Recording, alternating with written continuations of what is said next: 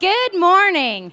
Hopefully you got to hear a little bit of that music. Let's get this party started. And I hope it feels like a party, right? Like it should feel lively, you should feel engaged, you should feel connected to the people sitting next to you. This is fun. This should not be that typical city meeting where you go in and you're talked at and you're taking notes and you're waiting to speak. This is all about building neighborhoods and building community. So connect with each other, talk to each other, interact with us, with staff, and just have fun. I hope that you enjoy the space. Yeah, woohoo! Let's hear it. So I think this very space is an amazing testimony to what can happen in the community of Boulder. This space came out of the stadium expansion that took 20 years of fundraising, visioning, and planning to make happen. I hope you'll enjoy looking around because for the first time in a really long time, we're in the nationally ranked CU football stadium. Woohoo! Even if you're not a football fan, that's fun, right? Who doesn't want to be one of the best? So my name is Amanda Nagel, and I'm your neighborhood liaison for the City of Boulder. And I am thrilled to be here and hosting the first neighborhood summit in over a decade. So how fun is that? If you're into engagement, who doesn't want to do it in Boulder, right? How fun. So first of all, I want to thank city staff, and a lot of them are still out doing work, but I'm going to ask them to kind of wave their hands. Any city staff in the room? There have been a lot of logistics that have gone behind this day, and a lot of mental health management for Amanda. They all now have master's degree in social work and mental health management, so thank you to them. And just really use this opportunity to connect, and if you need help or you need assistance and I'm not available, please reach out to anyone, and they'll be happy to help. So I've been with the city for about 16 months, and I think that my biggest question really is about focus. There's so much to do with Boulder neighborhoods. There's so many issues to work on. There's so many directions that people are interested in going. The intelligence, the passion in this community is sometimes amazing, sometimes overwhelming. Like, what do we do first? What do we prioritize? So I've spent 16 months kind of trying to figure this out, and what I decided is I'm just gonna ask you. So that's a lot of what today is about. You're gonna really be asking you to tell us, what do you want neighborhood services to be about in 2017 and beyond? So keep that in your mind as we're going through the different topics and exercises. You know, the world's different than it was 15 years ago, right? So what does that mean for us as a community? And what kind of resources do you need from me and from the city to make you successful? It is so fun when I'm looking around this room. I feel like I know almost everyone in here, and I've really developed some relationships that I hold in high regard, and I see some new faces that I'm super excited to connect with. So I want to say thank you to you for giving up what I think might be the most beautiful fall Saturday ever. So thank you so much. And I'd love to tell you, you're going to have a lot of breaks and you can spend time kind of lollygagging outside and soaking it in, but that would be a lie. We're really busy and we're really time-driven today. So bear with us, persevere with us, and know that we're going to keep things moving as quickly as possible. So what are we going to do today? We're going to talk a lot. We're going to talk at tables. We're going to talk on the sides. We're going to talk at you from up here. We're going to encourage you to talk later. So it's a lot of talking. If you're like me and you're headed to a Halloween party tonight, you might not be the life of the party. You might want to find a couch to lie on. So a lot of talking. So really just gearing up. For those of you that are less comfortable with that, just know that that's okay too. You're going to be given sheets throughout the day to write down your thoughts, and you're going to primarily be in small groups at your tables. So we'll be moving back and forth. Lecture, tables. Lecture, tables. So when you hear that from Brady, you'll kind of know what that means. Some logistics, back of the room, restrooms, probably seen those. Channel 8, thank you. In the middle of the room recording for us, we're also live streaming. So you can go on the city's website on the neighborhood page right now and watch this event, or it'll be stored and you can go on and watch it later. Do want to tell you that every piece of paper you touch today, you're going to get a copy of when you walk out. We're going to give you a folder with everything in it So you don't need to feel like you have to reserve your paperwork to share with others. You're going to get a whole new set. It'll also all be posted on our website. It may be the end of the week before that happens, but it'll be there. So I hope that that's useful for you. This is really all about being able to share what you hear today. Certainly the whole community's not here, so we're building a bit of an ambassadorship. So hope that you're willing to take on that task. I also want to talk a little bit about what today is not about. And I want to be honest with you that I know some of you have specific issues and concerns about your neighborhood and about our community and about probably our nation. Lots of people have concerns about our nation right now. So if you find yourself in that seat and you have things bubbling up, I don't want you to feel dismissive, but I want you to know that this is not going to be an opportunity where we can really record public comment on specific issues. I do encourage you to come and talk to staff. If you're worried about a specific topic, we'll help you navigate the right place to make sure your voice is heard. But we came here today to talk a little bit elevated from those personal issues and to be able to look down at our neighborhood and our community and see multiple issues and multiple opportunities, multiple dreams, multiple hopes, multiple goals. And we're really going to talk about some processes for how to support all of those things. So by no way does it negate your issue. I just want you to be sure that you get it recorded appropriately. So I just want to honor that. And be sure if you have questions, see me. If I can't help you today, I'll follow up with you in the coming weeks. So I appreciate those possibilities and want to make sure that you get the opportunities you need. So together, let's think broadly about our community, the good, the challenging, the opportunities, and everything in between. As a matter of fact, it's what makes us who we are, right? And we are Boulder neighborhoods. So I would like to introduce Mary Ann Wiedemann, the Deputy City Manager for the City of Boulder, and my boss. So let's give her a nice round of applause.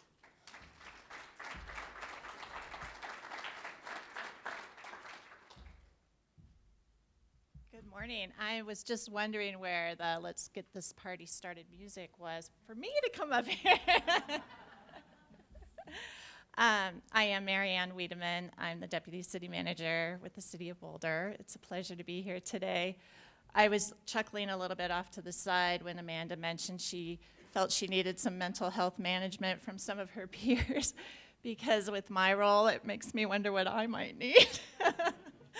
And then I recognize there's a bar on each end, so maybe that's what it is for me. But truly, it is a pleasure to be here today and in this wonderful venue.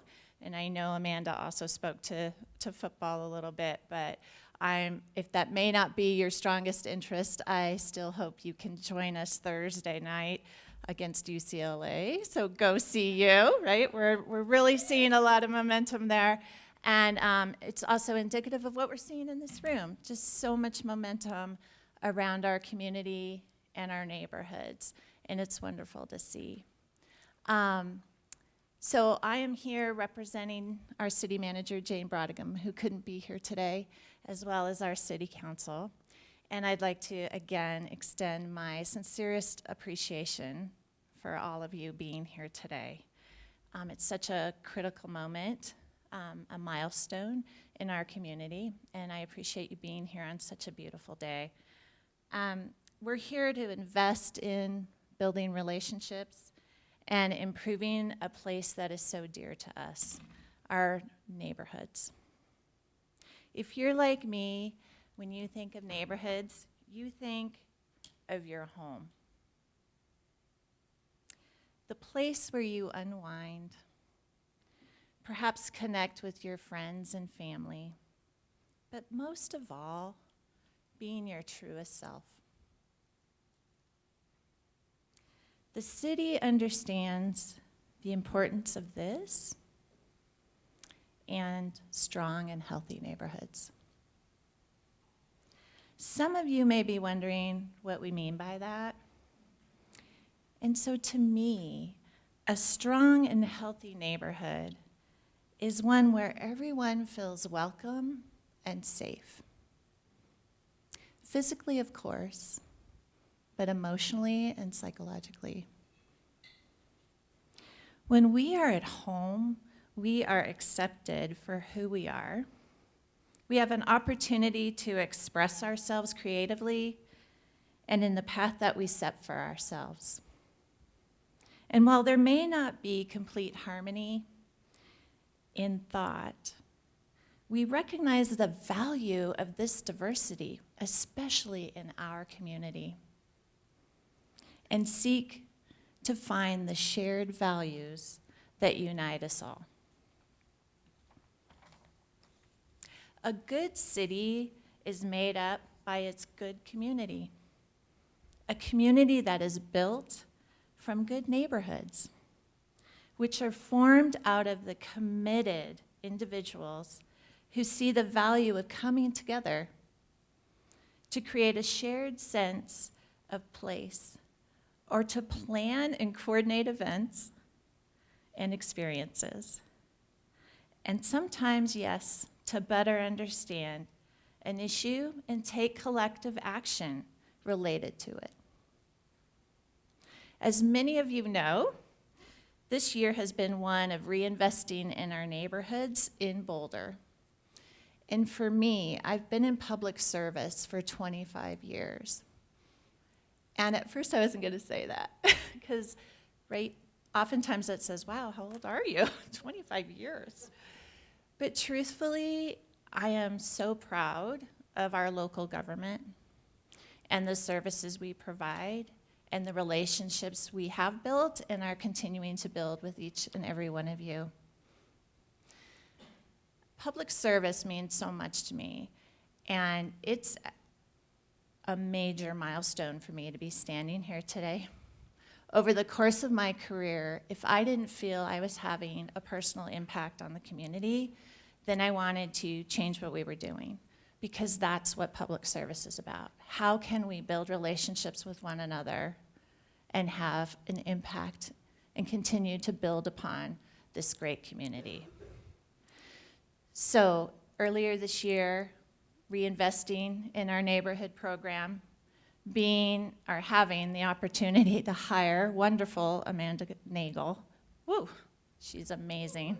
Yes, for sure. She, as you know, is serving as our neighborhood liaison and is just doing a fantastic job. It's a privilege to work with her and then connect with many of you through her. So as we set out on this path, we wanted to find a theme or a motto that represented a positive relationship and objective. So we chose, which is on the screen throughout this venue, for the love of neighborhoods. Our desire as a city is to create an environment where individuals and groups from neighborhoods can participate, flourish, and feel heard and valued. We know the best way to improve our quality of life is by building relationships and setting out to achieve shared goals. As we enter our second year, we want to invite all of you to help us create an action plan that inspires you, that you feel fulfills who we are as a community. Throughout the day, we are going to ask you to explore what our relationships look like. How do we identify areas of shared work? How do we communicate with one another and within our neighborhoods? How do we make a difference? What support can we all provide to one another? How do we include and learn from different perspectives? You'll see throughout the room, on the tables, an opportunity to jot some notes, to doodle actually. So please, as we're moving forward today, please take that opportunity to jot down your thoughts, positive things about your neighborhood, things that you're learning today. So we would welcome your participation in that way as well. As I wrap up, I have the pleasure of introducing our next speaker. Dave Renyon. Dave is the co-founder and director of City Unite, which helps government, business, and faith leaders unite around common causes. He also serves as a consultant for businesses that have a desire to make a difference in their communities. In 2010, he launched a neighborhood movement that mobilized 40,000 people in the Denver metro area. He graduated from CSU, where he studied history and secondary education. Dave speaks locally and nationally, encouraging leaders to work together for the good of cities. The basis of his organization's work is that the issues that face our communities today are complex, and the path to understanding and addressing them requires relationships and collaboration. Today is meant to represent our desire to do just that with all of you.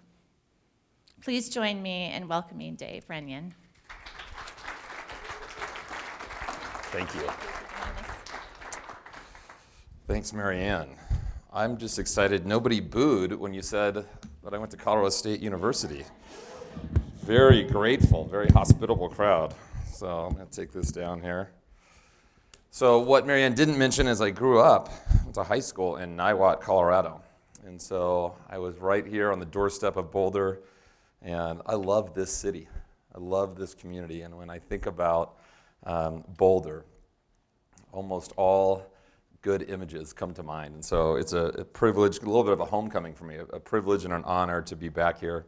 I want to start by asking you to reflect on the neighborhoods that you've lived in. Like, just take a minute to kind of think back, the homes that you've had, the blocks where those have resided. Maybe it was an apartment complex, a condo, maybe a single family home. Just think about those communities for a second. How many of you have ever lived in a community that just felt a little bit isolated? Maybe people waved when they saw each other, but it never really went beyond that. You ever lived in a place like that? People are just really busy? Yeah, raise your hand. There you go. Thank you. Okay? Now, how many of you lived in a place where people like really knew each other and they like really liked hanging out with each other? Like there seemed to be genuine relationship among the people that lived on that block or in that apartment complex. Raise your hand if you've lived in a place like that. Wow, a lot of them. That's encouraging. More people have lived in a place like that. Now, how many of you lived in both? I want to see those hands. It's like over half the room. If you've lived in both, then you're like me.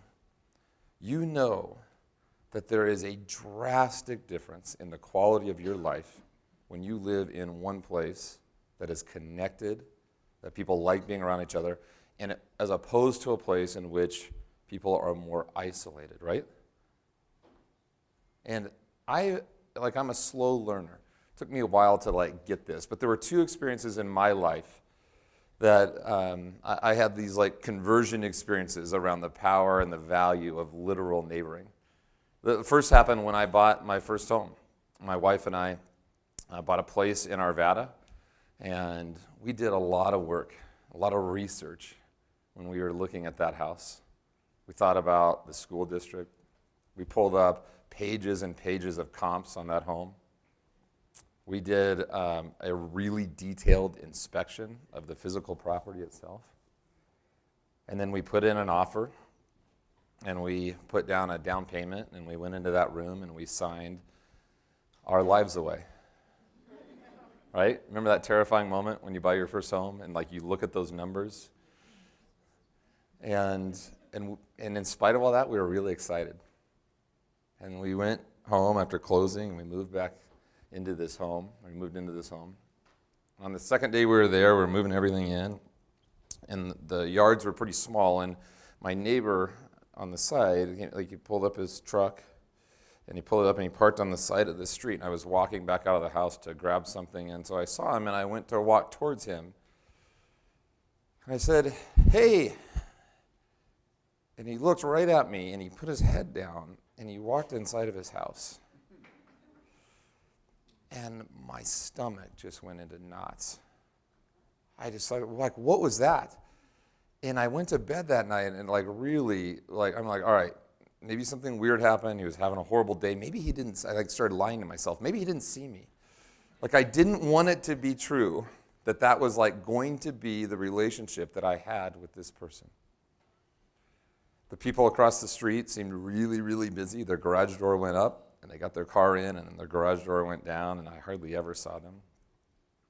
The guys next to us were students and the house was pretty transient and people kind of rolled in and out of there and we reached out and they were nice enough, but there was never any kind of long-term relationship. And after 2.5 years of living in that neighborhood, my wife and I finally looked at each other. By the way, we really liked the house. Like the physical house was great. But my wife and I looked at each other, we were getting ready to have our first child, and we said, I think we should try moving. Like we just don't, like something's missing. And so we began to shop for our next home. And we did something that I can't believe everyone doesn't do when they shop for a home, now that I've done it once. We did all that other stuff, right? We pulled the comps, we did the inspection, but we actually started to go and knock on the neighbors' doors around the homes that we were thinking about buying. And we would just knock on their door and say, hey, can you tell us a little bit about the school? We didn't even care what they said. We just wanted to like, are you warm at all? Okay? Do you care? Do you have any kind of a soul? And like we're just sitting there. That's bad. I hope my old neighbors aren't watching this. But we were just looking for a place that had that thing that was missing in our first home. And after moving in there, we began to experience what it's like to live in a place where people go beyond the wave, right? So that was the first time that the penny dropped for me and I started to realize the value of neighboring. The second conversion moment happened a couple of years later. I run this nonprofit and we bring together faith leaders into rooms because we believe that a lot of times sitting in the different faith communities in our city is like the sleeping giant of volunteerism. So we try to tap into that and mobilize them around very specific issues in cities. And so we're sitting there in this room with a bunch of faith leaders and we invited in the mayor of Arvada. We brought him into the room and we asked him 2 questions to share with that group. We said, hey, what's your dream for our city? And number 2, if you could wave a magic wand and change something, what would you change? And so the mayor, Bob Free, neat guy, he's not the mayor anymore. This was back in 2010. He pulls out this piece of paper. We had told him what we were going to ask him. So he pulls out this piece of paper, and when we asked the magic wand question, he says, I want to live in a neighborhood where there's no at-risk kids. I want to live in a neighborhood where there's no elderly shut-ins, where there's no financial debt.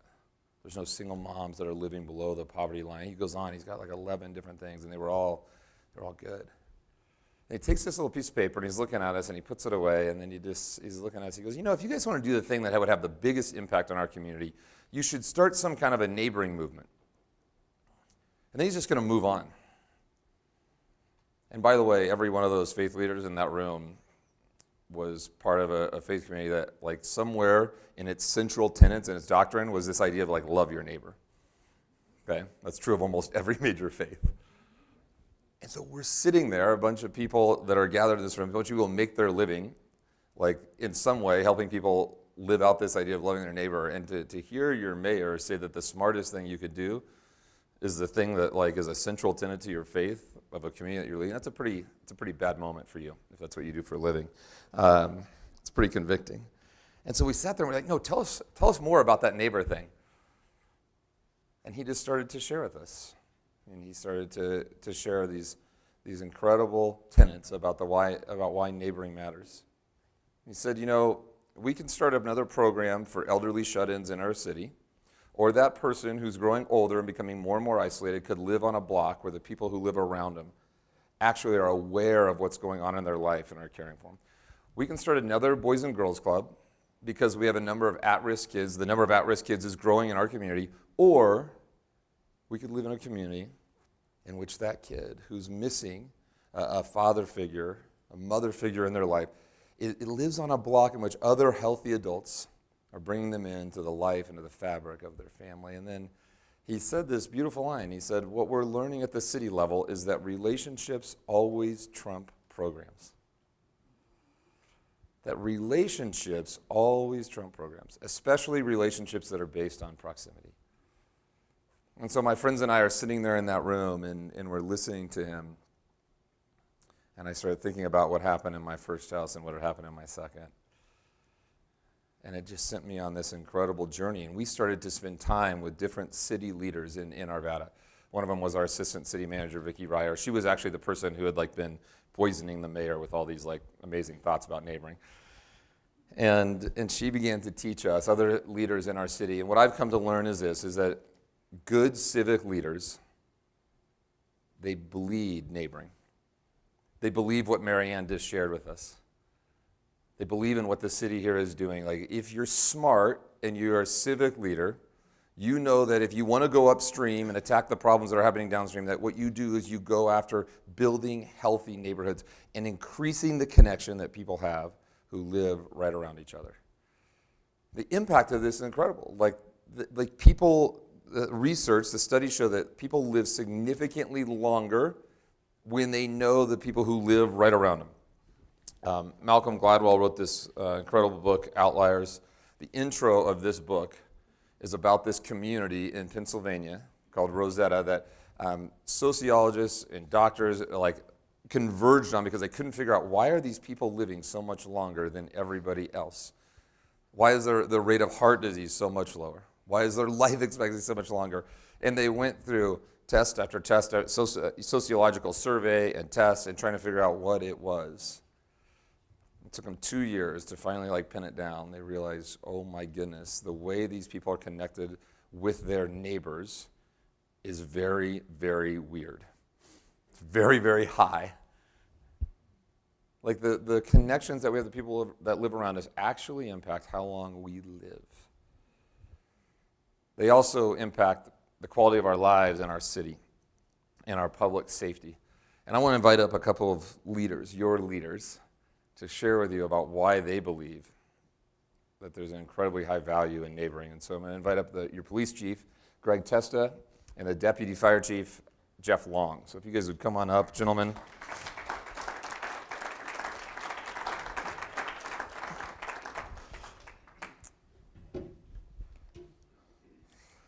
Welcome. Good morning. Throw some chairs in here at you. So You have to stand up here so they can film you. Oh. You have to stay on our little spot up here. No, you take them. I tend to move around, but I guess I can't. So there are morning people, and there are not morning people. Amanda Nagel is a morning person. And how fortunate we are as a community to have her in our midst. She's going to do fantastic things for us. Her passion is obviously there, her motivation, and I've heard that in their house, they don't have alarm clocks. When she wakes up, that's what you get, and I have gotten emails from her at 4:50 in the morning, so I know she's an early riser, and she's engaged and going at it. I just want to say thank you so much for being here today. And giving us an opportunity to interact with you. I love getting out in our community. As Dave said, I'm your police chief. I'm proud to be your police chief. We have an incredible police department, and we have an incredible city, the City of Boulder. We have one of the best communities in the nation, and I believe that with all my heart, all my sincerity. A little bit about me. I've been in policing 33 years. I started with the Northglenn Police Department, and I'm coming up on 30 years with the Boulder Police Department. So thank you for the opportunities that the City of Boulder have given me. As Dave said, neighboring is an important aspect. And from a police perspective, I believe that neighborhoods are really the fabric of our community. They are what holds our community together. And when you think of our community and the diverseness in terms of neighborhoods, think of Northeast Boulder, Gun Barrel. Think of how that is so much different than East Boulder, South Boulder, Devil's Thumb area, the Hill, residential neighborhoods, commercial neighborhoods, downtown, Goss Grove. All of these neighborhoods, Nobo, anybody here from Nobo? all of these neighborhoods, think of how diverse and different interests we have in our neighborhoods. But it's because of the strength of those different needs and the diversity of all of those communities that make our community stronger. So from a law enforcement perspective, why are neighborhoods important to us, and having strong, cohesive neighborhoods and people who know each other? Well, it seems obvious to me that in a community policing perspective, where we assign our officers to work in specific policing districts, and we have 5 policing districts in the city, we assign our officers there for 1 year at a time. And we do that so that they can get to know the neighborhoods, they can get to know the neighbors, they can get to know business owners, and there's a sense of community between the police officer and the neighborhood. Some neighborhoods enjoy officers getting out on bikes and walking more than other neighborhoods do. As you get into North Boulder, East Boulder, the opportunity for officers to get out and on bicycles is more limited because the geographical area where they have to cover is larger. So they need to be responsive to be able to handle calls in a larger geographical area. When we talk about the Hill Mall corridor or the downtown area, our officers are out on foot. They are out on bicycles and on the creek path and trying to, my focus for our police department is really community engagement and getting out and talking and interacting with our community. We've really focused on community engagement. The City of Boulder for the first year in many years, really under Amanda and other city staff's leadership and their vision, we had our first National Night Out, and that was in August. Fire department was also part of that, and also many other city staff were. I think we had 5 or 6 neighborhoods that individually got together with support from city staff, and on the police side, I had 2 command officers assigned to each one of the neighborhoods, and then officers who worked those districts stopped by throughout the night. And then Mary Ann and myself and our public information officer, Shannon Cordingley, spent time in each one of those neighborhoods, meeting and talking with community members. And I'm going to estimate we probably talked to, there was probably 450 to 500, maybe 550 people that came out on that night. It was incredible. We haven't done that as a community for many, many years. So we're hopeful that that will continue to grow. As it grows, that's opportunities and challenges for us. And we may have to change our model a bit, but we'll do that. I was trying to think of many other community engagement that we're involved in. And I'll just bring up one because I'm really proud about this. So we're really involved in Special Olympics, the Boulder Police Department and the City of Boulder. And we do the torch run every year. It's in May, and you may have been, unfortunately, inconvenienced where streets have been shut down, but we have all of our employees running, carrying the torch that gets carried across the state of Colorado, and really the United States. And our Special Olympic runners are involved in that. They help us carry the torch, and they run with us shoulder to shoulder, side by side. And many of those participants are our Boulder residents, young people who are involved in this initiative. Well, this year, the Boulder Police Department was awarded the Special Olympics Law Enforcement Department of the Year. So I was very proud of that because of the work that we've been doing. Thank you. Thank you. We've been involved with Special Olympics for about 30 years, and we've been able to raise well over $200,000 for that cause. I think I'll leave you guys with a story, a personal story that is a bit squeamish, but that's to wake you up. But it's got a great ending. So in my neighborhood, and I do know a lot of the neighbors, it's tough being a cop in a neighborhood because Thank you.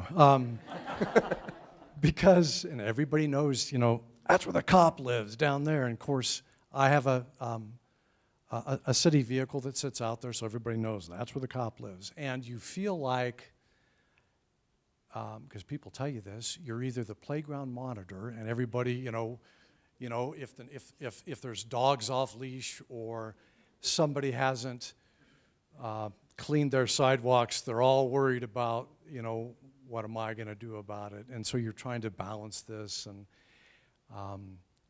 so in my neighborhood, I do know my neighbors. My neighbor across the street has a cat. And when the garage doors open, the cat lays on top, climbs up and lays on top the garage door. So picture that, right? You got the garage door open, cat lays up there.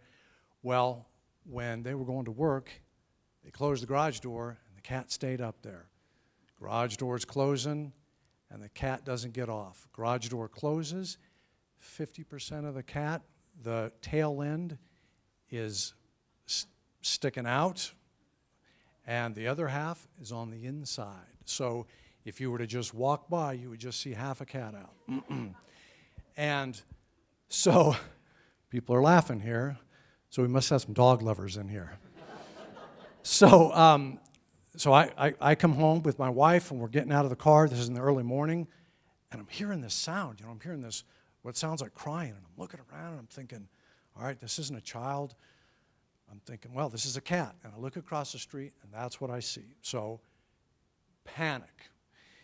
Knocking on the door. I know they're gone. Trying to do whatever I can. I'm literally pushing in the garage to try and, you know, make a gap so that the cat doesn't die. And my wife is calling 911, and several neighbors are out there who I all know. They're running around. We get a big 2x4, shove it up in there. They're able to pry this thing open, damages my neighbor's garage door, and I'm able to, I can't pull the cat out, but I shove the cat in. And I have no idea what the condition of the cat is. But I know my neighbors well enough that I know that they leave their second floor window above the garage open, because that's where their little daughter sleeps. So when the fire department comes, they don't have to break in doors or anything like that. They take the ladder, they go up into the house, go down, open up the garage door, and the cat was fine. We finally do get a hold of our neighbors, because I knew them well enough that I knew where they worked at. They came home, took the cat to the vet, and that's a great story. So I'll just say one last thing. So the value of neighboring for cops, for police officers, if you know your neighbors, that brings strength within that neighborhood. If we've had many times when neighbors will say, I haven't seen my neighbor for some period of time, they're sick, they're old, or I think something's wrong, they're supposed to be on vacation, there's a vehicle outside, all of the things that you guys know, that helps us. Because when an officer gets on scene, the more information that you know about your neighbors, not in a,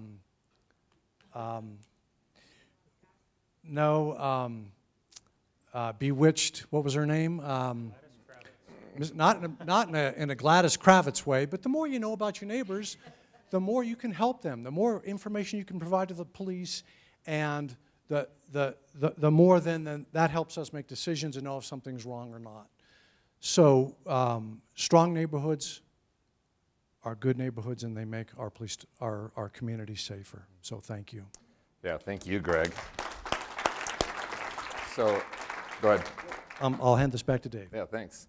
So, I think one of the most staggering stats for me, a guy named Robert Putnam wrote a book called Bowling Alone, and in that book, he cites a survey that states that in neighborhoods where people know the first names of their immediate neighbors, the crime rate is 80% less than in neighborhoods where people don't. And that makes a lot of sense. People, when you see somebody's garage door is up and you actually know them well enough to make a phone call, when you see a U-Haul pull into somebody's driveway and you know they're not moving, right? There's all these little soft touches, these small things that end up making a really, really big difference and have a huge impact on things like crime rates. So Jeff is your deputy fire chief, and Jeff, it was cool just to talk to you a little bit beforehand. You've had a couple of conversion experiences like I have, and so just share us a little bit about why you Absolutely. believe in neighboring. Yeah, but my conversion story wasn't this intellectual decision-making process like yours. I have to get hit over the head with a 2x4.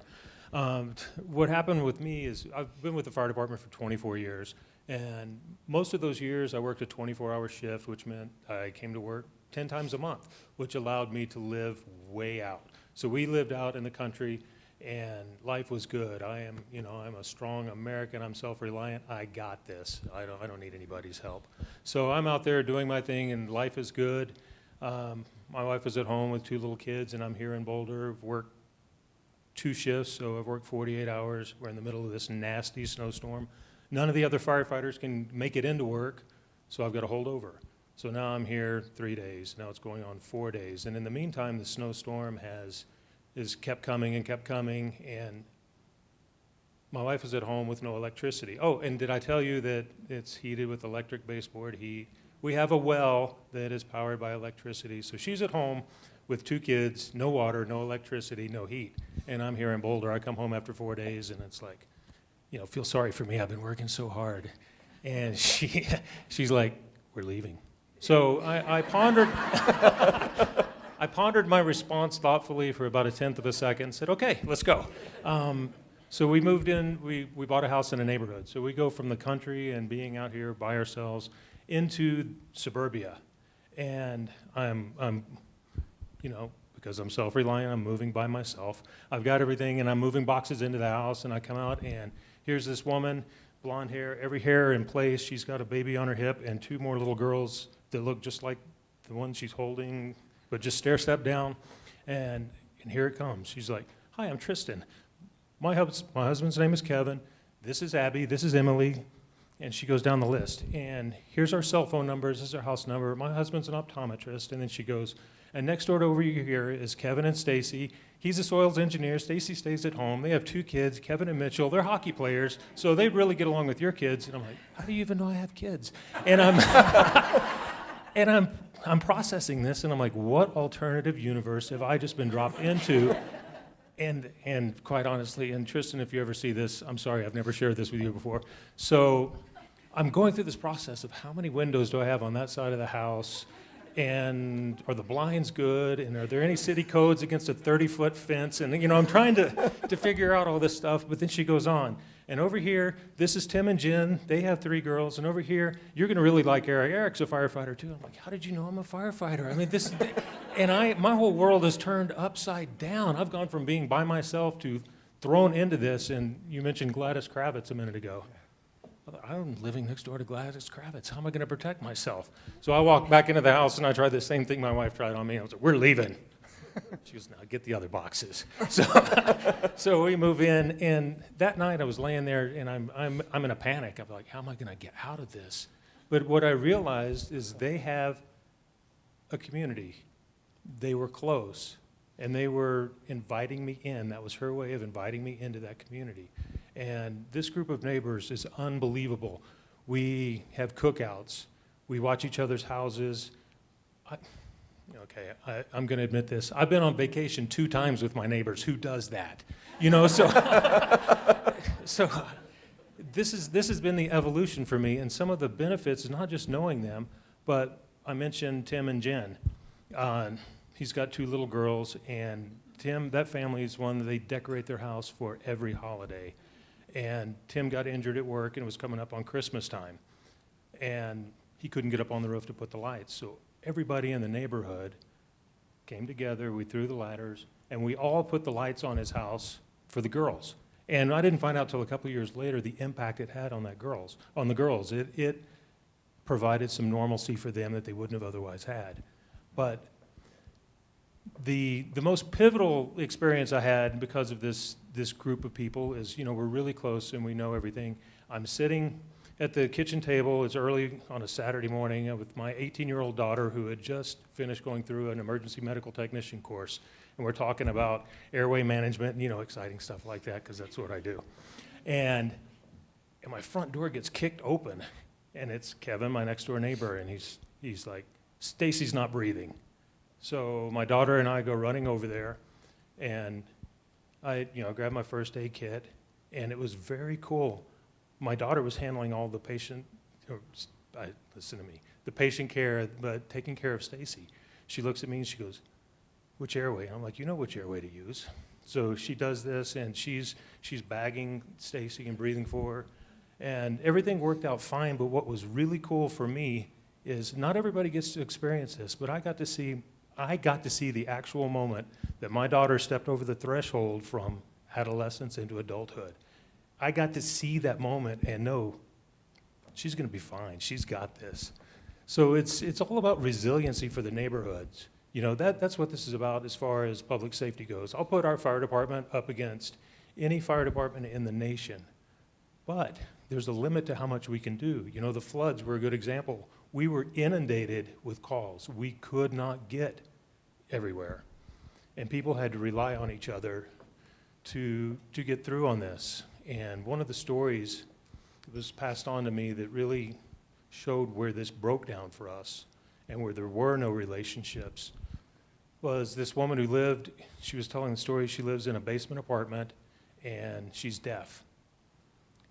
And the water had come in and it destroyed all the electronic devices that she had for the notification. She was completely isolated. She did not know any of her neighbors.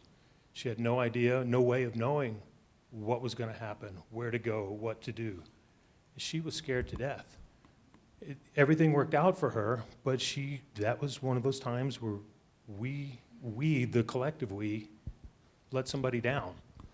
She was wanting to know, is there any way you can put me into your system? And so she was trying to be self-reliant. And yes, we can put her into the system, but if we experience that again with that number of calls, we're not going to have the capacity to get into the system to know, to know that she's out there and she needs that extra help. So this is where the importance of neighboring comes in and knowing the needs, the weaknesses, your strengths, and building all that. I'll sit here and I'll talk forever, but I know we're on a limited schedule. I want to give this back to you. Yeah, well, I think, and this last story about the floods, it's a great demonstration of the fact that when there's a crisis, your neighbors, the system is always overwhelmed, right? When there's a crisis like that with what this community's experienced, whether it's the floods, the fires, the systems get overwhelmed. Your neighbors are your first responders. And it's just one more example of why this really matters and why what we're doing here today really matters. So Greg and Jeff, thank you so much for serving our community. Thank you. I'm pretty sure, yes. We're really, really grateful for what you're up to and for the fact that you've been called to serve here. So thanks. Thank you.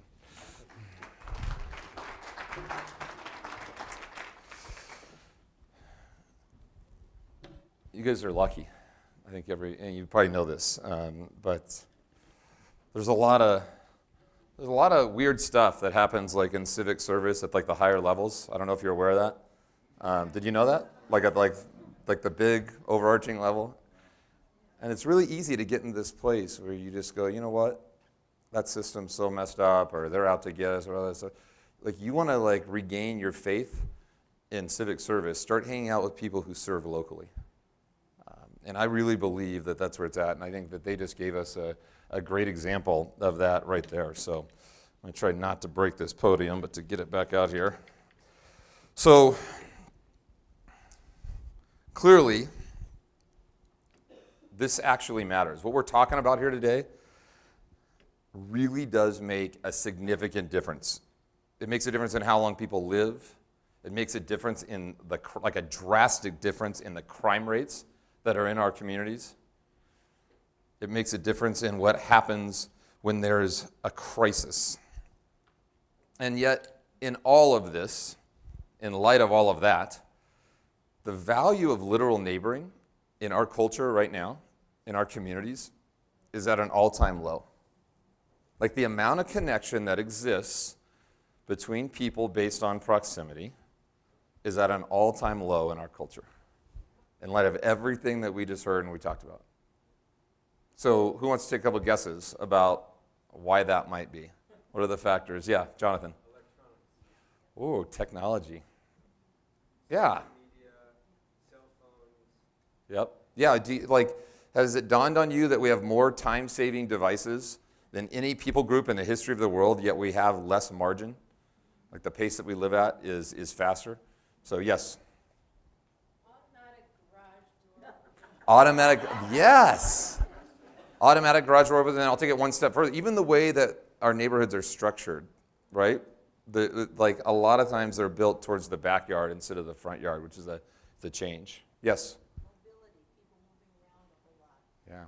You can get a lot of places, right? So people can. Oh, people who move. Yeah, transient. Yeah, they just move a lot. Yes. Yes, back there. We outsource our household chores so much. We don't see people mowing their lawn as much. We don't see people fixing something on the house. Yeah, that's a good point. We spend a lot less time in our front yard. Yeah. Doing odds and ends. Yeah. Yes. Building condos and apartments in commercial areas. Sure. Yeah, I went into an apartment complex with communities like an island. That certainly has an impact on that. Yes, in the back? Drain from feeling overworked. Yeah.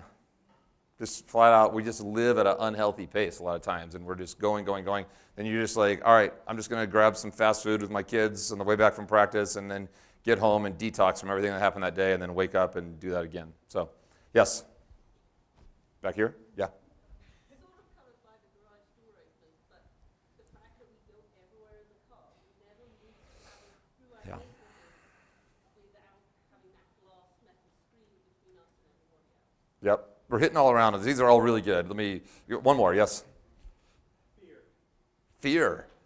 That's one of the biggies. And I think we've hit on a lot of these. The two big obstacles, the two reasons why the value of neighboring and our connectivity is a lot less is because of time and fear. Time and fear. You know, people used to actually leave work and they left work. Isn't that weird? Right? Right? So this thing right here, okay, this, you can like not disengage, right? And so I can like sit in my home and I can like get caught up on those 15 emails that I didn't do while I was at work, while I'm not out in the front yard with my kids or just taking a walk with my partner, right? Fear is a big one. We have this 24-hour news cycles. And so, like, there's actual shows on TV that you can watch, and what they do is every day they just like figure out what's like the most horrifying story I can find, and then I'm just going to like talk about it for an hour. And if people want me to keep talking about it, I'll just keep talking about that story for the next day. But if not, I'll just go find something else like really, really dark, and I'll talk about that for an hour. So the world isn't getting worse. Our exposure to the stories is just getting higher. And what that does to us subconsciously is it starts to impact our assumptions about other people, right? When you just have that chronic background noise of like a tragedy after a tragedy after a tragedy, this horrible thing that happened by this person to this person, it does something to us. It creates kind of this latent fear. So then the person moves next door, the guy who's single in his late 30s and who's an introvert, and all of a sudden these thoughts start coming into your head, right? These assumptions. We make up a narrative. And now here's the hard thing. There are some like really broken, dark things that happen in our world. There are some like really unhealthy people, but the number of them is a lot less than what we think because of all the stuff that comes into our minds. And so I think if we're going to get serious about engaging with the people that live around us, we have to overcome these two obstacles of time and of fear.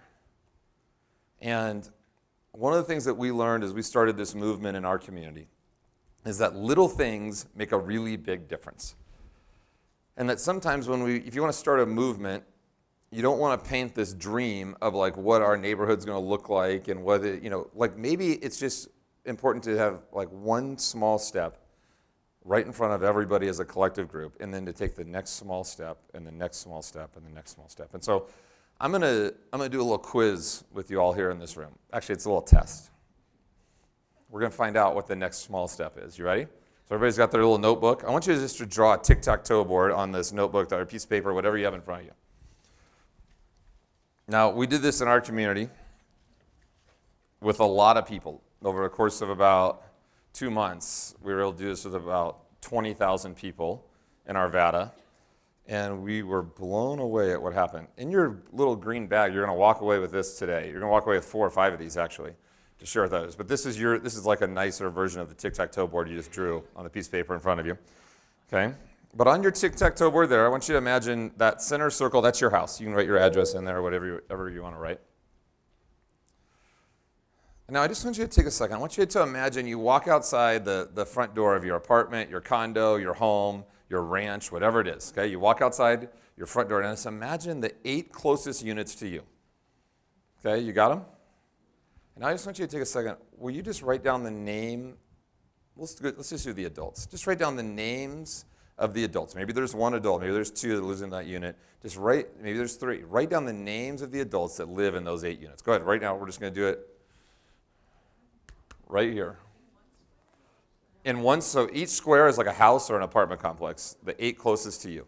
So just write down the name of the adults that are in those squares. If you don't know it, you can just leave it blank. Now, I want to encourage you to use like real people's names. So like, don't write annoying lady. That doesn't count. Just leave it blank. Dude that drives a blue car. Don't write that. Okay? Just write down real people's names.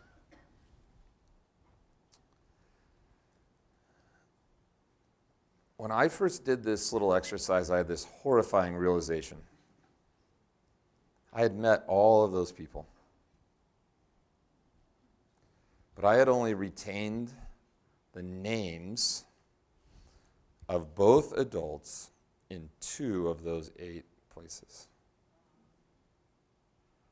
I was really busy.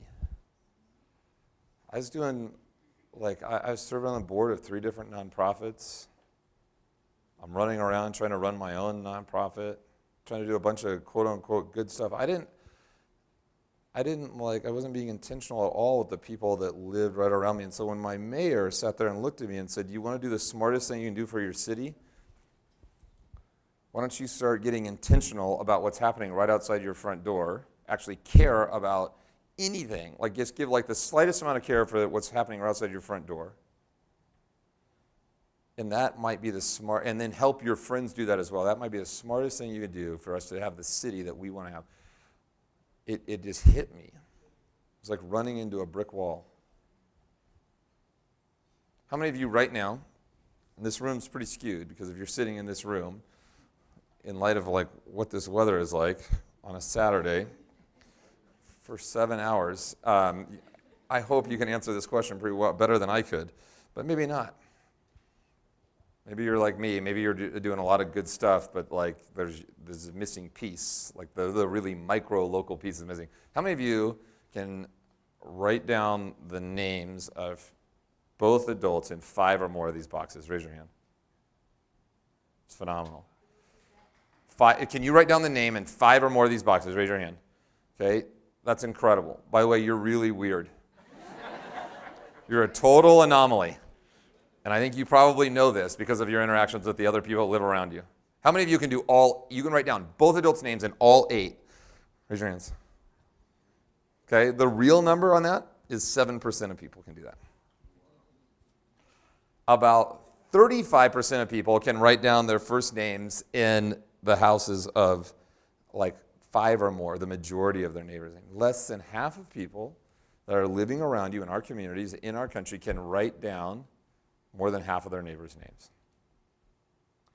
And so if you want to start to build up the fabric of this city, I would suggest you might start building up the fabric of your actual neighborhood. Not just your neighborhood, your subdivision, or whatever it's called, like your street that you live on, the floor of your apartment complex. And if you know all of these names, I want to tell you something. The people around you probably don't. And what would it look like if you took something like this, like a little refrigerator magnet, and just gave it to them as a gift? And just said, "Hey, listen, I'm part of this movement, and we're trying, like the city's really making a push for all of us to love the places that we live, all the way down to our street." And one of the best things that we can do is just learn and retain and use each other's names. Because here's what I learned in my community. I went from, "Hey, man." That was one of my names for my neighbors. My other neighbor was was dude. But I always kept them separate. I thought that was pretty big of me. I had met them multiple times, but I was living at a pace in which they weren't important enough for me to actually retain their name. And so for me, this little exercise sent me on this journey. I had to go and eat some crow. I had to go and go over to my neighbor that I always called man and say, hey, I know we've lived next to each other for 18 months. I know that I've met you 3 times. I forgot your name. He told me his name, Matt and Jan, and then I went back home and I had this thing. It was a napkin. It was sitting on my fridge, and I did something really, really important. I just wrote down his name. After about 6 weeks, I had this whole thing filled in. And then I just started to use their names when I saw them. And the craziest thing happened. When you take out the main obstacle that's in the way of you taking the next step towards a relationship, oftentimes momentum, so much of momentum is just getting started, right? You take out this one obstacle and these other things, and it went from hey man to hey Matt to hey Matt, did you watch the game last night? You see the ending of that thing? To, hey Matt, I've got this thing in my garage. I just need to move it 20 feet. To, hey, you guys are going to be watching the game. We're going to be watching the game. Let's just throw some stuff on the grill. Have some drinks and watch the game together. To, hey, your son's car is back there a lot. Did he move back in? How's that going? To sitting across the table with another couple and talking about our hopes and our dreams and the things that have shaped us together. To building the kind of neighborhood that a lot of us in this room have experienced, one where people really know each other and they like spending time together. And all of that never happens if you don't learn their name. And if you're in this room, you're a catalyst. You're passionate about this already. And so what we're giving you today as you walk out of here is a really simple tool that helps people take that first step from stranger to acquaintance. That's all learning a name is. It's a move from stranger to acquaintance. And then that next move is from acquaintance towards friendship. And I don't have a little tic-tac-toe board to help you do that. But I can tell you this, you can begin to create environments where you rub up against other people, where you learn a little bit more about them. Maybe that's a block party. Maybe that's what's going to happen on Monday, Halloween. It's one of the best chances we have to make small steps with our neighbors. It's the only time where it's normal to be walking up and down your neighborhood, knocking on multiple people's doors, right? What little step could you take? So as we started this deal in our community, what we learned is that there's incredible value in just learning and retaining and using names. And then we learned that there's incredible value in just identifying and taking the next small step. That couple that you've been talking about having over for 2 years, what if you actually had them over, right? What's the next small step that you think you're supposed to take with one of your literal neighbors? And my whole life, people told me, Dave, you want to be a really good leader, you should set the bar high. And that might, because people either they'll come close to the bar or they'll get over it, and that's how good leaders operate with people. And let me tell you what the biggest learning lesson, the leadership lesson is I got sucked into this neighboring movement, having our community. The key, if you want to start a movement with a lot of people, isn't to set the bar high. The key is to set the bar so low that people can't crawl underneath it. And I want to tell you something. If you engage your neighbors and invite them, give them a little block map and invite them to learn and retain and use their neighbors' names, what you're doing is you're setting a really low bar that has the potential to send them on this trajectory towards something else. And a lot of times, this learning a name, it's like stepping onto an escalator. It's one small step, and then it starts to just take you somewhere else. And so I want to encourage you to think about what that looks like in your own life, in your own block. What would Boulder look like if people loved where they lived, all the way down to their house or to their apartment complex or to the estate that they live on, whatever that might be. And I'm so excited about what's happening here at the city. They are putting resources, they are hiring because they believe in this at a really, really deep level. And I'm excited about what's happening with those of you that are in this room. If you're in this room, I'm just going to tell you right now, you are a leader. And I know that you're a leader in a lot of different ways. Maybe you're in this room because in the past there's been needs in your neighborhood and you've been the person that's mobilized people and been a voice for your neighborhood. That's great. I think you should keep doing that. But that's not what the sweet spot is of being a neighbor. Like that's part of it. Like to be a neighbor, it's to be a person who's a bridge builder, who's a connector, who builds relational equity right where you are. And it does that like through really small things over a long period of time.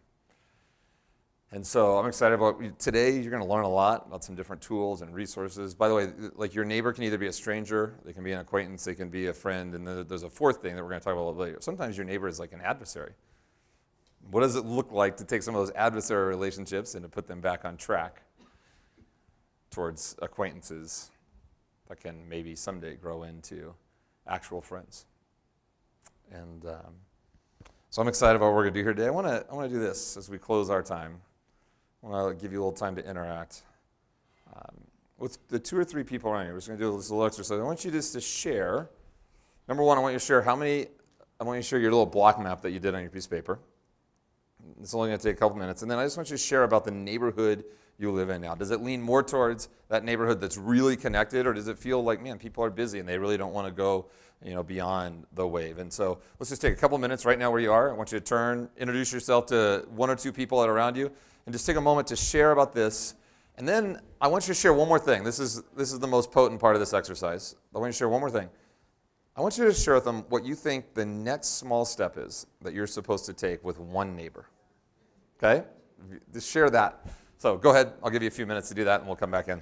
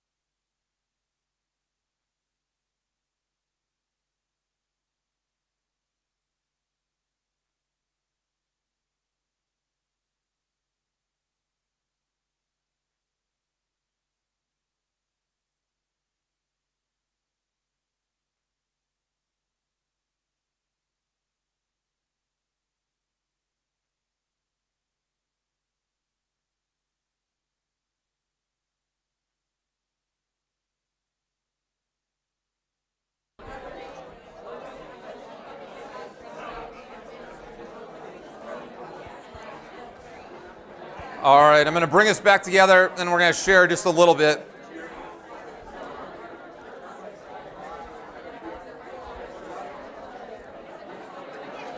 A bunch of neighborhood connectors. To get these people to not talk is going to be impossible. All right, I want to ask you to do this. How many of you be willing to share just what is your next step? I want a couple brave people.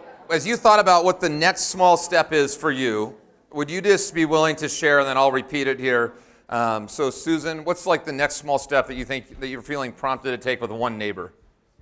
It's about the neighborhood representatives of the fire and police department, and I hope they're not leaving, because I want to talk to them as a next step. All right, Greg and Jeff, they're probably going to go out and like fight fires and like fight crime or something. So, Police department is assigning officers to neighborhoods. yeah, I would love to see them walking the streets and knocking on my door and saying, "Hi, I'm your peace officer." wouldn't that be great? You know, it'd be great. See the people who are fighting fires that represent our neighborhood, because there are many of them doing the same thing. Yeah, Because that connects the city with the neighbors. Our neighborhood is connected, yeah, but we're not connected with those services unless we need them. yeah. So you know, what'd be great is, yeah. So I think I would encourage you to think about, and I'm really glad you live in a connected neighborhood. I wonder who's best situated out of your neighborhood to be the bridge builder and to reach out and to find out to do who is the officer that's called there, and just invite them in, invite them to your next block party, and to see what that would look like. So I wouldn't wait for them to come knock on your door. I would say go in and engage them. So let me hit a couple more people. What's the next small step you want to take with one of your neighbors? So we have several potluck type events at different houses over the year, and one thing we might do is to tell people that are consistently invited to invite the neighbor on the other side of the circle to join, Yeah. so we can all Yeah, the great thing about, you don't just have to learn your 8 neighbors' names. The great thing about this is a lot of you are like master neighbors, so you can like go figure out like, all right, who else, who's the next, what are the next 8? What does that look like to be able to continue to invite people into this life that you're living, if you know those people? Like Jeff's neighbor, like that woman who came up and just starts like dialing in every single person, that is a gift. You know, and a lot of you are that person, you know, continue to invite people in to that type of community. What are some other, next small step that you feel prompted to take with one neighbor? Audrey. We're extremely connected. So our bar is pretty high. Yeah. So even my husband and I, when we got married after being together for 17 years, we did it in the alley. Wow, you're kidding. We had to, because the alley is like you described earlier, the traffic way. Beautiful. But to give you an idea, I have 5 neighbors' house keys. One of vacation together, one of our neighbors, we were trying to figure out how we could meet up in Italy together, because we're both in Italy, but not. So our bar is pretty high. Yeah. And what I want to do, I'm VP of our HOA, and last year, I do a spring cleanup, I had 28 people show up. And then I multiplied the number of people hours times $45 if we had a landscaper. I said, this is how much money we save. Wow. So what I want to do to bump it up is 2 things. I'm going to go as an incentive, go around and take pictures of people's gardens. It's not shaming, but it's Well, that depends. Could be. Go ahead, keep going. look at the wonderful things people are doing in Yes. our neighborhood. And then the second thing is, at the next spring cleanup, which everybody's so happy to do, and we're pulling weeds together, and we even had a guy with a chain, is I'm gonna do an ice cream social to follow the spring cleanup, and I think that will give us more time together. The other is, the old way we used to do our HOA meetings, just have the meeting. 45-minute meet and greet. Let's everybody have a little wine. If you, we That's the only way to do HOA meetings.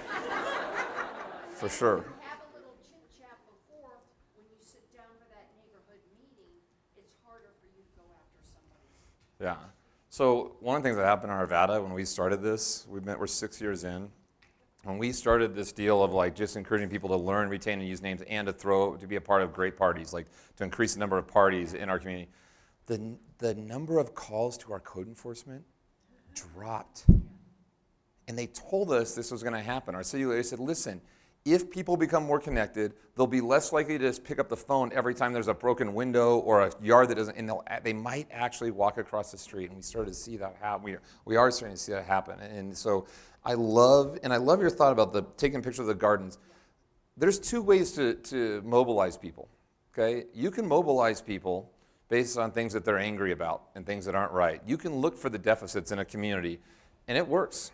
You can get people really mad, and you can find out what's the thing that they're most mad about, and then you can get them like marching or get them to show up into rooms and to try to get change. Or you can mobilize people by looking for the assets instead of the deficits. What does it look like to be that kind of, like both groups of people, both kinds of community organizing, you're looking for the invisible thing and you're going to make it visible. What's that invisible thing that everybody's like mad about and I'm going to make it visible? Or what's that invisible gift that's sitting in your community? What's it look like to make that visible? And so that asset-based approach is the best approach. I know it's something that's in the DNA of a lot of the people in the city manager's office here in this community. So let's do one more next small step. Yes? I'm Angelina. I live downtown in Whittier, and I'm a renter there, and most of my neighbors are renters, and so there's turnover. And that doesn't mean that we don't have a great connected neighborhood. The house across the street from me just turned over last month, and I'm still friends with the person who moved out and still have them over, but I haven't made the effort to go meet the new resident renter across the street, so that's my next step. Thank you for sharing that.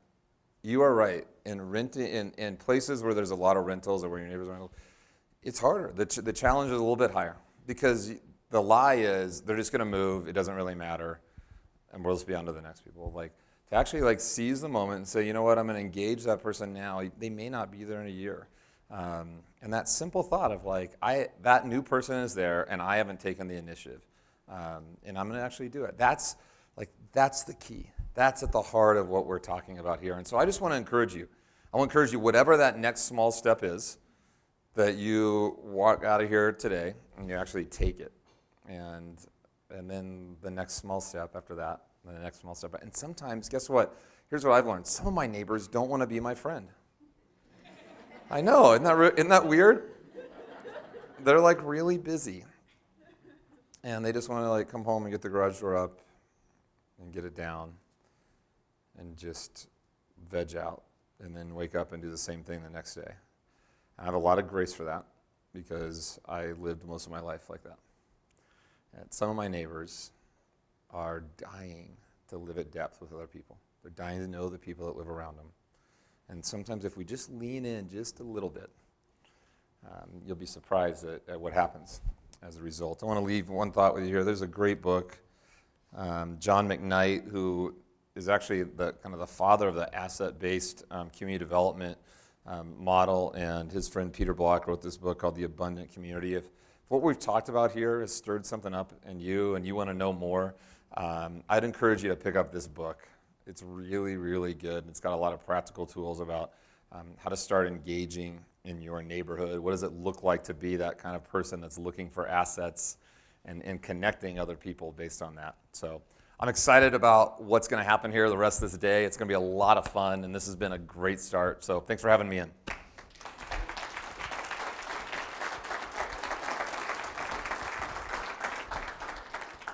All right, everybody, thanks so much. Good morning. Good start so far. I just want to do a couple housekeeping items. First off, let's hear it again for Dave, Chief Testa, Deputy Chief Long. They did a great job. Start the morning off. You have 4 of these in your bags. We also have some at the very front where you guys came in and got your bags. If you want to grab some for your neighbors, we got some Sharpies up there. Take those home, pass them out, meet your friends and neighbors, and do that. But I'd like to give us a little bit of a break. We're going to go just over 15 minutes, so if we can be back here at about 10:35, and when you come back, go back to your tables, because we're going to start doing some engagement activities. So thank you so much. So just want to say that I hope you really enjoyed Dave, a dear friend of mine and an incredible speaker and motivator. And I think some of you felt like, man, you're kind of preaching to the choir. We're here because we dig neighboring and we dig connections. But there's a lot of people in Boulder that aren't here and aren't actively neighboring. So I charge you today to think about, how do we engage others? How do we build this movement? So do your part, and then how do we do more? How do we involve more? I have the extreme privilege right now to introduce a very good friend. And you know, there's that person that you feel like if you could have done things better professionally, if you were a little bit smarter, if you could write a lot better, if you were way better at research and delivery, you could have been that person. That's how I feel about Martine Carcasson. He does so much of the work that I wish I had been born to do, right? Just amazing person, an amazing teacher, and he's one of the most amazing individuals I've ever seen working with a room full of students, and I hope that you'll feel some of that magic today. Martine's the executive director of the Center for Public Deliberation.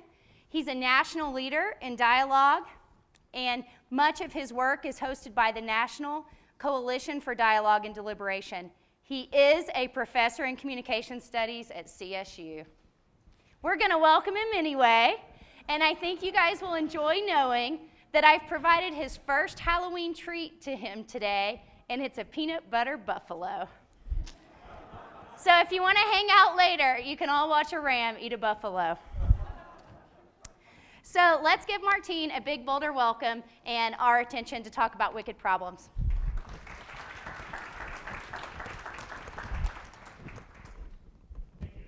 All right, there we go. So really nice to be with you here today. It's going to be a little bit difficult because we wanted you all in your seats because I'm going to talk right around about 30 minutes and then we're going to sit and kind of go into a small group thing. But I've got lots of empty chairs in front of me, and so I'm going to kind of rotate side to side. It's nice being down here in Boulder. It's really not that much different. I mean, I see a lot of kind of friendly faces and engaged people. You know, the logo's a little bit different, and I know I can't get away with granola and yogurt for breakfast. But other than that, I think I feel at home. I got two quick little neighborhood stories that got sparked from the first thing. One of those, which is probably similar to a lot of y'all, I'm a Texas boy. I've been here now 13 years ago. I moved to Fort Collins 13 years ago, and it was about my third winter that we had one of those 3-foot kind of snows. And my street is kind of a little bit, has an incline. I'm on the second house on the incline. So that's when I met all my neighbors, because I dug about 25 of them out of the snow those few days. And those were actually the start of most of those relationships, right? The other one was about the garage door. We heard a couple of those stories already. But one night, about 3 o'clock in the morning, all of a sudden, I think my garage door opens. So I freak out, grab the bat, kind of run downstairs, but my garage door is closed. So then, of course, I'm going to the basement. I'm looking around, going, what's going on? And after about 30 minutes of kind of panic, we get back to our room, and my wife has a text from our neighbor saying, I saw your garage door was open. So he ran into my house. He pushed the button and then kind of sprinted and then jumped over the little laser kind of thing. Right, so he's trying to be a good neighbor, but he just kind of scared the heck out of us there for about 45 minutes. As Amanda said, my name is Martine Carcasson. I'm a communication professor at CSU. To give you a little bit of background, my research going back 15, 20 years ago used to focus on what's called presidential rhetoric. It's how presidents talk about tough issues. And luckily, I changed my research about 12 years ago. A lot of my good friends are really concerned about their choice of career right now. With this election. And the reason I changed my research is I was really focused on how do we talk about tough issues and how can we talk about tough issues better, right? And as I researched kind of presidential stuff for 10 years, I figured out that's not going to be an answer on how to talk about tough issues, right? So I switched my focus from national politics to local politics. And I really switched my focus from kind of being a commentator about how other people did things to being more a practitioner, or the new word for people like Leah and I is a pracademic, right? People that actually kind of were practitioners, were doing things, but we're also researchers and we're trying to kind of get things better. And then I've made this kind of switch with Amanda a few years ago when Amanda was working up in Fort Collins with us, of even kind of going from a local, kind of a city perspective to even a neighborhood perspective. And a couple of the reasons I think that's so critical is I truly believe the research I've been doing for the last 20 years has kind of brought me to the point that cities are going to save democracy, right? That's how, and I get really kind of frustrated sometimes with elections because so many people think elections are democracy, right? No, elections are democracy at our worst, right? Particularly in terms of human nature. But cities, people in cities actually have to work together. They have to solve problems. They have to kind of come together. And then the heart of that is neighborhoods. And the heart of that is leaders in neighborhoods that are doing things, right? So certainly kind of support the work that we're doing here so much and kind of doing some of the same work in Fort Collins of really trying to grow the next generation of leaders. And that's what I'm going to finish on today, right? So the work that I do in Fort Collins is work that you'll hear from Dr. Sprain here at the end that she's kind of bringing here as well, is help people have these tough conversations. And I have classes that I train undergraduate students to be small group facilitators, and our events kind of look like this, except I'll normally have a couple students at every table. So then we're walking through the process, you're actually sparking this genuine conversation about tough issues, right? So you'll kind of get a sense of what I'm doing today is kind of the theory behind this, and it's kind of advanced neighboring, right? So it's this notion of not only can you be a good neighbor and develop those relationships and that relational equity, but actually how do you kind of serve as a facilitated leader to your community and help people kind of take on tough issues in important ways, right? So these are just some of the issues that we've done. We do lots of things for the city and for the county and for the school districts and lots of different community organizations. A lot of that notion of communities solve problems, not governments or individuals. So how do we kind of create the capacity for that? And a lot of this is about building that capacity. So I'm going to talk about three things today. First, what is the nature of the problems that we're facing in our communities today? And then second, what kind of communication or engagement processes help us address those? Again, I'm a communication professor, so I'm going to focus on how do we need to talk to each other to be able to deal with these issues. And I'm going to close briefly with kind of, okay, how do we build capacity to support those processes? Right? So the first thing is the nature of problems, and I'm going to talk about kind of a term that's been growing the last few years called wicked problems. I'm curious, how many people wicked problems is a term that you've kind of heard before today, right? All right, so maybe only about 10%, even less there, right? So it was actually developed by Riddle and Weber. These were engineers that originally kind of printed their article in 1973, so it's been around for a while.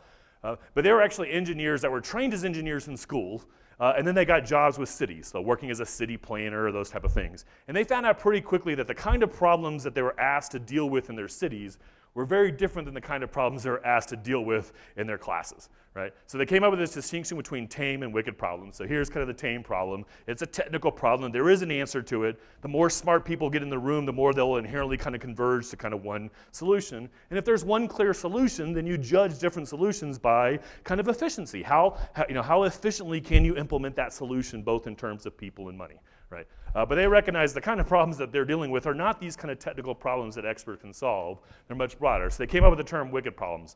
I'm going to talk about 5 aspects to wicked problems, but really focus on this first one. This is probably the biggest takeaway from today, is to really kind of start seeing problems through this lens. And I'm even getting away from, here are these categories of problems, and these are wicked problems. I kind of see wicked problems as a lens. If you start looking at problems from a wicked problems lens, you start asking yourself different questions. And those questions kind of can really kind of give you what you need to spark better communication. But the biggest issue here is wicked problems inherently involve competing on values and tensions and trade-offs that can't be resolved by science. And I use tensions, trade-offs, polarities, dilemmas, paradoxes. There's lots of words, but it's the heart of most of our tough issues are some underlining tensions that we really need to be focusing on and talking through and working through as communities. And my broad argument today is most of the dominant ways of talk don't do that. Right? So that's how do we change the way we talk about issues? Is kind of let's get out that underlining tough stuff. Let's identify it. Let's put it on the table, and let's help people actually work through this. Right? And it goes with a lot of what Dave was saying, right? That our brains are wired for simplicity. We don't want tough issues. We don't want paradoxes, right? We want simplicity. We want certainty. We want good versus evil. And our brain has all these tricks to make us think that way. Right? And then the media kind of feeds that in a way, so with the fear and all these kind of horrible examples. But when we actually have relationships with real people, we realize it's never that simple. Right? So one quick example coming from northern Colorado, water is certainly a wicked problem in northern Colorado. We did a project now maybe 5 years ago with this, and kind of the short version of it, the beginning of the project, we got about 500 surveys where people just said, why is the river important to you? And what concerns do you have about water? And we kind of analyzed this, and this is one of our analysis is, when people talk about water in northern Colorado, and y'all know water, we don't get enough rain in northern Colorado, right? But we built up an agricultural community, and we're a wonderful place to live, so more and more people are kind of moving here. Plus, in the last 100 years, we found out a lot more about the biology of the river, right, and the health of the river, and that we need to leave a lot more water in the river. And we were asked to help with this project by the CSU Water Institute and the Community Foundation in northern Colorado because they knew this is going to become more and more of an issue. And if we just keep on yelling at each other and sending letters to the editor kind of talking past each other, it's not going to give us the tools we need to take on this issue, right? So as we did this analysis, we identified these are 9 kind of underlining things that came out of that research. And 2 kind of important things to think about with wicked problems is, one, if you take these each one at a time, they're all good things. Right? These aren't bad things. The reason it's a wicked problem is not because some people have good values and some people have bad values, right? It's that there's a lot of good things that just don't fit together. And that's the second important thing with wicked problems is the tensions between these boxes are really where the conversation needs to be. The problem is most of the conversation, whether that's expert conversation or kind of activist conversation, exists within the boxes. Because they want to frame things in simple ways, right? That I care about the river, assuming other people don't care about the river. We actually started with these meetings with a simple kind of argument that, no one in this room is anti-river. Right? No one just hates rivers, right? We just need to get rid of rivers. Now, certainly people might put other values in front of the river, and that's an important part of the conversation, right? But it's not because they have bad values, it's because they've got blinders on focusing on other values, right? So this is kind of the first step of this wicked problem analysis is what are the underlying values, things that people care about, and how do we kind of understand that? Now, we'll get back to this at the back end. I'm not saying all these values are equal and everyone's got good values so then we should just sing, hold hands and sing kumbaya. It's like, no, there's some important tensions between these values that we need to talk through and work through. But we're never going to get to that conversation if we keep our blinders on and just assume the people that don't have the specific value we're focusing on just reject that value, right? So I normally do a little exercise with the clickers. We didn't bring those today because I just needed one little thing, but I'll kind of do the exercise real quick anyway. What is this? People can see who remembers from high school. Preamble to the Constitution, right? Embedded in the preamble are these 5 kind of big American values. If we translate those values into a little bit more kind of common terms, I've gotten in trouble with historians before. I'm not making the argument that the founders would use these terms, right? But just to make it a little bit easier for today, I'm going to make the argument that on the right side, these are 5 big American values: justice, security and safety, equality, freedom for us, and freedom for future generations, right? These are 5 big ones that are very powerful values. They're kind of used deductively in lots of different kind of persuasion. I'm going to ask you first, how many here prefer justice to injustice? Just kind of raise your hand if we're curious. Wow, okay, that's almost unanimous. Okay, how many people prefer kind of being safe and secure versus like always worried about your life? So if we went through these one at a time, right? Now, if we keep them abstract, once we start defining what these mean, I lose some of y'all, right? But generally, these are 5 values we all agree with, right? Now, I don't have the clickers, but then I normally at this point say, okay, grab your clickers, and if one of these is more, which one is most important to you? I actually normally say, which one's your trump? But that means something completely different now. So I try to avoid that now, right? But if you had to pick one that was more important than all the others, we won't do this with the clickers, but just do it verbally. If you had to just call it out, which is at the top of your list of those 5 real quick? Right, so you heard lots of different words, right? And normally, I've done this probably about 100 times in the last 10 years. If I have more than 12 people in the room, so this is the results of a conference I did last week, right? If I have more than 10 or 15, normally at least every single one of them gets picked by one person, right? Then you do the harder question, which is on the bottom? Which one are you most willing to give up, right? This one always takes a lot longer with the clickers, right? And it's called cognitive dissonance, right? You're like, well, no, that's a good thing, right? But in the same thing, if I have more than 10, 15 people in the room, I always have everyone picked at least once. Then I ask something like, it's clearly that there's some people in this room, that your most important value is someone else's least important value. Does that mean we're polarized? Does that mean that we just kind of hate each other? We don't? No, because we already understood that taking one at a time, these are all good things, right? We all kind of have the same values.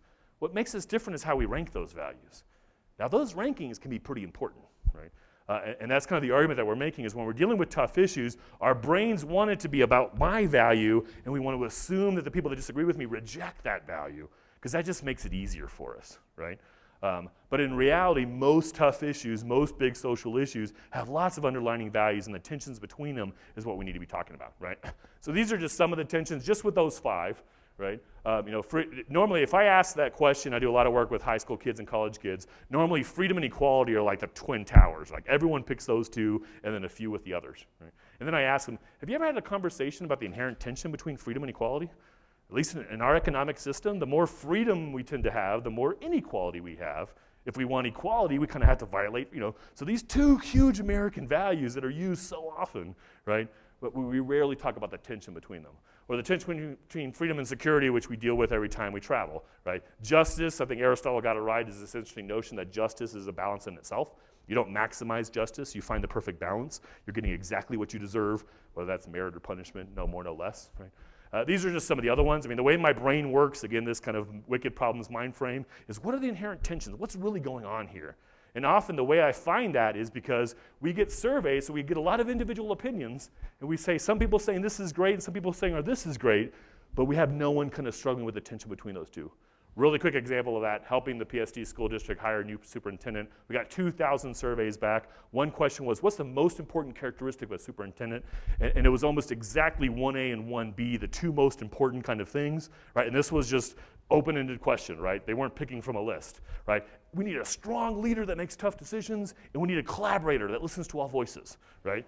Two great things don't fit together very well, right? So when we did the public engagement, we gave that back to them. Okay, everyone wants a strong leader and a great collaborator. Those don't fit together. How do you struggle with that, right? Because the tension, and one of the biggest problems we'll get into is most of our public process just allows people to express their individual opinion.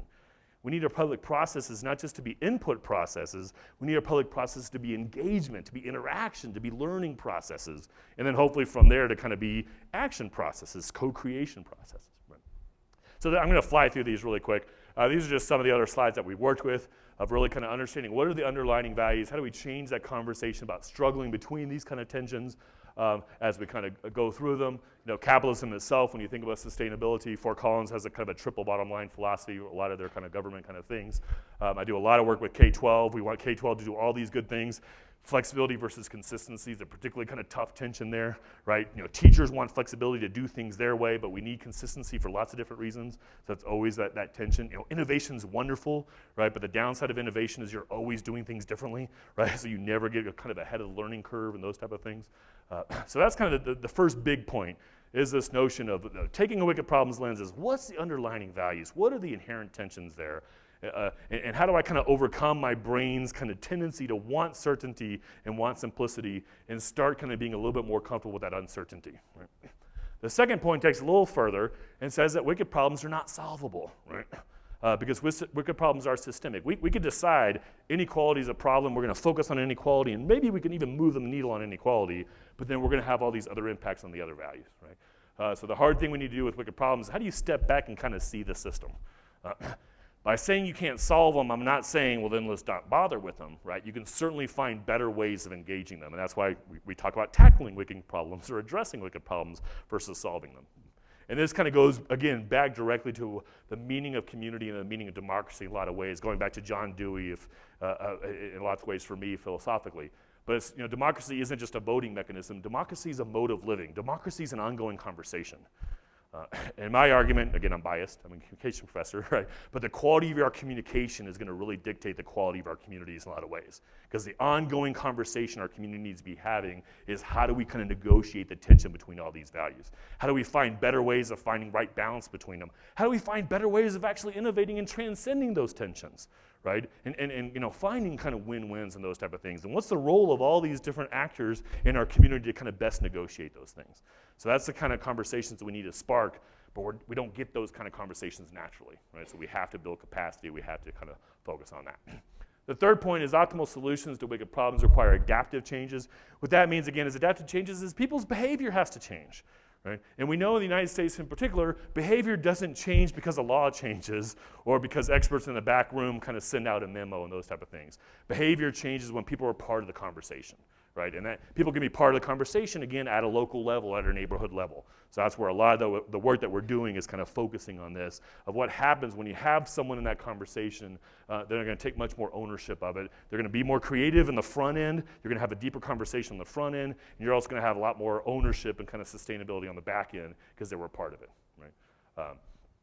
And this, you know, this is similar to what Dave was kind of talking about in his work of, you know, bringing religious institutions with the kind of private industry. You know, when we talk about political issues, we often kind of focus on the bottom as individuals.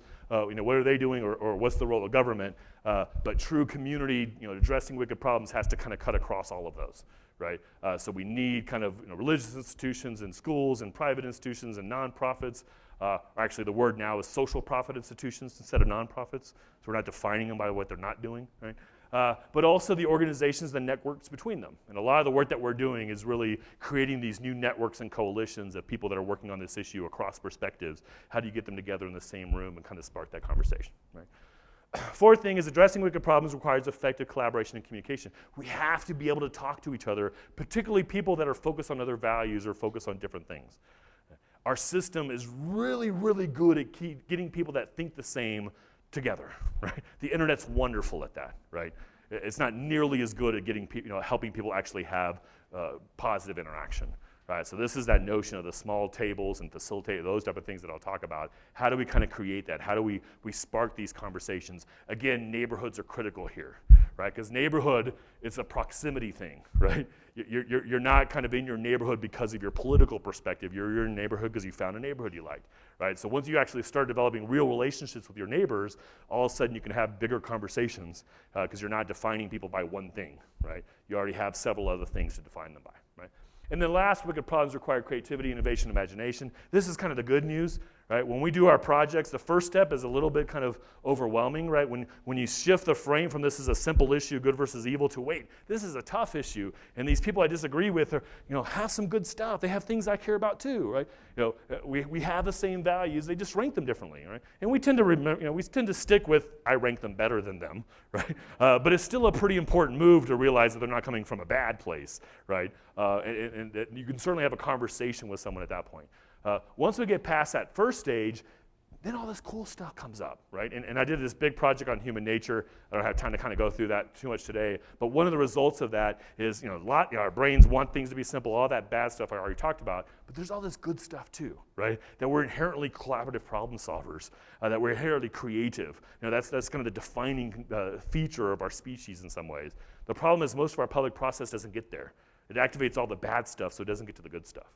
But once we get past it, we kind of have this wicked problem frame. All of a sudden, people that were opponents kind of walking in, now are shoulder to shoulder looking at this problem and saying, okay, how can we figure this out? How can we negotiate this? How can we transcend these kind of things?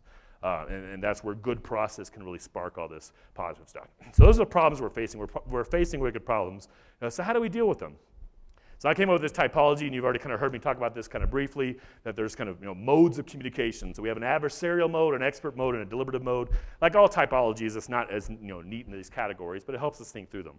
The top two are our dominant forms of talk about tough issues. Right? The adversarial model is I've made a decision, so I'm going to kind of mobilize people to my point of view, and I'm going to use communication strategies. And I've taught persuasion class, and I've taught public speaking class, and I've taught debate classes, so I've done a lot of adversarial stuff. And adversarial can work and can be important, right? I've taught social movement classes and have a lot of respect for activists that have changed the world, right? So we're not saying we're getting rid of that. But then same thing as experts. I'm from a university. Clearly good data is important, right? We need experts to help us make better decisions. But we also, with these wicked problems, experts by definition know a whole bunch about a little bit, right? So it's hard for experts to do the systems thing, right? Experts are kind of primarily within individual boxes versus across the boxes. Plus experts aren't that good at values, and if we're talking about kind of tensions between values, the public has to do that in a democracy. So the deliberative model is what we focus on, and really, as I've done this now for 10 years, the deliberative model is not so much a separate kind of model, but when done well, what we do with the deliberative is we bring out the best in the other two. And hopefully kind of mitigate the worst. But talking about mitigating the worst, this is probably the first 10 years of my career, right? When I was looking at national politics and looking at how adversarial it was and how hard it was to have good conversations about tough issues. Because one way to summarize this slide, I won't get into all the kind of bullet points here. One way to summarize this slide is we have a political system that basically rewards bad argument and punishes good argument. And the issues we have are tough enough already without that kind of overlying it, right? And my background was as an argumentation scholar. Like, how do people use evidence and sources and reasoning and logic and those type of things, right? And I was looking at a system where all that stuff didn't seem to matter, right? What mattered more was strategic framing and manipulation and those type of things, right? So that, again, that was what pushed me from national to local. So you can look at some of these things, but this is when our processes are overly adversarial. And I think we probably have, unanimous again, if I ask you to raise your hand, do you think we're too adversarial right now? Especially if you look at this national election that we're having. but it sparks a lot of bad communication. And it creates kind of a negative feedback loop, and it creates a lot of distrust and and it takes advantage of a lot of those quirks of human nature I've been talking about that kind of give us the narratives and the simple stories that we want. And the paper I just kind of mentioned is, I kind of go through most public process and it just shows how it kind of feeds into that, plays into the flaws of human nature. And then more importantly, at the local level, attracts privileged or organized entrenched voices. Who are the voices that are the loudest voices? Who's going to city council? Who's writing those letters to editors? Who's dominating your HOA meetings, right? Are probably the people with the strongest blinders on, right? That see things and really just kind of seeing one perspective in a way and are framing things that the people that disagree with them are just evil or ignorant or wrong, right? The people that see the different sides, the people that are struggling with the tensions tend to be pretty quiet, right? They're not on Facebook that often and those type of things. And that's where we need to change our processes. How do we get those people that see kind of the nuance and are struggling and coming up with ways of bringing people together, have center stage more versus kind of primarily the people with blinders on. Similar, if we focus too much on experts, and I talk a lot to experts, and a lot of experts, if you say, hey, we need to do more public process, they're like, I've seen the public, right? I've seen them at that microphone at city council, right? They're like, no, we don't need more public stuff, right? My argument is, no, we're different public stuff, not more, right? How do we, so the meetings that we set up, we're kind of designing them in certain ways to kind of avoid this. And my biggest argument to experts is, the system is so polarized right now, right? There's this new concept called the post-fact society, that facts just don't matter at all anymore, right? And this election kind of shows that, right? In lots of different ways. If you just keep on saying the same thing over and over, the people that already agree with you will run with it, right? In some ways. So I talk to experts, like they have a vested interest in changing the conversation, because as we change the conversation, data becomes to matter more, right? And data, we can't rely on data to make our decisions for us. Right? There's not a technical solution to these things, but we certainly need data to have better conversations, right? And help us make better decisions together, right? So with that, this is kind of what I've been saying, is the problem is, as you look at kind of like human nature and you look at kind of how communication, most of our public processes, and I think Colorado is different, Fort Collins and Boulder are different, right? We both kind of have innovative kind of cities, and we have organizations like Boulder Talks and those type of things that are trying to change that conversation, right? So some of the stuff I'll be talking about kind of at the end part of this gets into some of the different ways of talking that we already have a lot of capacity. But the bottom line is we have serious problems. They don't have technical solutions because they involve these paradoxes and kind of tensions that require tough conversations from people across perspective. And our dominant forms of talk not only are not very good for wicked problems, but they're actually counterproductive, right? But the good news is we know much better ways of having these conversations. We know how to bring people together for these tough issues across kind of many different fields, right? So this is kind of my long-term, my long definition of the work that we do.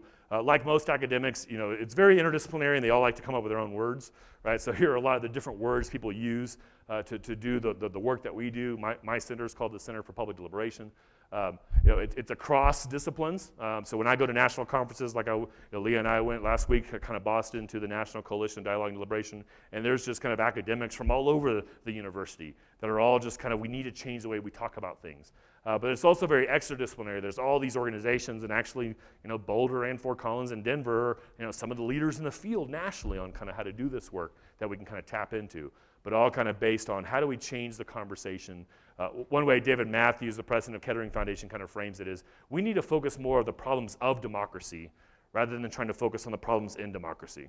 Because if we fix our processes and we kind of create kind of that capital and ways of talking to each other, then it'll be much easier to kind of deal with the specific problems. Right?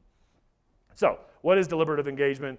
For me, it's this approach to kind of public decision making where citizens, not just experts and politicians, so yes, we need experts, yes, we need the politicians, we need the kind of bigger levers of change, but it's more focused on citizens coming together, being involved, often working with facilitators. Part of this, our human nature, we don't know how to have those tough conversations. Most of us either avoid conflict or love conflict a little too much, right? That segment of the population that can really deal with conflict in productive ways is pretty narrow, but what we're talking about is how do we expand that, right? But I have the facilitators and the students to help us have these conversations using a variety of techniques. So some of these are 2-hour meetings, some days all-day summits, sometimes they're longer. All these ways of getting people together to have these real conversations, to bring the blinders down and really kind of create new ways of talking. Focusing on both facts and values as we go through. our processes are designed for people to listen to each other, which sounds simple, but again, think about most general public process. It's designed for people to speak, not really for people to listen, right? And yes, free speech and speaking and kind of having a voice is critical to democracy, but it's really the first step, right? So how do we move from speaking to actually listening, to actually understanding each other, to actually, learning from each other, to actually kind of acting together in important ways, right? And most of our process, unfortunately, kind of stays at that top one. Consider the underlying tensions and tough choices that I've talked about a lot. Are willing to refine and adapt our positions. Again, that's that notion that we want our processes to be learning processes. Not one at a time in the microphone just talking past each other, but actually getting together and having real conversations as we kind of go through. And ultimately, the focus of deliberation is we're making a decision together. We're moving towards action in a way. Whereas dialogue is more we're just having conversations to develop trust and understanding, right? But two very useful tools for communities as you build capacity. So this is, how many people have seen this model, the Kaner model? Right, so a few people out there. So this is one of the things I use for my students a lot. I like it because the grown zone in particular, I don't love the wording, but for my students I can tell them, like, if your table's really struggling, it means it's working, right? It's supposed to be hard. These are tough issues, right? I've drawn this literally on napkins probably 150 times over the last 10 years as people ask us to do projects. So it's kind of a nice little thing to kind of take with you, that when we're trying to make a really tough participatory decision, so a decision that people the decision affects, we want to have to be a part of it, it kind of has to go through these three stages in a way. So the first stage is we need divergent thinking. We need to get beyond the usual suspects and beyond the assumptions. We need to challenge people's blinders on and get more voices in the room, right? And too often we don't do that, a very good job of that, right? So we start a conversation, but we all hate meetings, so we end the meeting quickly, right? And we jump into a decision. And I think we have false consensus. We all think we agree because we didn't let anyone disagree, right? We didn't tell them about the meeting, or they didn't show up to the meeting, or they showed up to the meeting and didn't feel comfortable speaking, or they did feel comfortable speaking and we cut them down pretty quickly, right? So that's a problem with a lot of issues because, again, like I was saying earlier, we didn't get their insight at the beginning of the process, so we're probably not going to get their support at the end of the process, right?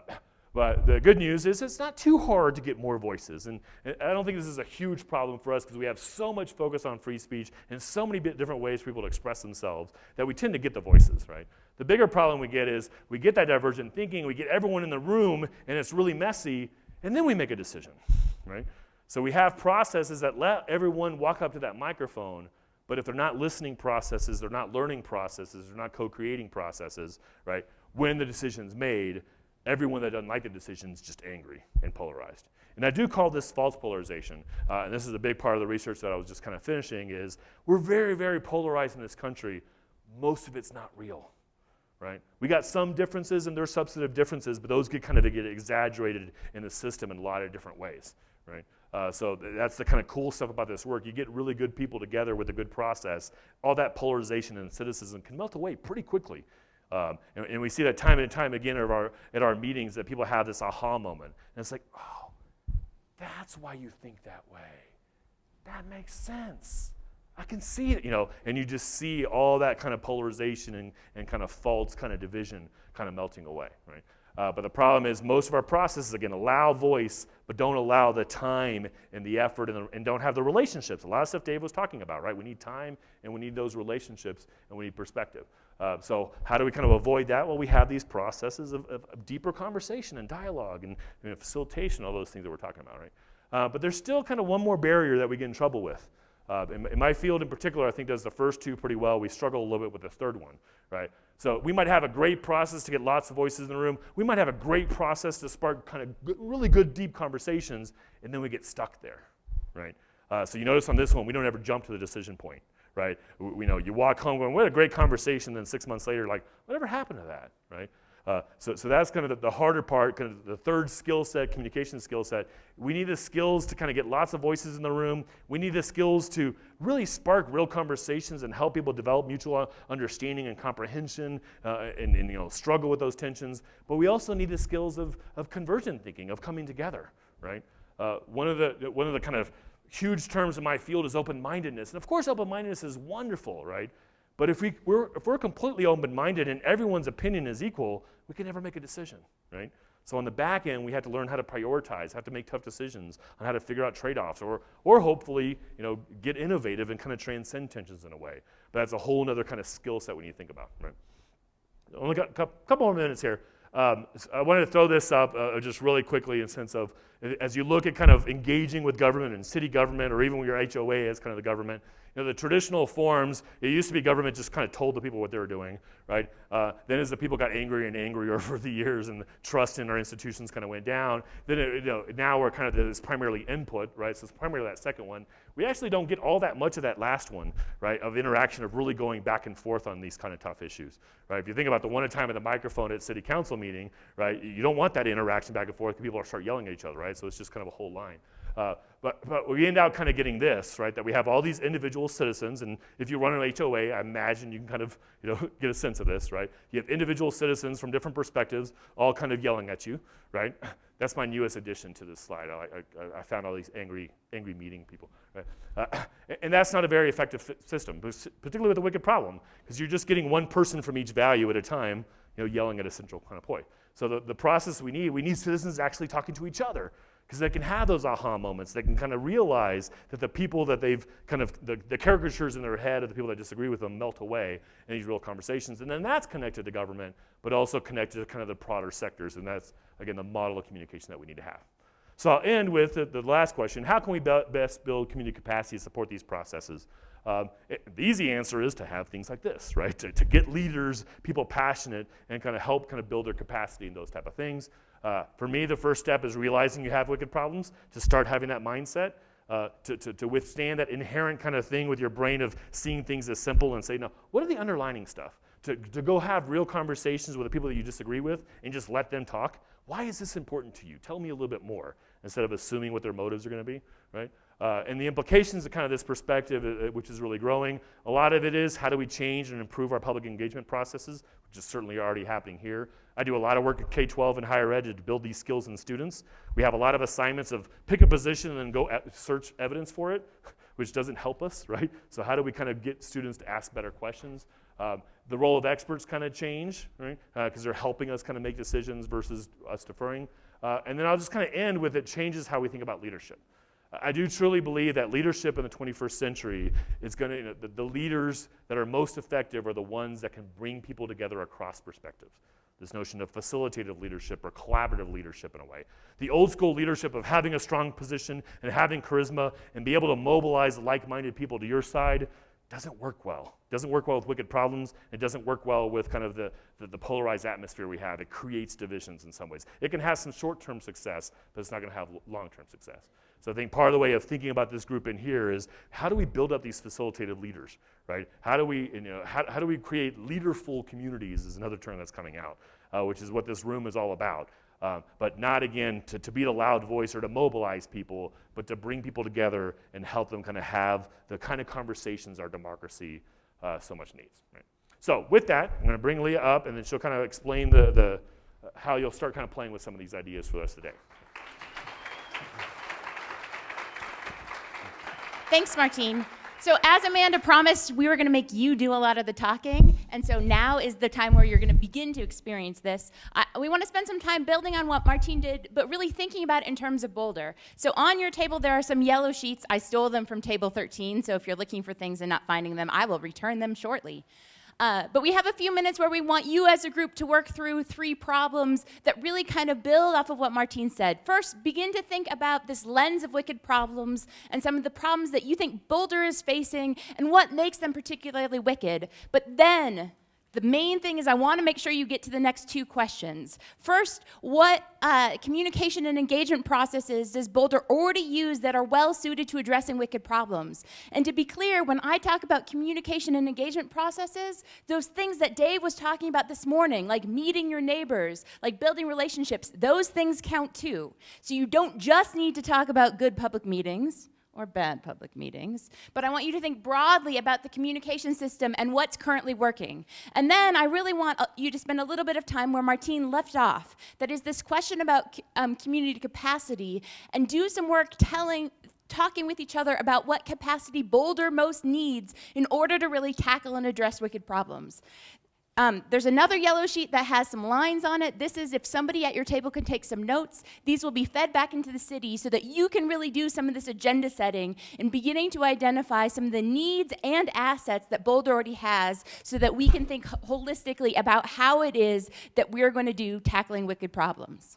So with that, I turn you to each other, and you'll have about 15 minutes to at least begin this conversation, and I promise there'll be more chance in the afternoon too. So I'm going to do a horrible thing, which is interrupt your conversations. But on the other side of me talking, you're going to get some lunch, so there are rewards.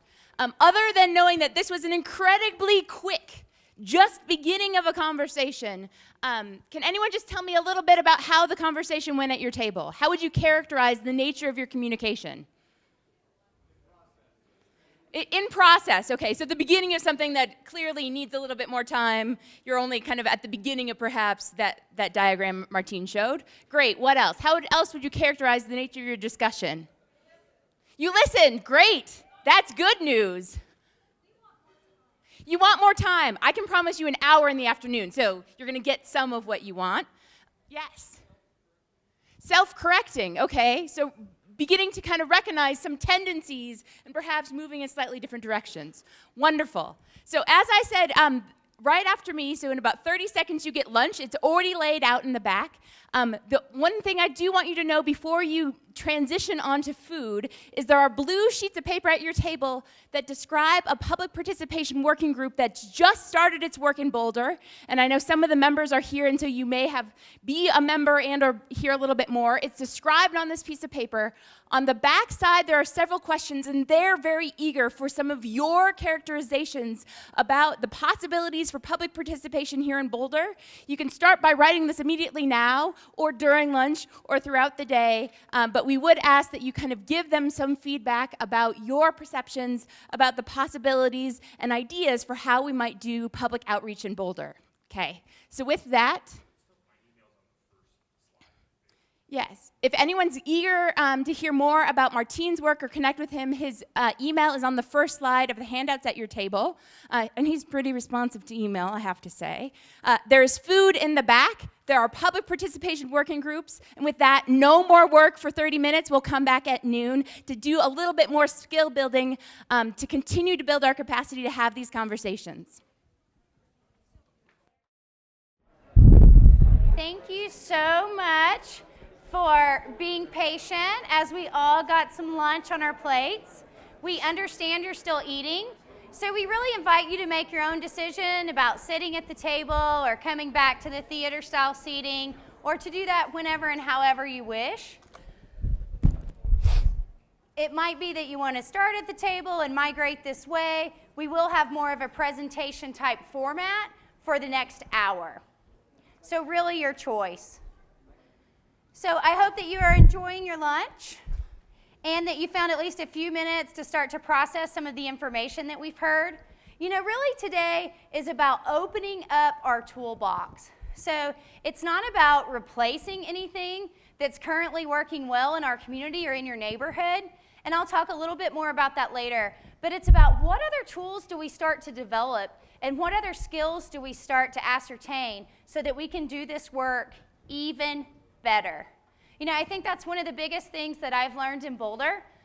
We do things pretty well as a community. When I go out and I talk to people and I do neighborhood walks and I listen to what they do for a living, my jaw sometimes drops and I think, wow, I'm not even sure I should be walking on the street with you. Like, I'm not even sure I have the capacity to do that. Like, you're really performing up here. But no matter where we're performing as individuals or communities, we always can do it better. Right? We can do it nicer.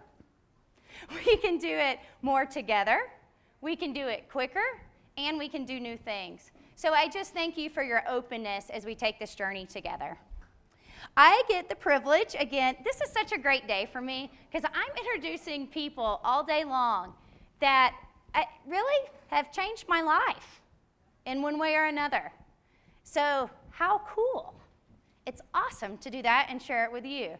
So Ron and Sue Kurtzner have an amazing professional experience. They're globally recognized in the field of leadership development. They've created curriculum. They have facilitated problem-solving efforts. Things like the Big Dig in Boston. Anybody go to Boston in the late 90s, early 2000s? Whew, I did. Would you like to have facilitated that? No, me either. So these guys did, and the project got completed. Good job, guys. They've also worked with Congress. Makes community meetings seem a little easier now, doesn't it? So they have this amazing professional experience, and some of that's in your program, and there's more on our webpage, and certainly their own. But what I want to share with you about Ron and Sue Kurtzner is a personal meeting that I had with Jane Brodigam, our city manager. And then as we were starting to do interviews following the city council retreat about how we could improve public process in Boulder, that ultimately created the public participation working group. Raise your hand or sort of stand up if you're on that public participation working group. So one of the members here is Darvin Ayer, and he actually did the introduction to the Kurtzners. When I met with them and with Jane, and we were talking about different issues and how do we do this different? What is it?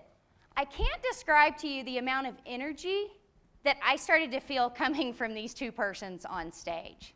Like for the first time in a long time, I thought, I left a meeting with more energy than I came into the meeting with.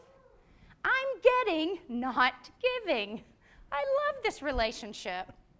So I just invite you, I know you're eating, I know it has felt like a hurried day, there's so much we want to share together today, but I just invite you to sort of soak it in. Enjoy. Yay, thank you, Amanda. Well, hello, everyone. I'm delighted to be with you. You can probably deduce that I'm Sue, and he's Ron Kurtzner. So, you know, our section is about application and implementation, right? So building on what happened this morning, and especially Martine's section on deliberative engagement. And so we're talking about facilitation, right, and good group process. And I just want to start with a tip. I would say if there's one thing I would want to share with you to be sure and do, is that if you're designing a meeting, make sure that you put the intellectual, didactic dissemination of information section right after people eat, right? So that's our delight to help you digest. But hopefully you're not just digesting food, you're able to take in some of this information. And so again, apologies. I had imagined timing-wise you would all be right here so that you could see these flip charts. But we just want to demonstrate also, we want to model a lot of what we think makes good neighborhood community meetings work, which is to have some flip charts, even in this world of PowerPoint. Because what it does is it reaffirms that you are hearing the group. And so hopefully you'll see us demonstrate a little bit of that as we go.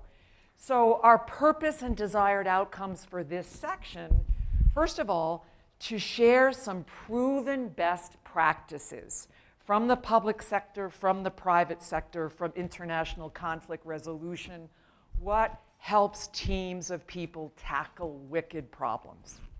And then to convey some basic tools and skills. And I have a sense we have some very experienced group facilitators in this room, so hopefully we're refreshing your toolkit. And if you're a bit new to this whole world of participatory deliberation, it will help you to have more effective neighborhood meetings. And then foster a foundation for deliberative engagement. And now, so one thing we always suggest, right, is that you have the neighborhood group or the community develop their own rules of engagement because it's helping them own the meeting. So what we recommend you do, and Ron will say more about this, is you propose a few ground rules and then you ask for a few more from the group. And since we just have about an hour with you for this section, we're going to abridge some of these demonstrations.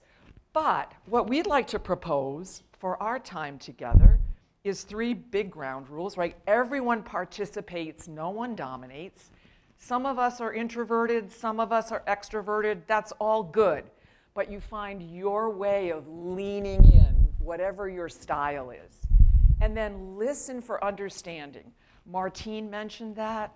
We know from the world of conflict resolution, deep listening is probably the most effective tool to tackle wicked problems. And ask questions. And we'll talk a lot more about this too, but not from leading the witness, but from being really curious about what that other person might think, kind of like an anthropologist in a foreign country. So again, we can only take a minute to demonstrate this live because we're going to talk about it more. But from your experience, just if you were to add 2 or 3 more that make good process, what would you want to add? Just call them out and Ron will add them. One person at a time. Great. How about 1 or 2 more? All perspectives welcome. Great. All perspectives welcome. And I think we can squeeze in one last one if you've got something that you find is a really great. Be respectful. Super. Okay.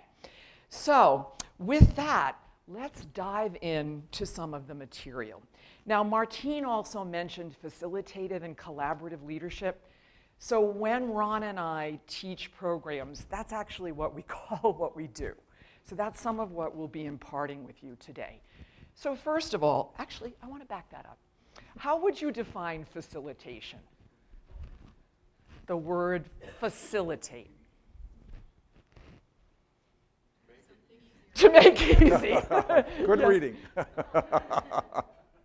from Sam Kaner. Help groups make their best decisions. Great. Super, Great. wonderful, all of the above, right? So if you studied French, the root word here is facile. So exactly that, to make easy for groups to make their best possible decisions and to get to commitment, right? So Martine was mentioning you don't just want false consensus.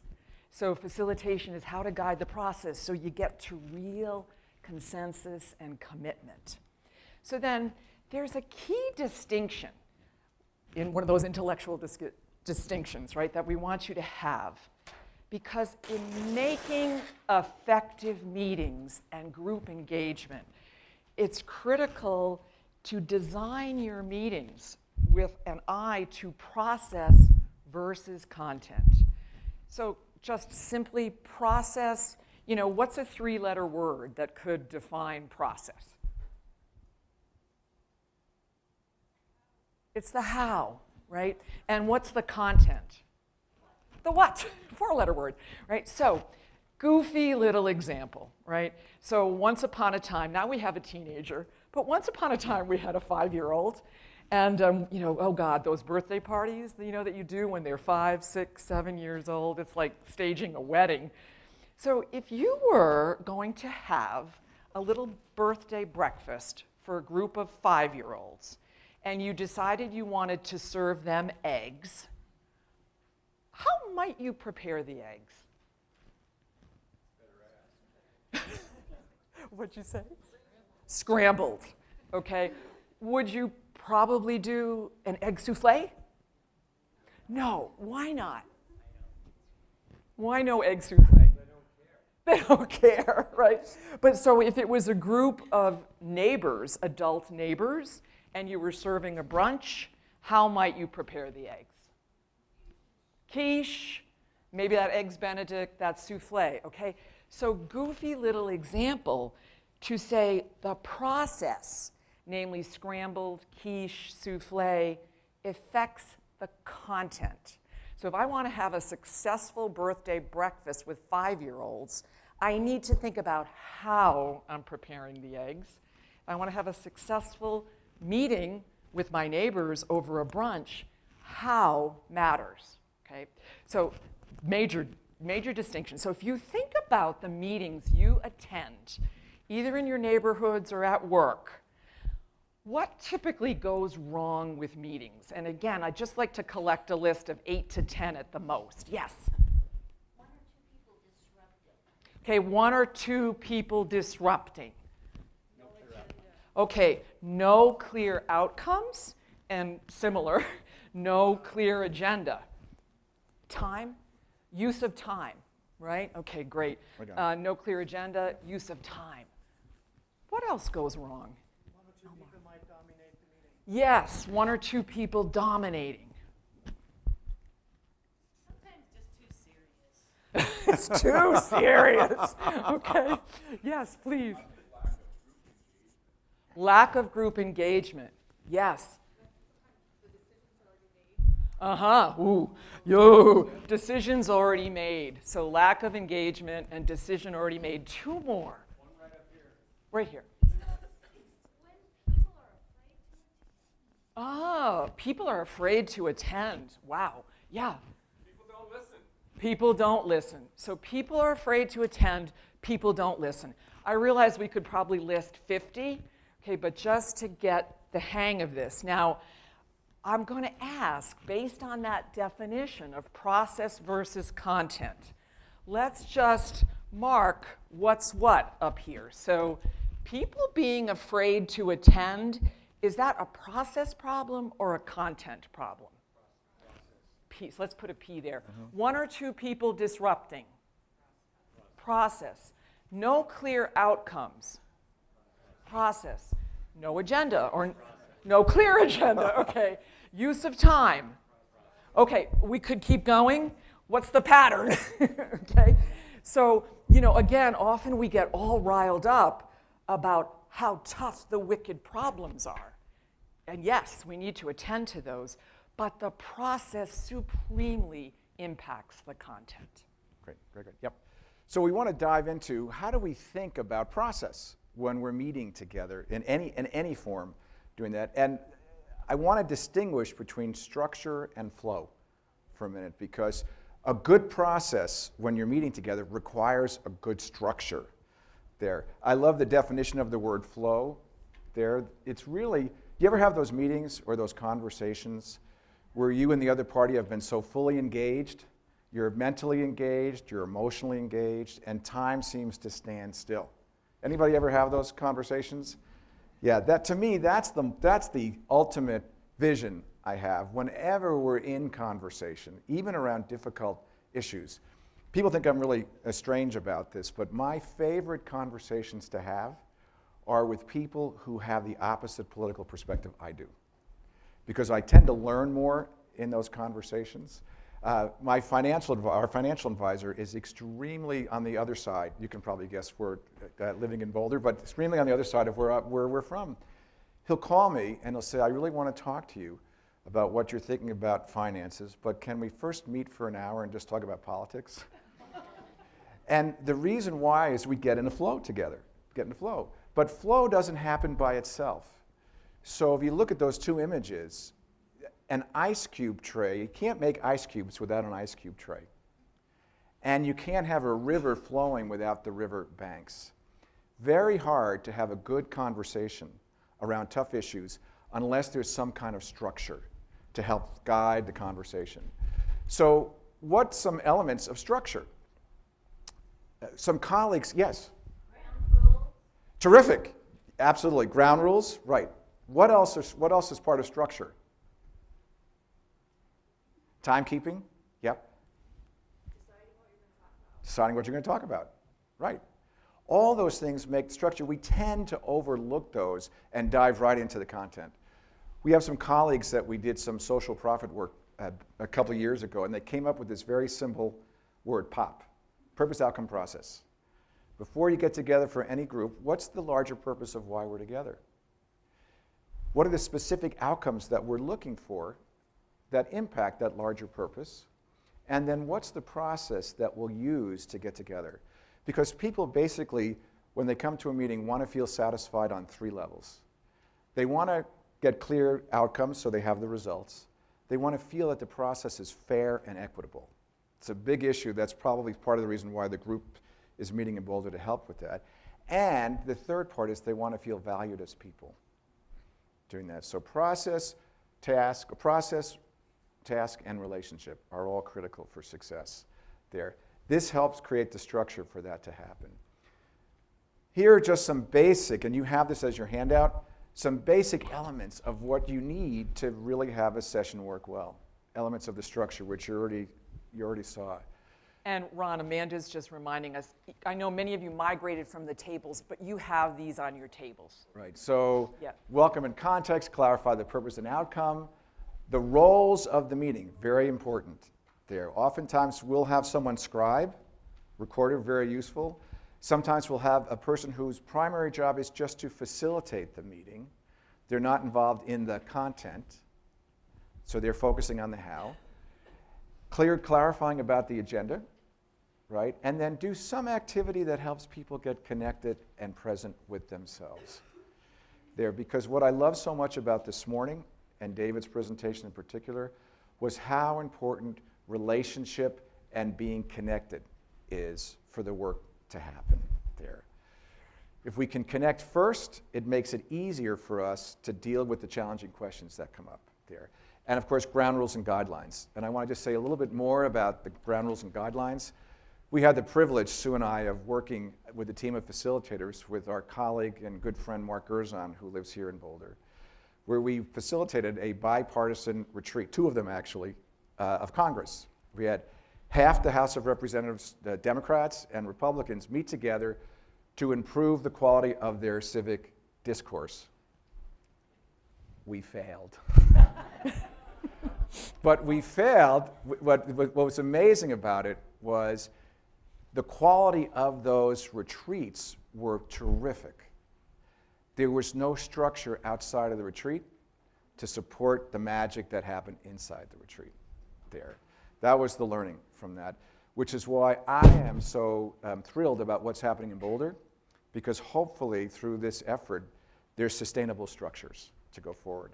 But Mark always talks about the fact that one of the fundamental rules of facilitation is you're only as strong and as solid as the ground rules you're standing on. If you don't have ground rules, you're standing on quicksand. And that makes it, without the ground rules, it becomes about personal attack, about becoming extremely adversarial. Ground rules are like the playing field. What's the playing field we want to have to really participate in our democracy together there?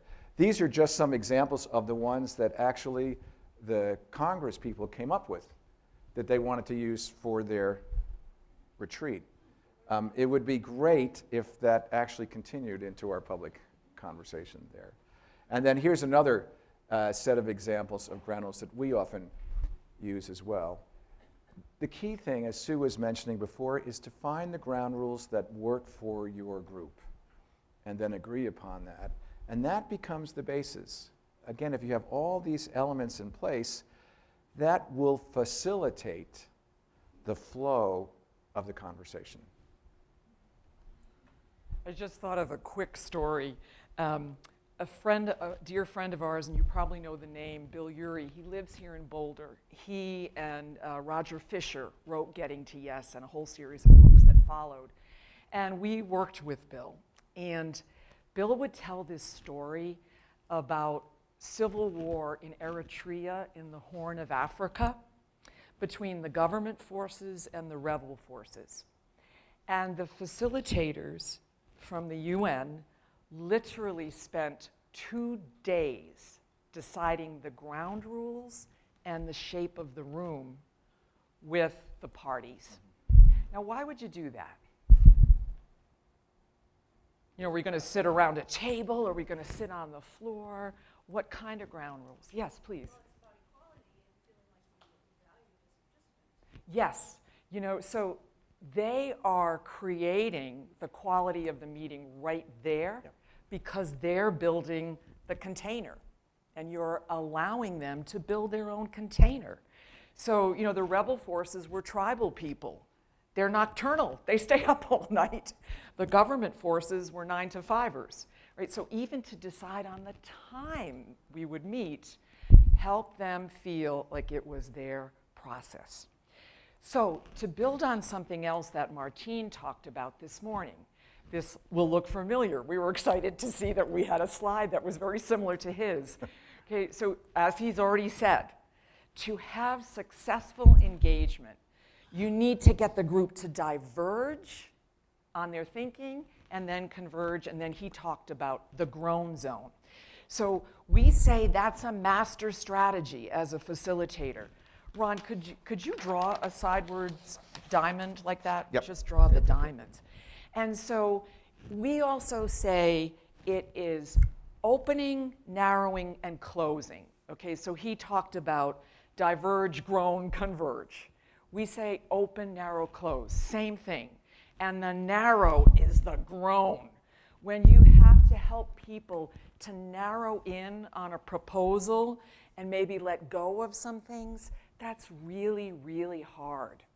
So a problem with this, right? How many of you are introverts? Ooh, ooh, I knew I liked this group. Okay. How many of you are extroverts? Okay. On the Myers-Briggs, how many of you know you're J? You like to get to the conclusion. Okay. How many of you know you're P's? You like to blue sky. Okay.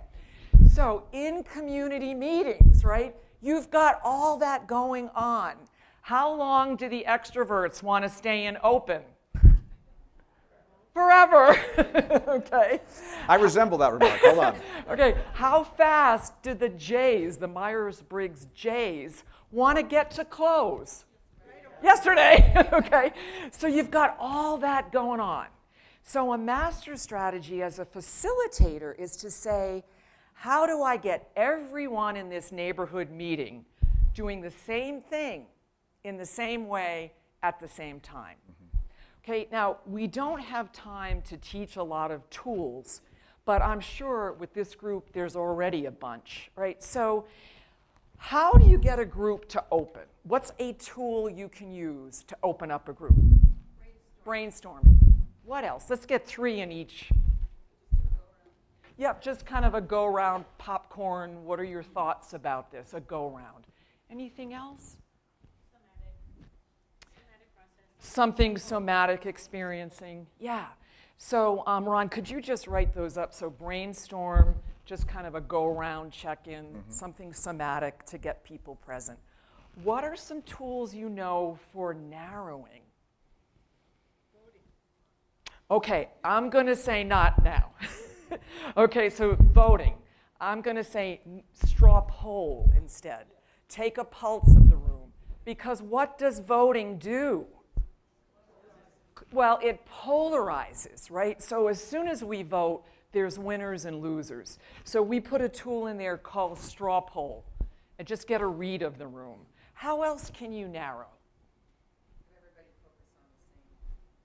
Sure, and that would be a skill. But how about a criteria checkerboard, right? So we have all these proposals, you know, for how to get along better.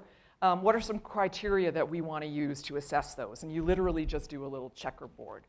One more that somebody, so remember, you've got some proposals, you've got some ideas, you've got to narrow them down. Yes, discussion that you facilitate skillfully. And how about a tool that you apply to the discussion? Sometimes we call it best case, worst case, most probable. So what's the best thing that could happen if we adopted this proposal? What's the worst thing? What's the most probable? We're not closing yet, okay? And then, so how about closing? What have you used to close?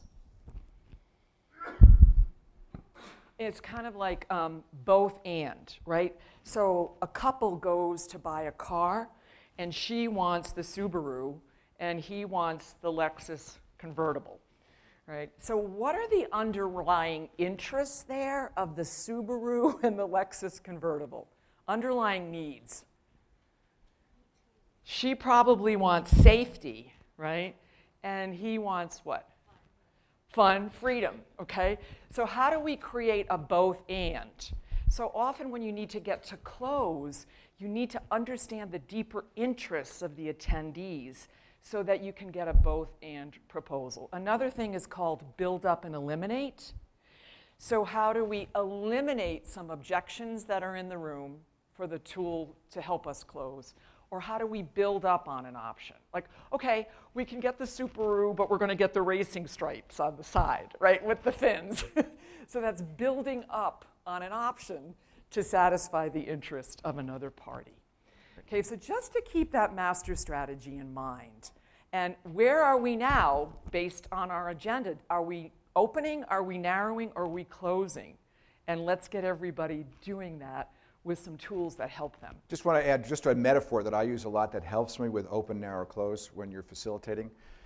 So when you're facilitating, you're really following, and a group leader, following the energy of the group, but helping to guide it, doing that. So I think of the opening phase as think of an airplane when you're lifting off the ground. You need to have enough opening, enough diversity in the conversation to get the plane off there, but you also need to land it there. And the challenge with landing it is if you come in too steep and you narrow and close too fast, you get a crash landing there. If you take your time and trying to deliver it, go too far the other way, you miss the runway entirely, and you have to then circle back up. So the way I describe this work is it's very much of an art and a science. There's some tools you need to have that are really helpful, and then really trusting your own instinct, your own intuition, the wisdom of the group, once they get engaged in the process to help guide the plane home. Just a way of thinking about it. Okay, so just to do a 30-second summary of where we are so far, we're talking about to succeed when you're facilitating deliberative engagement in communities, you need to have some master strategies, like open, narrow, close, like process versus content, and being clear on that. Then you want to fill up your quiver with some tools. Like if I don't know what a criteria checkerboard is, maybe I want to learn what that is. Okay, so you're filling up your quiver with some tools and you're getting ready to go in. And then there are some core skills. So for example, someone said discussion. Well, discussion can feel like percussion, right?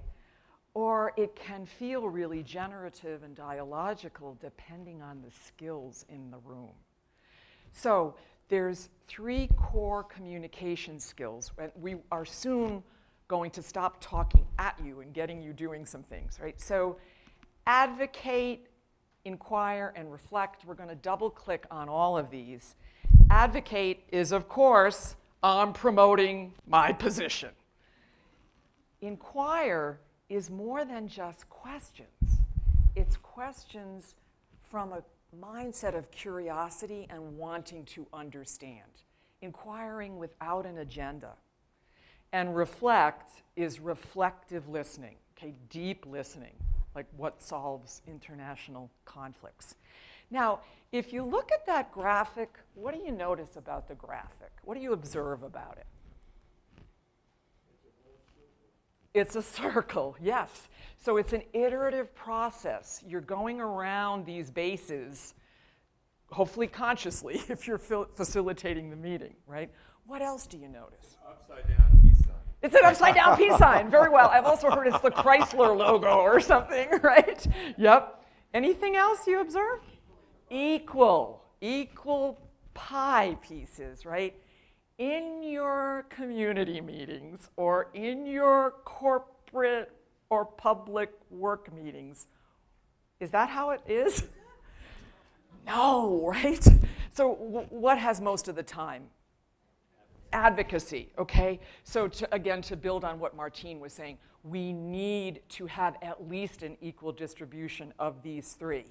And it's probably hard to read, but there's tiny little margins in between, and it says in there, decide.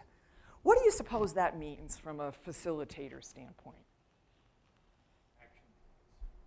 Action points, right? So let's say I have a really upset participant, and we said disruptive participants, and they are unloading at me as the facilitator.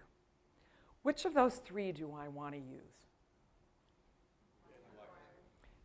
I heard a couple of reflects and a lot of inquires. We're going to demonstrate this, but we would say reflect first. And then we'll talk about this a lot more. There's a decision point. Have I reflected that person enough now that we can move to inquiry and discussion? Great. Yeah. So let's double click just the skills a bit more. And the first one, I just want to have a confession here. I'm a recovering lawyer. Okay? Yeah, and we were trained to ask what? Leading questions, right? and so leading questions are not really inquiry. They're advocacy discussed as inquiry, right? So Disguised. yes, yeah. So right. So the challenge with inquiry is this is how you don't do it. Leading question. It contains advice. Don't you think you should do something? Or it pulls the speaker off the focus by really, it's my need to know. It's not about you. So let me demonstrate with Sue a little bit of unskillful inquiry. And we know that one of the big issues on the ballot has to do with taxing beverages with sugar in them, right? You see the ads on both sides. So Sue and I are having a conversation. We're neighbors there.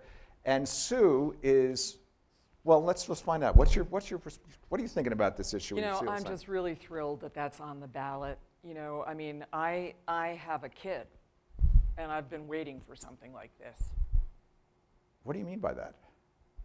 Well, it's very unhealthy for, you know, diabetes is escalating in our country, and kids ingesting all this soda But don't pop. you think putting a tax on that's going to run some of the small businesses out of town? How was that? If looks could kill, right? Yeah, right.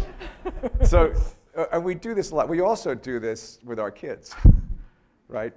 Don't you think it'd be a good idea if you did X and that? Yeah, so that's not inquiry. That's something else. Skillful inquiry, and this really takes, for me, I'll just speak personally, it takes practice to do this, comes from an open mind and a genuine curiosity.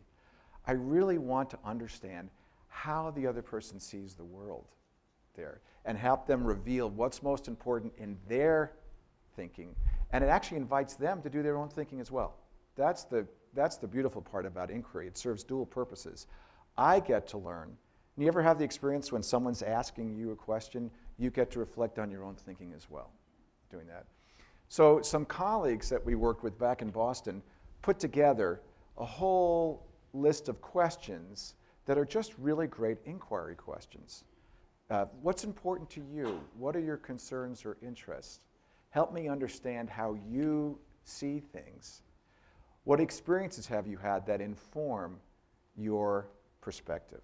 So let's demonstrate a little differently that same one about the soda tax. So Sue, tell me what you think. I'm just thrilled this is finally on the ballot. Help me understand why. Well, you know, I'm really concerned about our kids and their health. Wow, so what experiences have you had that have actually informed that? Well, you know, I have an adopted daughter. She's prone to diabetes genetically. And in her middle school, you know, there was just sugared drinks flowing out of the pumps in the cafeteria. Great. Okay, then we can go on from there doing that. But the key one, the one I've learned about this is that last question, that second to last question is, what experiences have you had that inform your experience? When you can get a person to talk at that level, what that does is that builds the connection. So for example, one quick example, I know the dialogue that happened in town about the whole Sister City program that was going on. And I have a very good friend who we have lots of conversations about this. And he is just adamant about we can't do that, that's ridiculous. And so we talk about it. And I asked him this question, so tell me about your experiences that inform your perspective. And he shares the story about how his mother moved to Jerusalem to live with his older sister 10 years ago. And the first week that she was there, she lived in an apartment building and there were stores on the first 2 floors. There was a firebomb that killed about 10 people there. For sure that would impact the experience there. If I'm trying to advocate over that, we're not going to have a conversation. If we can connect and understand, that gives us room to be able to talk, but from an empathic relational sense, not trying to push someone over there. And that's the piece we often miss in these conversations. So, do you want to set it up? Yeah, so just very quickly, we want you to get a taste of this by practicing with a partner, right? So in a minute, you'll just pair up, and person A, you will be the skill user, like Ron was, and person B, you'll have a strong position about something, okay? So Like, just get some hot topics in mind that kind of get your blood boiling. Soda tax, bike lanes. I know in Boston, all we ever do was talk about those traffic patterns, which are really cow paths that nobody ever addressed, okay? So when you're person B, you'll start and you'll say, I can't believe the situation with bikes in this town. And then the other person, all you can do is ask a series of inquiries. Okay, it's just going to be like 2 to 3 minutes each way. You get the idea of the exercise? And we'll call halftime, and then we'll call switch. So for time purposes, logistically, just find somebody near you, turn around, turn next to you.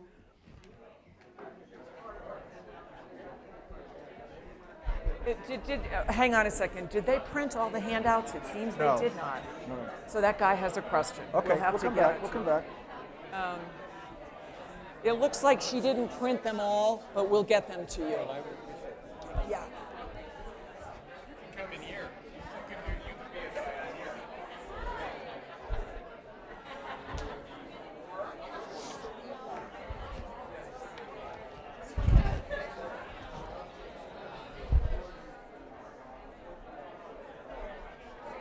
Checking timing. We're look. We're a little behind, but not too bad. No. We were going to do this at 12:41, so it's no big deal. Okay. Yeah. So you'll just modulate as needed. Yep.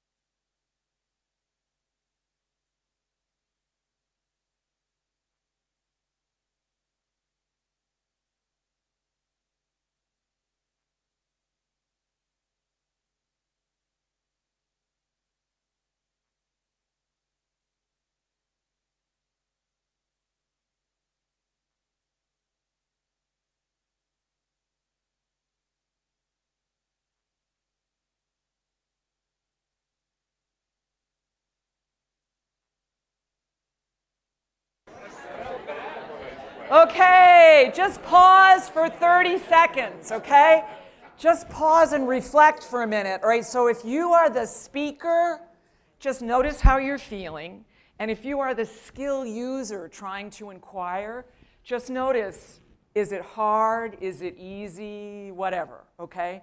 And then the speaker who had the position, just give your skill user a tiny little bit of like, hey, that really worked for me, or you could try this one other thing, okay?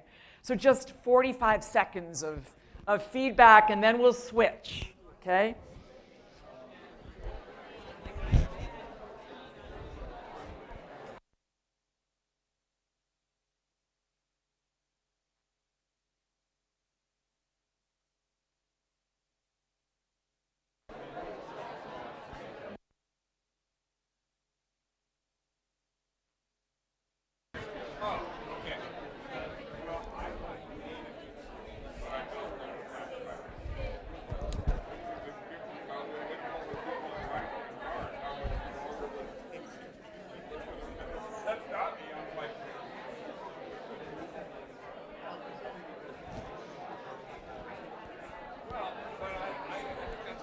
Okay, so go ahead and switch.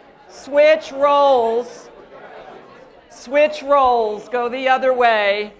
New skill user. New skill user. Go.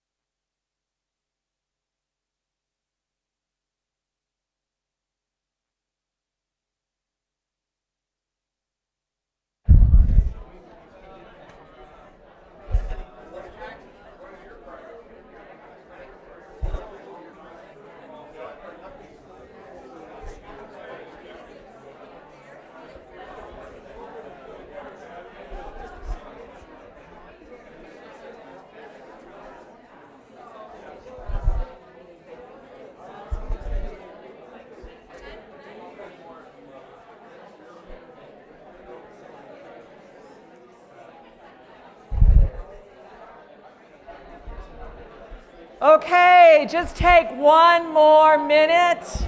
One more minute, including a little feedback.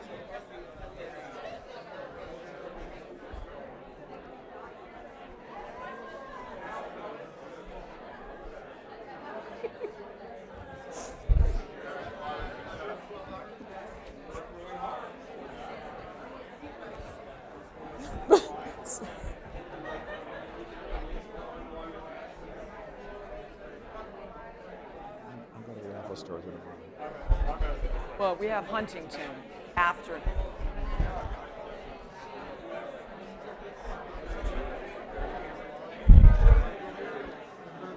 Go fast on that part.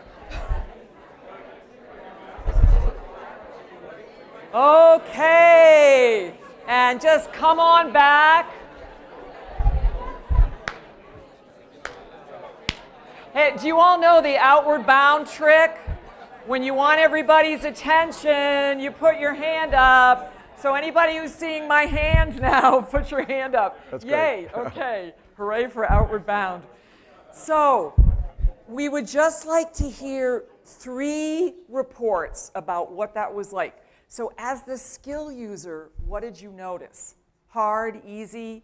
Or as the speaker, what was your experience? So I heard hard. What makes it hard? Finding your own instincts. Yeah, exactly. Yeah.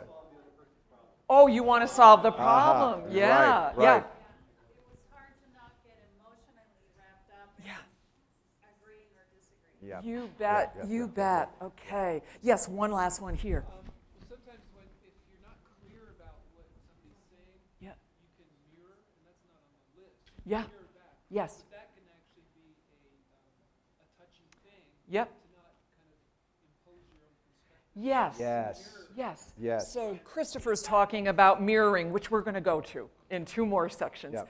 Okay, so just one more, then I'll close and we'll move on. Yes, Tom, from this section.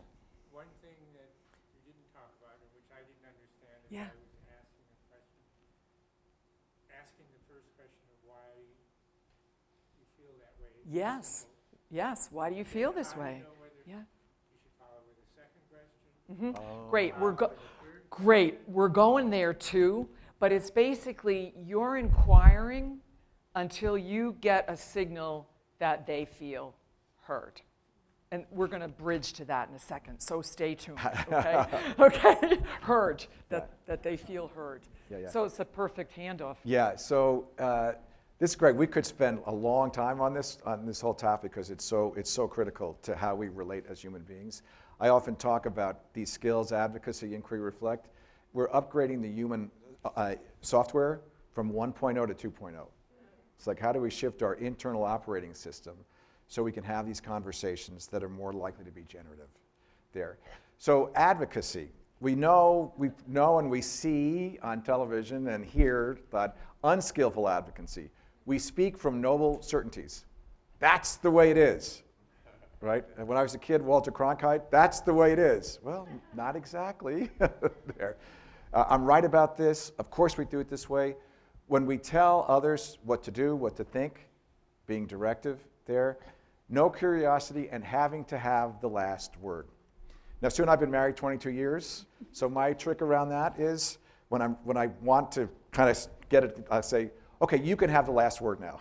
Who's having the last word? I am. So, got to be careful how you use that. We keep a flip chart in the kitchen at all times. Skillful advocacy. And this one is you explain your reasoning behind your suggestions. You give your data when it's helpful. You include your feelings that lead you to have the perspective that you did.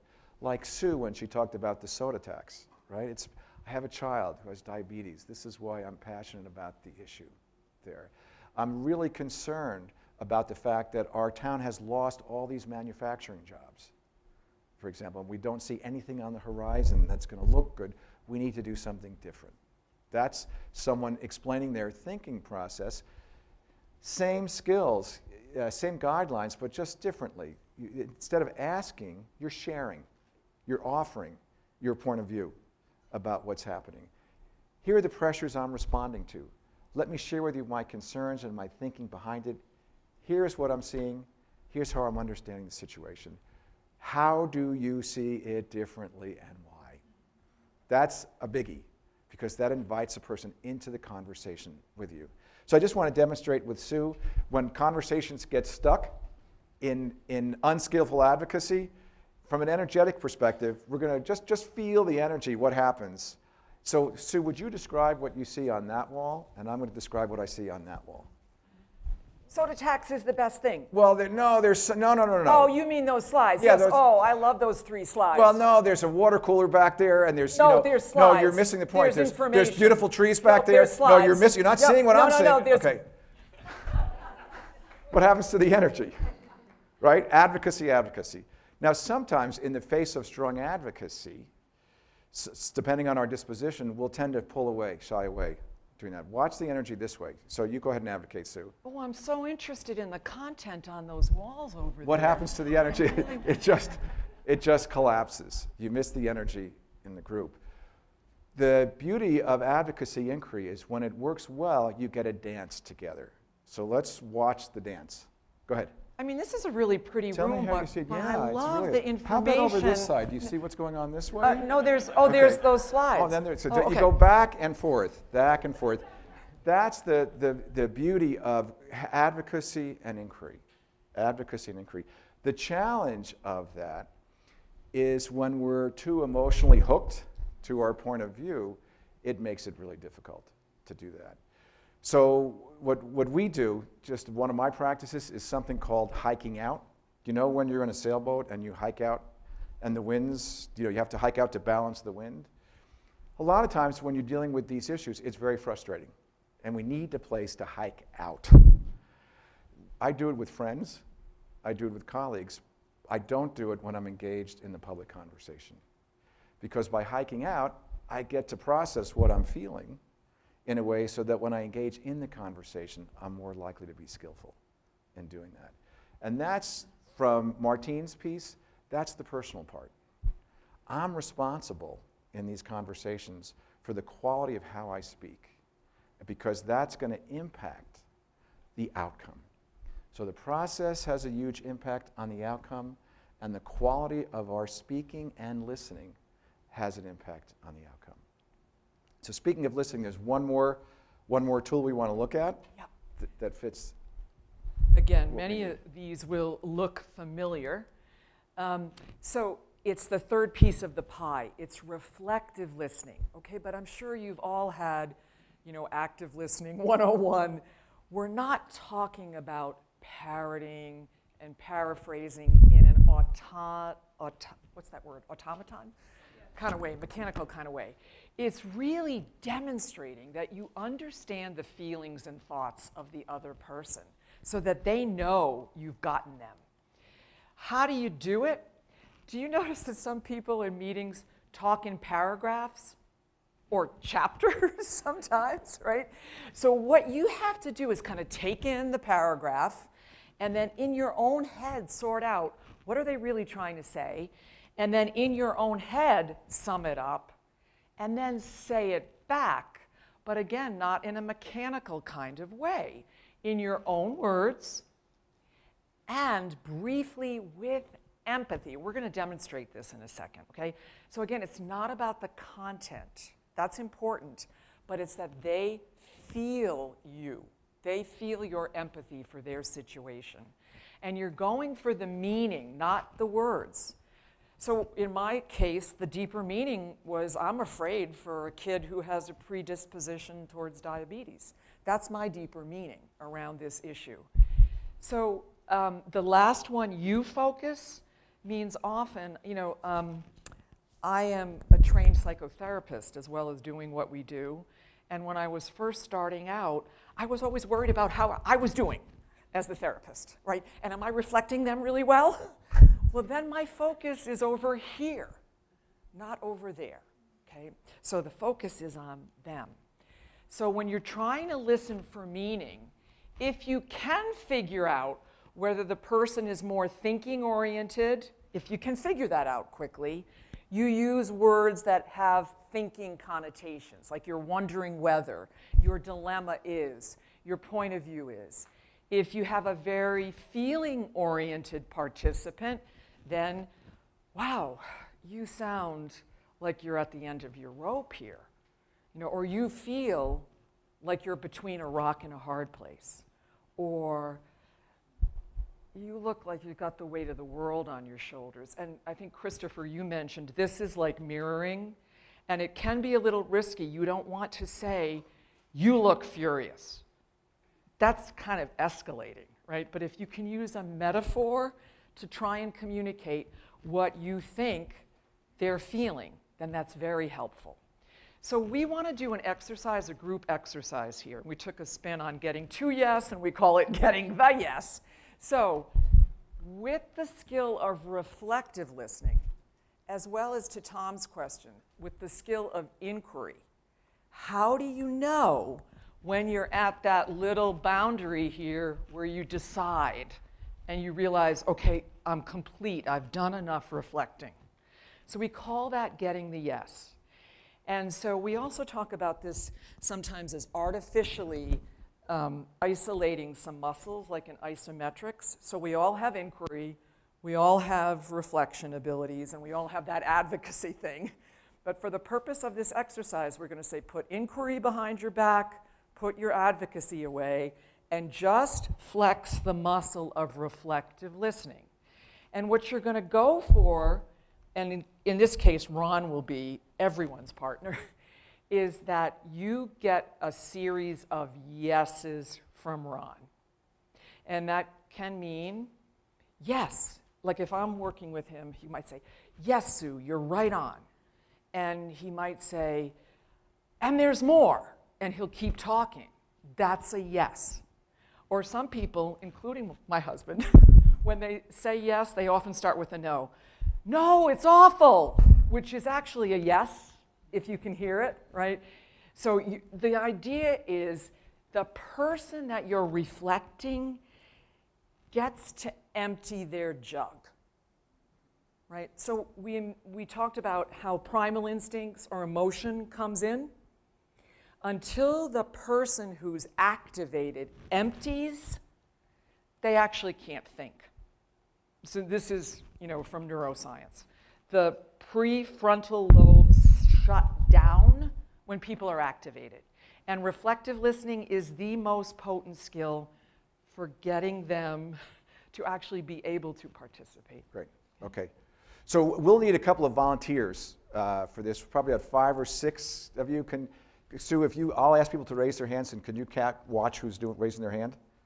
Just yes. 5 or 6 people to You're do this? just going to play in like a round-robin game show with Ron. All right, I'll settle for 4. Great. 1, 2, 3, 4. Okay, 1, 2, 3, 4. Great. Okay. So what I'm going to do is I'm going to tell you a scenario that I'm involved with there, and Sue we'll stop action and call on you and ask you just to reflect back what you're hearing from me.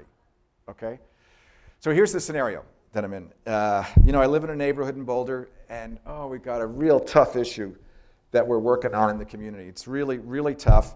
We're working with the city, we're working with CU, we're working with all these other groups that are going on in order to solve our big problem that we've got to work on.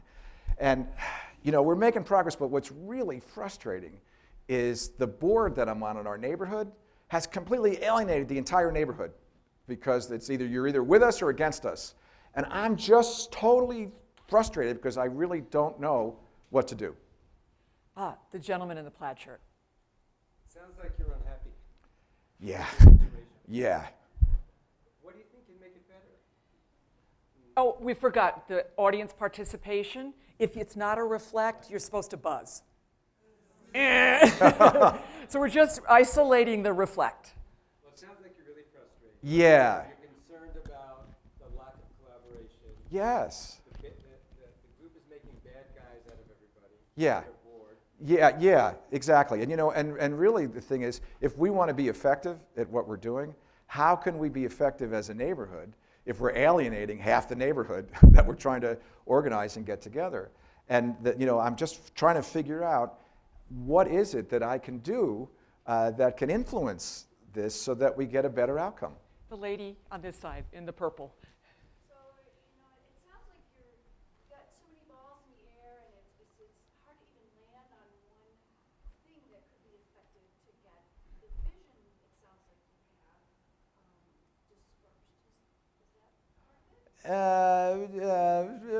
Kind of, which happens, right? So kind of, what happens when I do kind of? What do I want to do more? I want to talk more, so you really understand me. Yeah, you know, it's like there's a lot of balls under the air, and I just think the way we're going about it isn't working. And I really want to, all this stuff around collaboration, I think is so important that we do. And I'm not sure how to do that given the fact that our board is really adversarial. Lady in green, you want to? So I see, so your dilemma is whether, or is how you should go about getting everybody to listen to each other, to listen to the other side, and to see it from the other side, and maybe come and being able to make that decision together when they see both sides. Yeah, I kind of want the board to move from the adversarial. And I went to this conference about deliberation. So I want to get the board to go from adversarial to deliberation there. And my challenge is I don't want to do it in an adversarial way. Okay, so pause, and we've got one more contestant. See, and I don't mean to set you up, but see if you can go for the meaning or the feeling. You want to try? That he may not be saying deliberately. I'm sorry, who was the third person on this side? Okay. Do you want to try? It sounds like you are feeling very frustrated and that you're wondering a lot about how to change the situation from being adversarial. Yeah. And I heard you expressing a lot of thought about how to bring a different approach, like the one you recently learned, into this current context. Yes, that's right. And I've got a few ideas I got to start rumbling about. Then I'll pause. All right, so how did these guys do? Great, really, really great. Okay. So, we do a lot of work in the private sector. They do not do well in this section. But also as a public group, that was really tremendous. Now, so just pulling on one more string, what was one final feeling or value dilemma that might not have gotten expressed here?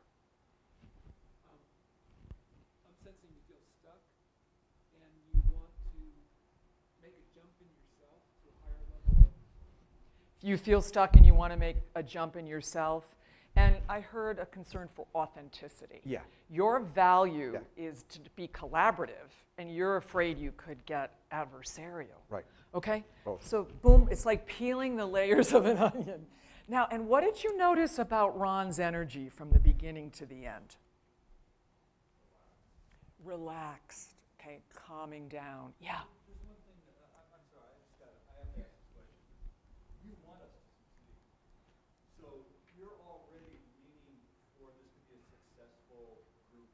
Yes. What do you do with the person who really doesn't care? Yep. Then you really have to dig deep and really reflect back, and it will take longer to reflect back why they don't want you to succeed and what's really going on underneath doing that there. And I want to say something because it's my truth in this. It sounds simple, but it's not easy. It's just not, because we're human and we have a whole array of emotions that we have in us. And so that's why I love community and participation, because it's our practice field. Everybody else has practice fields. Musicians has practice field. Sports teams, we know we talk a lot about sports here, have practice fields. But in our democracy, in our civic engagement, we don't have practice fields. And de Tocqueville said we need an educated populace in order for democracy to work. So to me, that's the piece, by the way. By the way, one great practice field for all this, I have found very useful, Thanksgiving dinners with your family. It's really good. Yeah. Well, we also don't have referees. We don't have referees, that's right. So in this facilitation, how does it not come up that sometimes you have to referee? Yes, well, oftentimes the role of facilitation is to referee, to provide that. And the best facilitation that I've ever done, is when you leave the room and everybody says, we don't need you anymore. because we have the skills, we can do it ourselves. Can I add on to Yeah. that? I might be reading into your question, and we'll wrap this in 3 minutes. So sometimes in a neighborhood, I know ours does this, you can rotate the role of facilitator amongst neighbors, you know? And if you can't get an agreement to do that, there's something called armchair facilitation, where as a participant, without the formal role of facilitator being designated, you're making skillful moves that move the group process along. You're asking an open-ended inquiry. You're reflecting an activated participant. Yeah? Great. So really just, one more? I think my question is, like, in a limited time context, which most contexts are, Yep. how much of the reflective listening points do you say, you know, that you have to keep doing, or is it, you know, to do once and get a good yes on one of them? Is that sufficient? Like, let's say you're meeting with several people and other people's views also need to be. Yep. That's the challenge. So the short answer is that's the art of it. You just have to sense. Oftentimes, if you really energetically match their energy, that can do it during that. The other piece, real quick, there's a very simple move from empathy to problem solving. You empathize for a short time, reflect. You ask them what do they want to have happen, and then ask what thoughts they have about how to help make that happen. And that's a way of beginning to shift the energy. But in summary, just to kind of put it all together here, what we wanted to talk about today was how do we bring deliberative engagement alive? How do we make it practical and real in our own communities, in our own neighborhoods, within our own cities there? Ways to do that include being real clear about what's the structure you're going to be working in to make that happen. What's the process you'll be using within that structure, open, narrow, close there? And then what are the skills we need to use in terms of advocacy, inquiry, and reflect to make that real come alive? And democracy has always been an experiment, always an experiment. So thank you for experimenting with us. And we're just really thrilled to be here because we love the work of what you're all about. So anything you want to add? Public service announcement. We had a question. Not all the slides are in the handouts, but they will be posted for you, and Amanda knows the technicalities of how that will happen on some kind of web place or something. But you will have, right? Yes, okay. they'll be on the neighborhood summit page. Okay. Give me until about Friday. Great. So go ahead. You got it, yeah. Are you going to be involved in an ongoing way in some capacity with this city experiment, or neighborhood experiment? We don't know. We hope to. I'm sure I we'll, sure hope so, don't you? We'll find a way to do that. Thank you. Thank you all. Thank you. So how many of you you kind of experienced what I meant about leaving a meeting with these two, with Ron and Sue Kirchner, and feeling that I had given energy, right? So thanks again.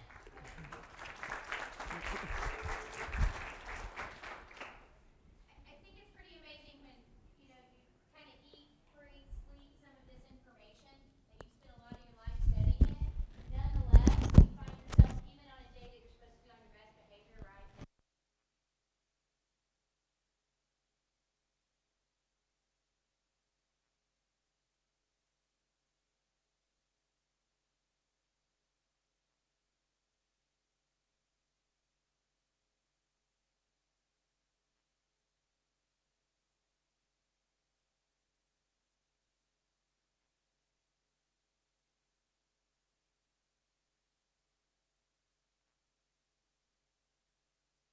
I just want to personally thank her for diving into the details of this day with me. Leah really rolled up her sleeves. She's met with me, we've emailed, we've talked on the phone, and she's really given her expertise to this day in so many ways that aren't even obvious on stage. So I really thank her for that. She's a professor at the University of Colorado in the Department of Communications. Woohoo! Now we can cheer for the West Point CSU professors in communications. She's the co-director of Boulder Talks. She's going to tell you a bit more about what that organization is, what it does, and what it hopes to do. So I think just like you alluded to with the Kirchners, I hope this is the beginning of a relationship between all of us and her.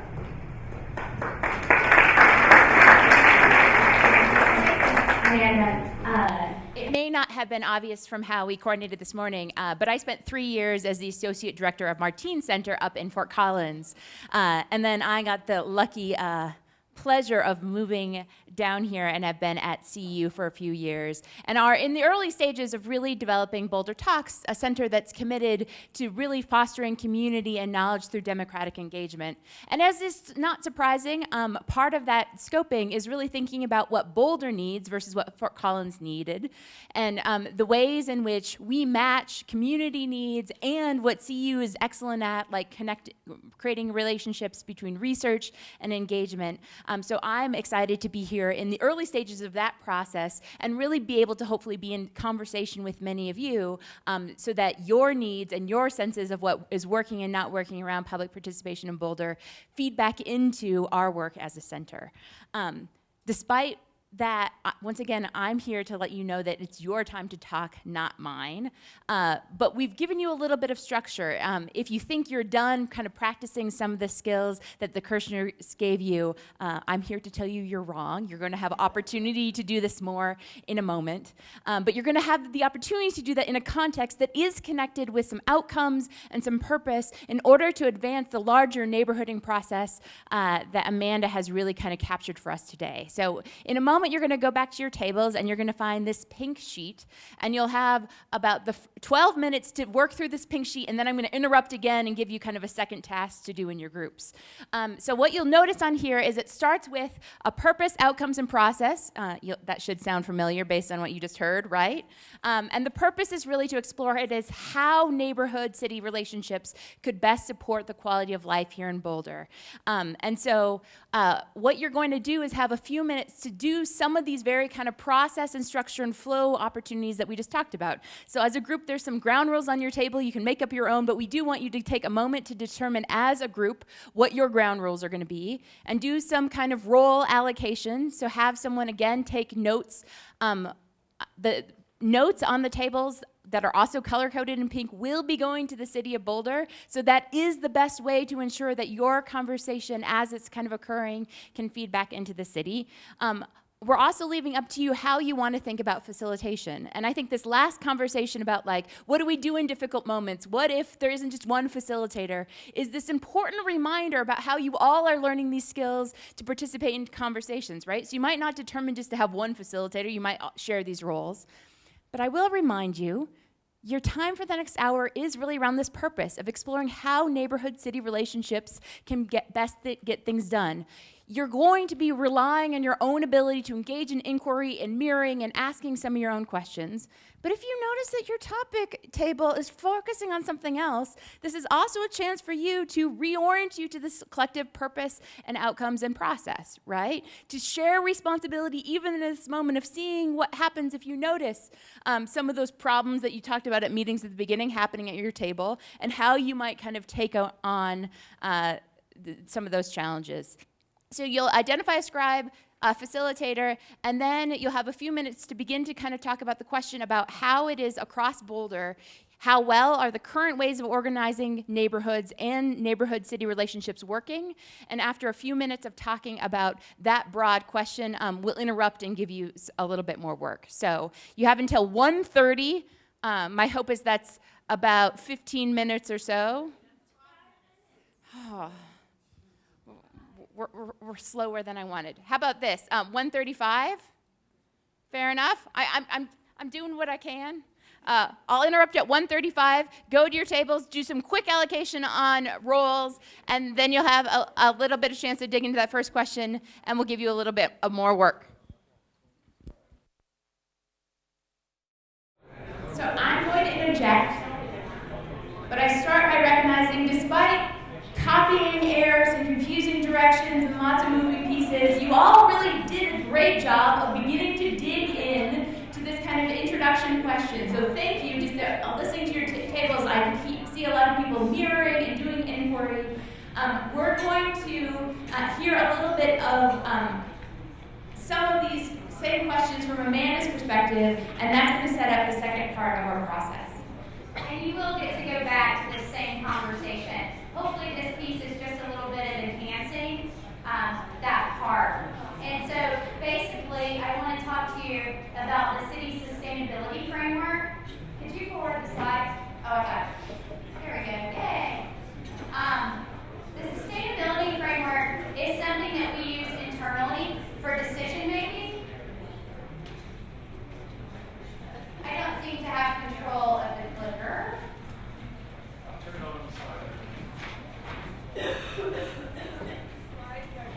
There we go.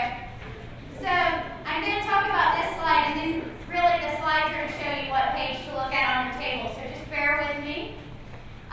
But the city sustainability framework is used for all of these documents. So through the lens of the sustainability framework, the city and community together create the Boulder Valley Comprehensive Plan, priority-based budgeting, strategic and master plans at the department level, sub-community and area plans, operating budget, capital improvement programs, development standards, and zoning. So this framework has started to be the portal through which the organization does business. When you're interacting with the organization, oftentimes you're talking about the sustainability framework. So that's on your table. Everyone has a copy. It's on one side, and a triangle is on the back. You're not going to be able to absorb this fully during this time. This is really meant as nothing more than a conversation tool and an introduction to thought about what could be or what might be in Boulder neighborhoods. So one of the things that happens often for me is inside the organization, because just as I serve all of you and the community, my role is to be the conduit back to the organization. So different departments frequently say, Amanda, who's your contact in Majestic Heights? I want to talk to them about XYZ. Or Amanda, who is interested in public safety in the Whittier neighborhood? I don't know, right? Unless someone has specifically called me and told me that that's their passion and interest, or more so that you're having a problem that you want to help solving, I simply don't know. For some of the neighborhoods, we have a pretty antiquated contact list, frankly, for people who have said they would be a contact for their neighborhood. From my position, it seems like an incredible, impossible, and maybe not even very enjoyable role to be one neighborhood contact for every topic under the sun. So what I've started to think of is, what is your reaction to, or how do you feel about thinking about this as a portal to neighborhood? I don't even know what that means. I'm asking you to just sort of put this in your mind as you're having your table conversations. From today forward, I want to open up the dialogue. What could this look like? Might it look like creating a contact of people who are interested, maybe a group in a neighborhood that's interested in each of these areas? We know that the city is thinking through these lenses. So if the neighborhood's thinking through that as well, maybe it would be easier to match needs and interests to resources. That's sort of where my thinking has been. So I want to point out, this is a slide that I actually made when I applied for this position, and it's on the back of that sustainability framework. I want to be really clear to you that when I talk about this potential framework for connecting at the neighborhood level with the organization that is the city, I don't mean in place of anything that anyone already does. I sort of think about neighborhood capacity and neighborhood projects and work in this triangle. This is the weird way Amanda's mind works. You see, I took somebody else's work and I manipulated it, right? Thank you, Maslow.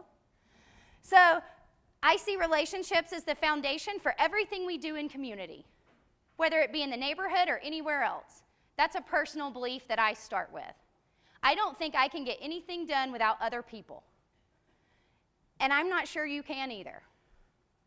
So if relationships are the foundation, without getting too hung up on any specific layer as you go up, what I want you to hear me say is that this isn't a linear movement, but maybe all neighborhood work, all community work is sort of somewhere in this triangle. Maybe it's moving up and down in that triangle. So if you're a neighborhood that's been organized for a long time and you have a communication structure and organization that works for you, awesome. In Alabama, we'd say roll tide. So if you're a football fan, you get that, and for those of you that aren't, you didn't. But that's what we say. So that means, great, keep doing it, do more of that. But for those of you who don't have that, and you might be kind of stuck on these physiological and safety needs, you might want to think differently at your table about how this could work than others. So I really just want to add these possibilities to your conversation. All sorts of ways, the potential problem that decisions are already made is not the case here. Part of the reason we're bringing this up is for your discussions, suggestions, imaginations, and potentially rejections. And I think if that's the strong feeling leaving today, then that will be taken seriously. But we want you to help us think about this kind of possibility for what using the sustainability framework as the basis for neighborhood organization might be. So you were working with pink, and now I'm going to add one more complicated move into your lives. There are also gold sheets. I don't think the copies were messed up, but will certainly let me know if I'm wrong. On the gold sheet, you'll notice the first half is exactly the same thing. You can even just skip it. If you want to fold it in half just to make it clear, that's fine. But you'll see kind of two main questions that you'll have the next 20 minutes or so to discuss. And they have some sub-questions just to help get you thinking. If you don't want to go through each of them individually, that's totally fine. But we want you to entertain this question of whether or not the neighborhood should use the sustainability framework as the basis for neighborhood organizing and help think about the good, bad things that could come from that, and help us imagine what it might look like. And then you have a little bit of time to do some additional agenda setting, and that is from your perspective, what issues and concerns should neighborhood services specifically be working on?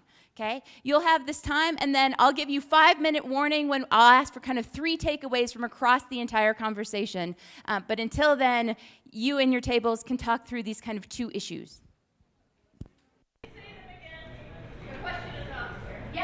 And they're on the gold sheet, but the first is, should neighborhoods use the sustainability framework as the basis for neighborhood organizing? And then the second is some agenda setting that is from the perspective of neighborhoods, what issues and concerns should neighborhood services be working on? Thank you. Yep.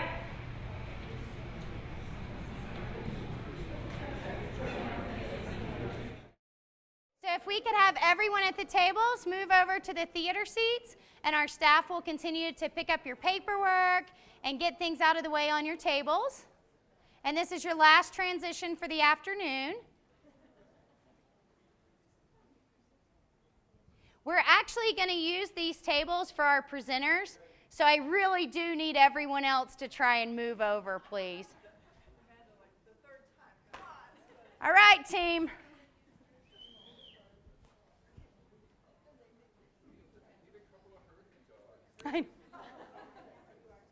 I would do an obnoxious whistle, but I don't know how to whistle.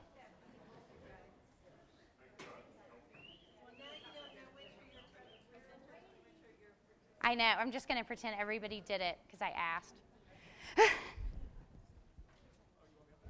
Aren't we both up there? Aren't we? Is it just me? Yeah. Oh, it's just me? All right. Well, I'll roll then. So hopefully you enjoy the background of this Prezi.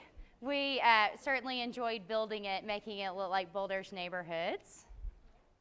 Please note, we use large houses only because it takes it to load the slides. This is not a height statement. What about that road? I promise it's not intended to be a new bypass. This is really just trying to have a good time with a Prezi background. Maddie, can you put me forward here? All right, so just a little bit about the overview of neighborhood services. I've been asked a few times, how do we contact you, Amanda? I feel like my phone number and email is really like I'm like just close to being on bathroom walls all over. But I just want you to know that if you're looking for me, you can go to the city's webpage, type in the search bar neighborhoods, and this is going to come up. If you don't leave with anything else from the afternoon, I hope you'll start to see this webpage as a place that we can go for continued conversations. This is where we're posting information and programs and projects as we build them. So out of the sake of time, I'm not going to be able to go through all of these by any means, but I want you to know that it's slowly being populated. So this is about 16 months worth of a start, and that's sort of where we're at. So, one of the most fun things that has happened this year is the new neighborhood block party trailer. And to make it even a little bit more fun, we've created a map. Raise your hand if you know about the Oscar Mayer Wienermobile. Raise your hand if you don't, and you're going to Google it. So the Oscar Mayer Wienermobile is really where this idea kind of came from. And it's this site that for the company, this vehicle, it travels over the country. I hear like tens of thousands of people apply to be the driver of these things, which is like, really? All over the country. My family's always really enjoyed it. And so when we see it, it's like a really big deal to go get in it and take pictures and all that kind of stuff. So with the neighborhood block party trailer, we're trying to recreate that kind of feeling in your neighborhoods. So we've equipped this trailer with like party in a box, right? There's picnic tables, there's chairs, there's games, there's coolers. It's really add food and whatever liquid you choose. And you can have a party. And then this map is about being able to track where the trailer's been. So you can see there's a video, kind of a how-to and what's inside, and there's information about where it's been. You're able to scroll down and see pictures that people who use the trailer send us. So if you use it, you have to help us populate the site afterward. And you can also zoom in to locations so that if you're wondering what happened at a certain neighborhood, you can click on it and see. So here's my good friend, Amy Trimper, in Holiday Neighborhood. Lots of you probably know Amy. And so she hosted dinner and a movie. And she was able to get kids involved and even the dog involved. So, you know, what a great time they had. And I really didn't cover it, but its very inaugural visit was to a neighborhood who had had a home fire. And they created a fundraising opportunity, and they raised over $3,000 for the families who had lost their homes. So what a great inauguration the trailer had. And Prezi's funny. Sometimes it likes to have a little extra help from the back, we've learned. Oops, too far. You get a little dizzy if you go too fast, have you noticed? So neighborhood grants. Bill Kramer's going to come up from North Boulder and tell you a little bit about his grant experience.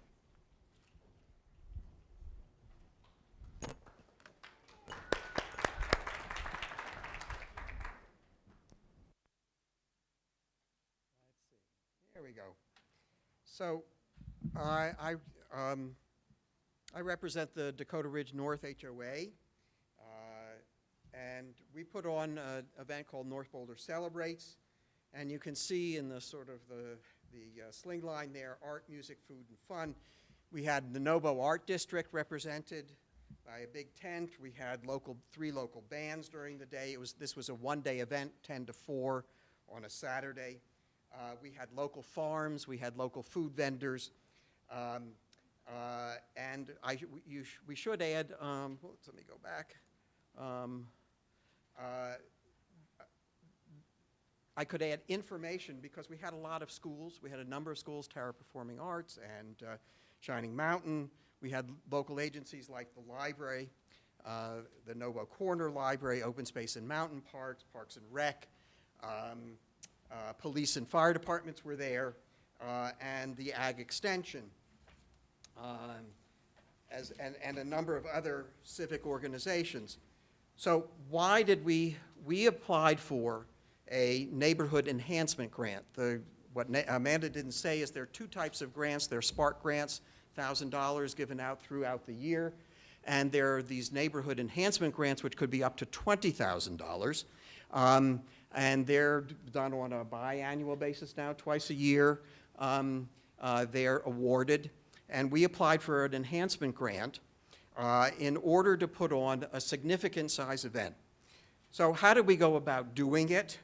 And why? We have a great HOA park and I'll show you pictures in a minute. It's about an acre. It's a great space, but as this slide says, it's a major expense for us, but it's underutilized. So it seemed to be there's a real disconnect between what it cost us to maintain and how well it is utilized. But it is used by the whole neighborhood, not just our HOA. We wanted to do something that was open actually to everybody who knew about the park and used the park. we were facing a couple of major issues, and I think that many of you will recognize this from your own neighborhoods, that there's real passivity about neighborhood organizations, at least in my experience, and I've heard in a number of others. You have an annual meeting, but nobody comes, right? You might have a picnic, but it's a very small group of people, and it's a pretty homogeneous group, but it's a diverse neighborhood. So how do you try and, so the whole idea of using the grant was to try and correct, if you will, some of these disconnects. I had in mind that we're in a neighborhood that is actually pretty dynamic. We're a relatively new part of the city. It is changing. There's a lot of building activity going on. There are new commercial businesses as well as new residential neighborhoods. But there isn't really a North Boulder identity that reflects what we are today, as opposed to what North Boulder used to be, which was light industrial, a light industrial and not very residential community. So how did we go about it? Well, I read carefully what the objectives are. Read sustainability framework. So the notion that you can actually align some top-down objectives in terms of sustainability with bottom-up, I think is possible, and at least in my own mind and in the mind of our HOA board, this was one attempt to try and do that. We used just some grant best practices. Well, feed back to the grantor what the grantor wants to hear. In part, right? How do you get a successful grant? Well, you try actually and reflect what it is their objectives are. But what we tried to do was to really test those objectives against what people in the neighborhood were thinking and how they responded to our efforts to let them know what we were trying to do. And we did a lot of change in the concept as we got feedback. I wanted to do multiple events. Well, that didn't seem to be what people were interested in hearing, so we scaled it back to a single event. We asked people to actually put their mouths where to write down what they said they liked about the idea and to put it into a file so that the city could see that there was actually some significant neighborhood support. And we connected with the people who would be eventually involved with helping us to make it a successful event. We did all of that well in advance.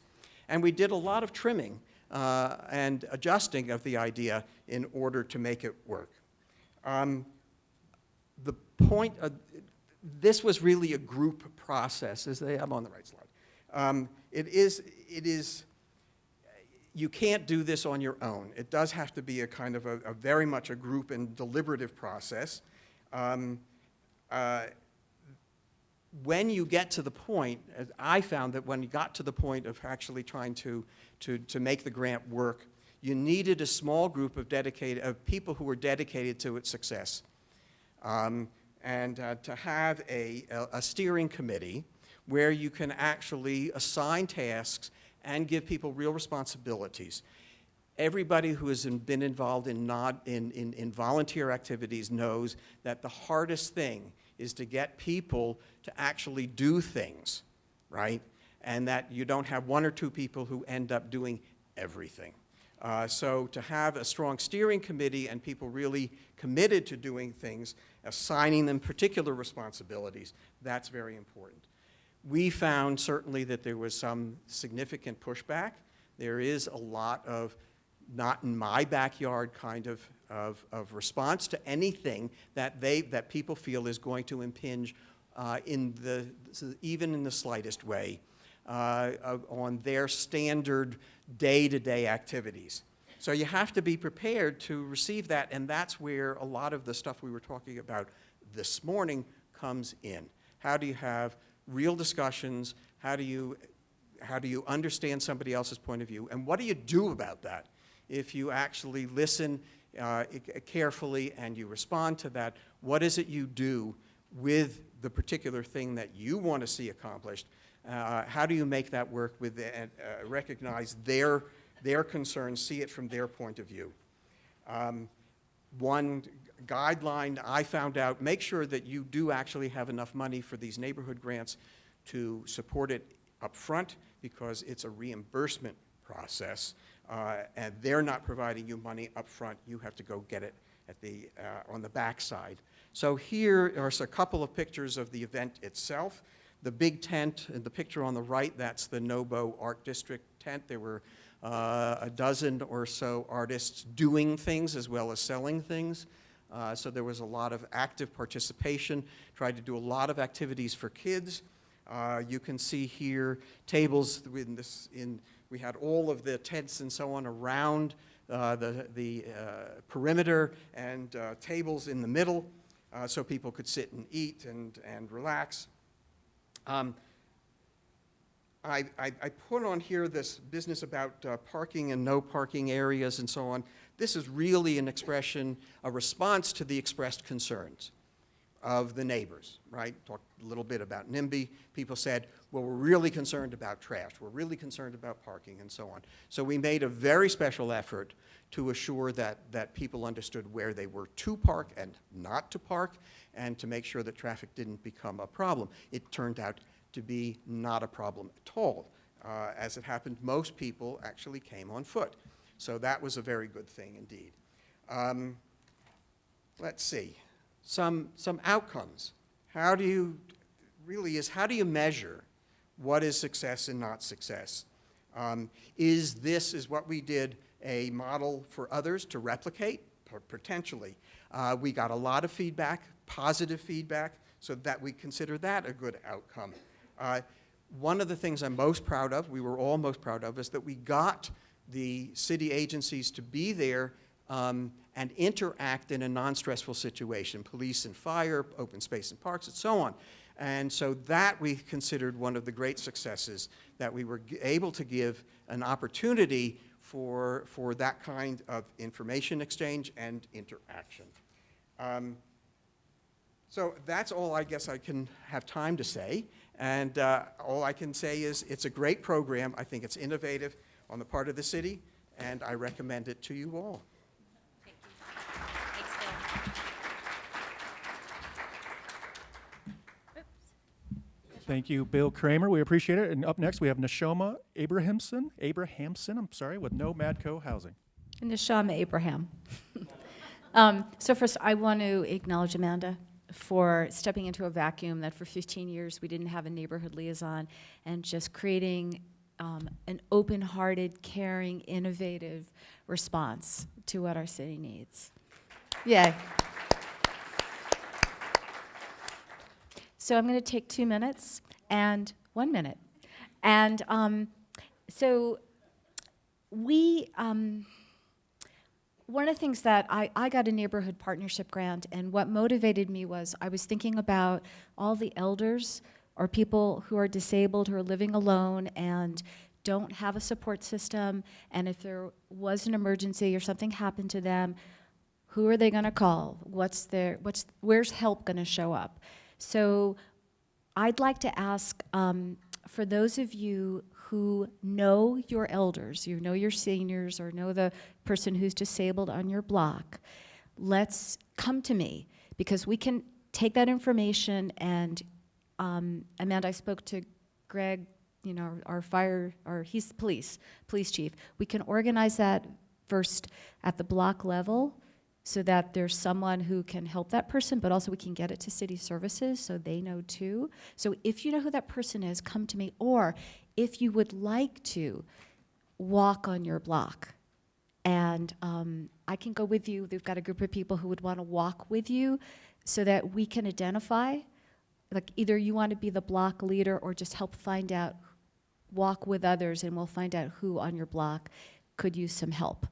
Wherever you live in the city of Boulder, please see me, because then we could start to create that support system on a block-by-block level. Thanks. Okay, let's do some living room conversations. Mary Gaylord and Debbie Lynn Molyneux. Just before you all come up, I want to be sure to announce, so basically what Neshama was talking about is an opportunity and an idea that started for her as a neighborhood grant-funded initiative on a 6-block basis. And so you heard a little bit from Bill, you heard a little bit from her, 2 very different projects, and hopefully your mind's sort of going, what could I do? What if I had $20,000? What if I had a portion of that? So I hope you start thinking, because for the month of November, we'll be opening up another enhancement grant opportunity. So you'll have until the end of the month to apply, and the city has about $25,000 left to award. So you'll be able to go to that website I showed you, click on neighborhood grants, and get more information. So the application will be live by the end of the week. Notice how everything's by the end of the week. If you have questions, see me after, and you can talk to Bill and Nishama over at the table about grants. Thank you. Hello, everyone. My name's Mary Gaylord. I guess I was already introduced. I'm with Living Room Conversations. And how many of you have heard of MoveOn.org? Okay, Moms Rising. Anybody hear about Moms Rising? So those organizations were started by Joan Blades, who started Living Room Conversations. And Joan is a progressive person. Those of you who know about MoveOn, started in Berkeley, and she is very left of center, we can say safely. And she recognized after many, many years that all the answers aren't on one side of the aisle or the equation. That really, that left and right have to come together for there to be really collaborative and really wisdom in decision making. So she started Living Room Conversations, and the concept is that you bring people with different points of view, you give them a little bit of structure and some ground rules, much like a lot of the speakers were talking about earlier today, and you have a conversation where not everybody thinks the same thing, but can express themselves in a way that can be heard, and so that decisions can be made and insights shared. I love Boulder. I've been here in the area 20 years. I love the passion and the creativity. I love the people. I love the mountains, and there are a lot of things here that are worth fighting for, but I don't love the fight. And I would love to give people the tools and help people to learn to have conversations that don't necessarily focus on the fight, but focus on some creative problem solving. And a lot of that has to do with how we talk to each other. And a lot of people earlier today talked about that too. Do we really listen to each other? Do we really hear what the other person has said? Or do we mock or use sarcasm or line up on the side that our position takes and kind of surround ourselves with everybody who says and thinks the same way that we do? I'm guilty of it, and I think, again, with this Living Room Conversations format, the idea is that we start to break through those silos a little bit, and we start to learn to really listen and talk to people and learn from people who see things a little bit differently. Emotion versus logic. Yep, it's up. Okay, thank you. Really, our executive reasoning is in service to our emotional preferences. We hear what feels good to us. We hear what feels right to us. We hear what we want to hear. And the things we don't want to hear, we don't. We also talked a lot today about facts not really convincing people. I don't know about you, but I have a brother who has more facts in his head and at his disposal than anybody I know. He has yet to convince me. You know, he comes at me with lots of arguments and lots of data, and you know, isn't above pounding his fist on the table with his facts. They don't do anything for me, and I think there's enough science and there's enough intuitive knowledge that that's really not how we learn things, or that's not how we like to learn things. I went too far. Did you? Now I really messed it up. The next thing I just want to talk quickly about is the jelly bean experiment. And I learned this from Tom, who's sitting in the audience looking like a bee. I love this experiment. Essentially, it was an experiment where people were asked to estimate how many jelly beans are in a jar. And so they went around and they talked to people, and they took the estimate and they took an average. Turns out the estimate of the group guesses was better and closer to the actual number than all except one individual's guess. And so this demonstrates the wise group kind of phenomena, that there's wisdom in groups. And one of the things I loved was, some of you may have heard of The Wisdom of Crowds. It was a book written in 2004 by James Surratt. I'm going to butcher the name. All right. Just look up Wisdom of Crowds. Look it up. But it talks about there's 4 conditions that characterize a wise group. One is diversity of opinion. Secondly is independence. Opinions not determined by opinions of those people that surround you. decentralization. That's having some local knowledge about local issues and issues that are regional or local. And then aggregation, some mechanism for turning these private judgments into a collective decision. There's incredible wisdom in Boulder, incredible wisdom in the city, and I think if we can leverage that wisdom and use some of these practices, that we can really come up with some really great solutions. So living room conversations. In a nutshell, two people come together and they decide to co-host a conversation. They invite two people that they know. So you have 4 to 6 people in a conversation. They talk about what topic that they want to discuss. On our website, we have 50 topics that we've already outlined questions for, and they follow a simple structure. The structure is there to keep the conversation safe and productive and moving along, and to help generate best ideas.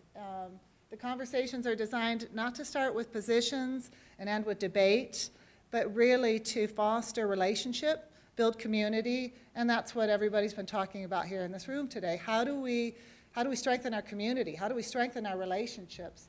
And so that's what we really want to do. Living room conversations is the practice. You know, we've talked a lot about kind of some of the skills and the techniques today, and we are really interested in working with Boulder and the residents of Boulder to put it into practice. This is a practice that appeals to some, not all. Some prefer a different practice. Some prefer city council and 2 minutes at the microphone, and some people prefer both. But we want to give people another option to express their voice. So the stages of conversation. Oh, did we pass by that? Okay. Yep. I'll go quickly. It's starting with getting to know each other a little bit, laying the foundation to have some opportunity to relate to one another, understanding each other's core goals a little bit more, rather than just, you know, are you pro or con? You know, what's important to you and why is it important to you? And letting people really speak from their heart and from their experience, not so much from the facts and the statistics and the logic. The idea is to move through and talk about the topic, and then also talk about what have we learned? Where can we go with this? Are there some creative solutions that we can take to the next level that we can share with the leaders in our community or in our city and really have some impact? The goals are essentially to bring people together who are willing to have these conversations and willing to talk to people who don't see things exactly the same way as they do, to provide the format and the structure, and to continue this and grow this practice in Boulder, and to find more collaborative solutions. I think the wisdom comes from the group, and if we can get our groups together and share the wisdom, then we can grow it and we can spread it in the community. Simple ground rules, which I'm not going to go through, they're very common sense. We have 2 pages of goals. There we go. That's right, okay. There's an Einstein slide, which we'll just keep moving through. This, and this material you'll all have access to. And living room conversations in Boulder, we're really hoping to launch this on a broad scale in 2017, and to spread this practice and to have you in communities bring it to your neighborhoods and bring it to groups that you interact with in your communities, whether it's your faith community or people you know through your kids' schools or different clubs or book clubs or different civic clubs. Boulder is known for a lot of things and shows up in the news quite often, as we all know. And my wish and my hope is that Boulder shows up in the news as a city that really engages and where people come together and the different voices are heard, and that really creative collaborative solutions continue to come out of this incredible city. I think that we already have so much of the foundation already here to make that happen, and we're hoping that we can help facilitate that and help you to grow that practice and strengthen that in the community. And if you're interested in learning more about what our plans are in our partnership with Boulder, we've got a table in the back, and if you want to put down your contact information, if you want to participate in a conversation, we would love to reach out to you and tell you more. Yes? Did you? Oh, okay. No, doing things not quite in the same order that are on the slides, I think. So there's so much to say. Trying to be respectful of time constraints. Yeah, And, this is our last slide. all right. Anything, this is our vision statement of our organization.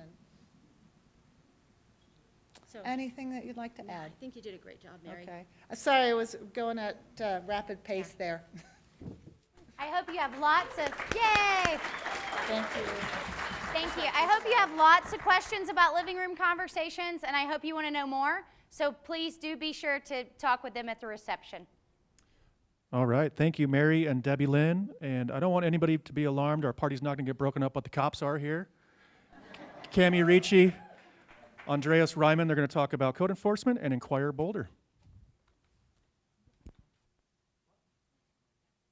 Good morning. It's morning somewhere, right? Maybe not here. Okay. So we are with the police department. We are with the code enforcement unit. So we are the fun ones that like to come and bang on your door at 7 in the morning. Sure. A little better? Okay. So we wanted to let you guys know about what we do here in the City of Boulder and the easiest way to contact us. One of the biggest things that we've been handling is the bear protection ordinance. Anyone familiar with that? Anyone here gotten citations? We're good. All right. So we have currently 4 officers. We have myself and Officer Ryman. We also have Officer Berry and Johnson. So you'll see us from time to time throughout the city. Let me find my clicker. Our biggest goal in Boulder is safety. So one of the biggest things we're going to write up are things that are going to pertain to everyone's safety, such as the snow removal, snow and ice removal along sidewalks. Because if somebody falls and hurts themselves in front of your house, guess who's responsible for that? Yeah, it's not fun. So I am telling you, you'd rather have me on your door, banging on your door, and putting a little nice little reminder to scrape off the ice than somebody's attorney. Another big one is parking. I don't do parking. Okay. So if you call me for parking, I'm like, oh, cool.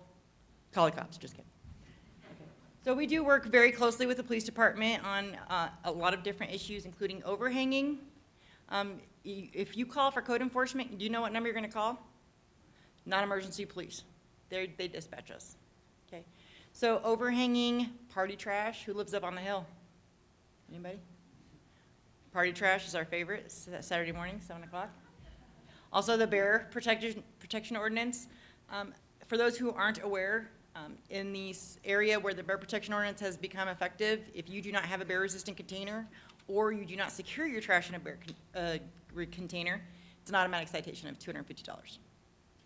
And it goes up from there. I have written a few $1,000 tickets. And it's basically we want to protect you, but also protect the bears that we're having to put down. So that's our biggest project right now.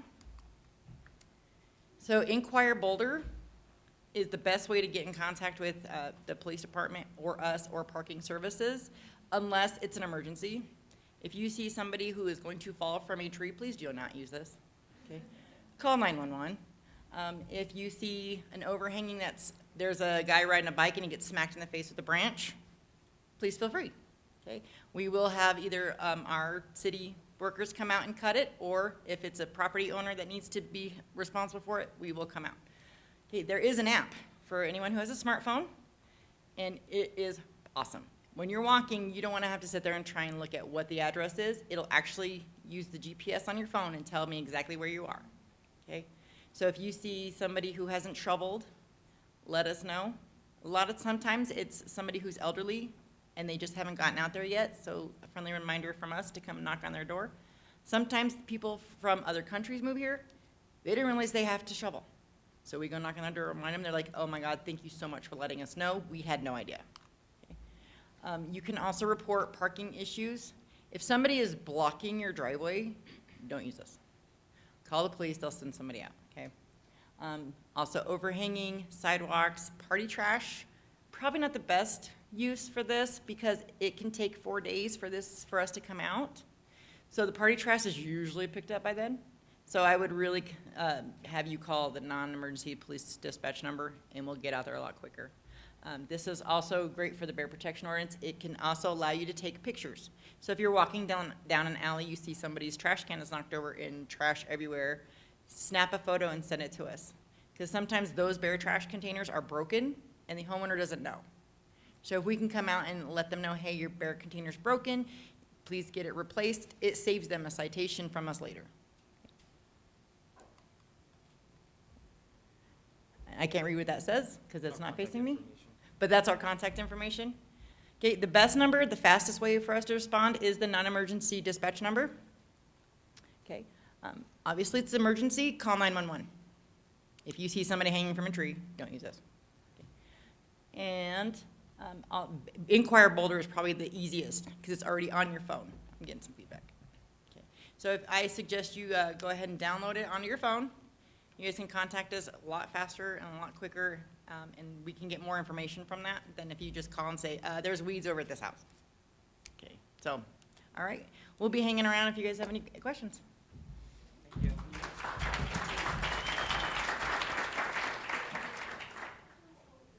All right, that's great information. Thank you, officers. And next up, we have Doug Dunn talking about ditches.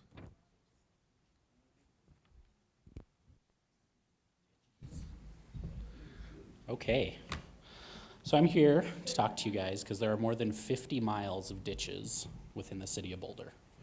I think you'd be pretty hard pressed to find a neighborhood that doesn't have some kind of ditch running through it. And a lot of these ditches were built when it was, farmland and prairie, and now they're surrounded by this modern city with homes, neighborhoods, parks, and trails all around them. And in many cases, the views of the homeowners and the neighborhood can vary with the companies that manage these ditches. So many of the ditches resemble natural waterways, and they can be mistaken for them a lot. So how can you tell the difference? Well, natural streams are, typically naturally occurring, naturally flowing, and they run downhill. Irrigation ditches are man-made channels. They have very controlled flows, and they typically flow across the hill. And so how do these ditches benefit our community? Well, they're part of our history. The first one was built back in 1859, just a year after settlers arrived in the valley.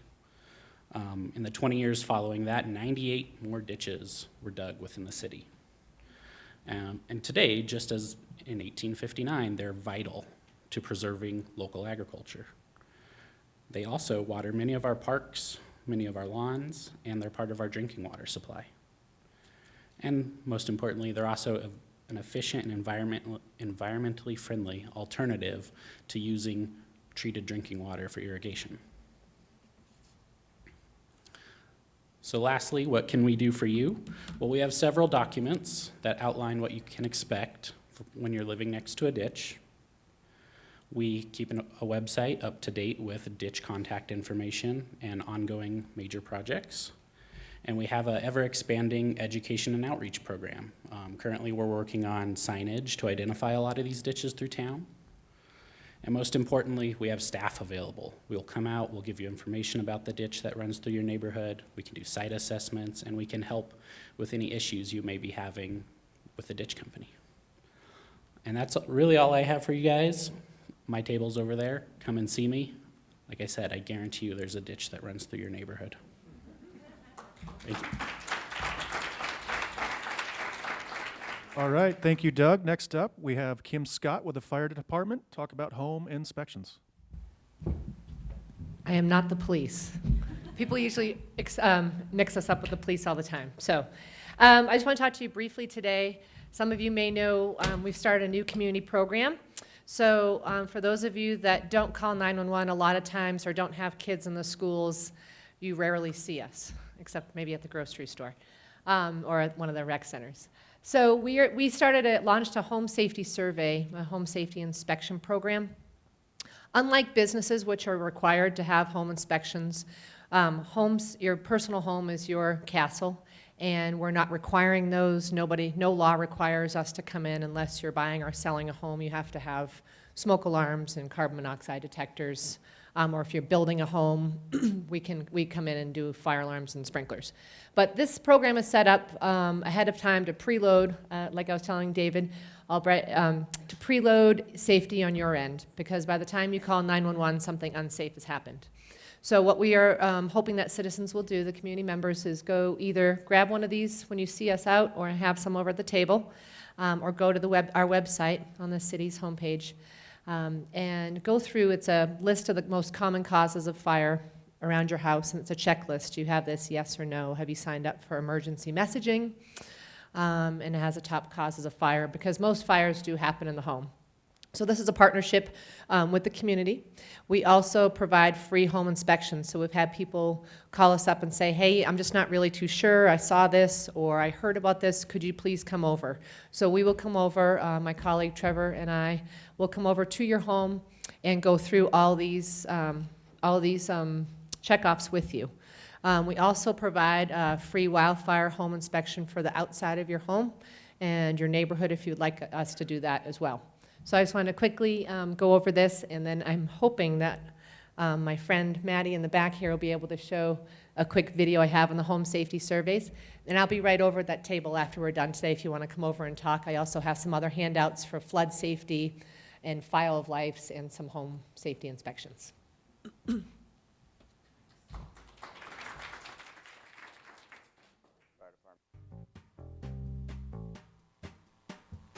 For the home safety visits that we did for the Boulder Fire Department, we had kind of a different circumstance here. We had a fatal fire that occurred last year where a little boy unfortunately perished in the fire. And it was kind of a big blow to our community here in Boulder and to the fire department itself. It affected a lot of people.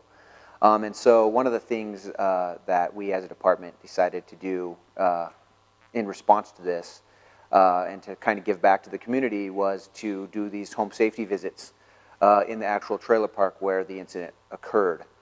And to be perfectly honest, when I first heard about the program, I wasn't really excited about it. I wasn't sure if that was the best use of our time, and I really was kind of, the jury was kind of out for me on whether I liked the program or not. But that drastically changed for me when we actually went out and we actually performed the service. Once I got out in the community, once I got into the actual homes, and once I started actually meeting the community members, it was just really a great experience for me, because immediately we were welcomed into these people's homes. They really were genuinely happy to have us there, and I really felt really great about what we were doing. And as it went on, and as I met more and more families, and as I talked to these people, and as I was welcomed into their homes, I really did feel that connection.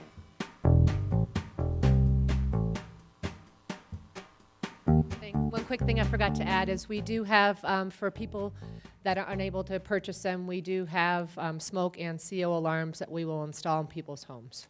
So just to let you know, that's a big part of that. Thanks. All right, thank you, Kim. Next up, Boulder County Care Connect, Michelle Sipe.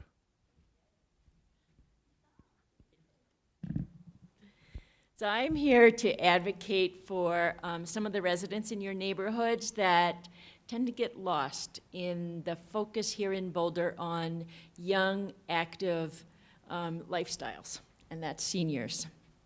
Boulder County Care Connect is a social profit organization, so thank you for that new term for me. That's perfect. I love it.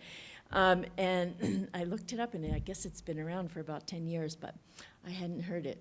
So we are a social profit organization that does find ways to provide support services for older adults who are wanting to stay in their homes but need a little extra help and aren't able to afford the private pay world.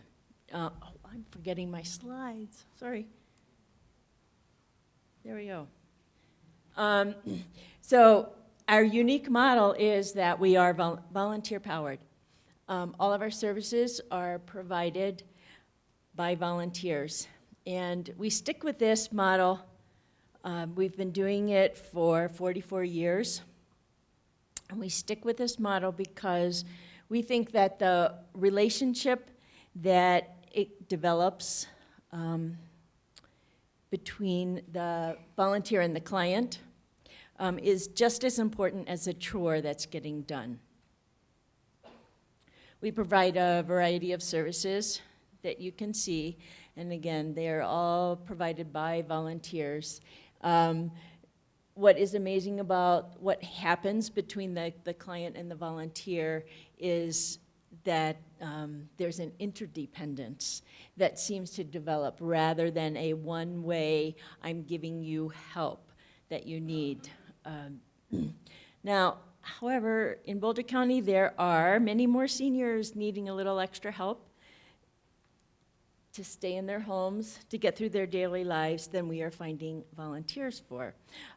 So my dream is that somehow people like you who are interested in organizing your neighborhoods can become a conduit for more of this kind of interdependence and support to actually happen.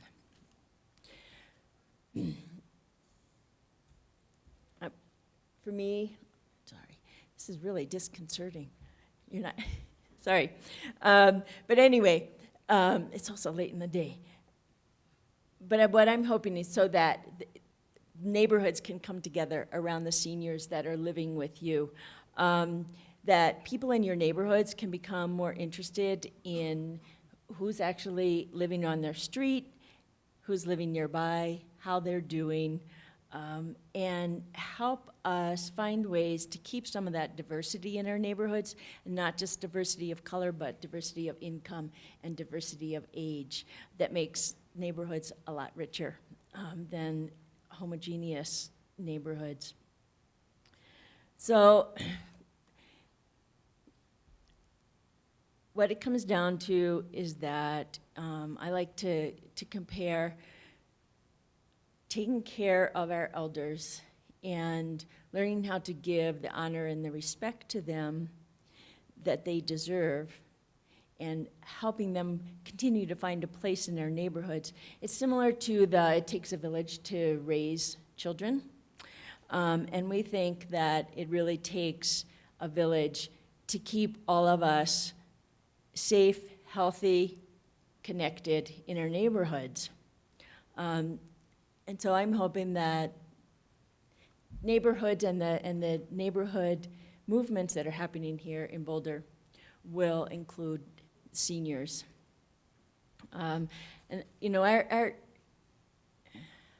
really like this picture because our volunteers tell us that the reason that they keep volunteering is not because it makes them feel good to be helping someone, but they keep volunteering because of the relationships and the connections that they have made with their clients. And we have a good percentage of our volunteers who have been with us for 3, 5, and 10 years. And that's what they talk about. That's why they continue to do it. Plus, as Dave said this morning, what did he say about stronger neighborhoods and neighborhoods with connections are neighborhoods where people live longer? So, another good reason. So if this at all appeals to you as you think about what's going on in your neighborhood, come over and talk to me about how we might work with your neighborhood.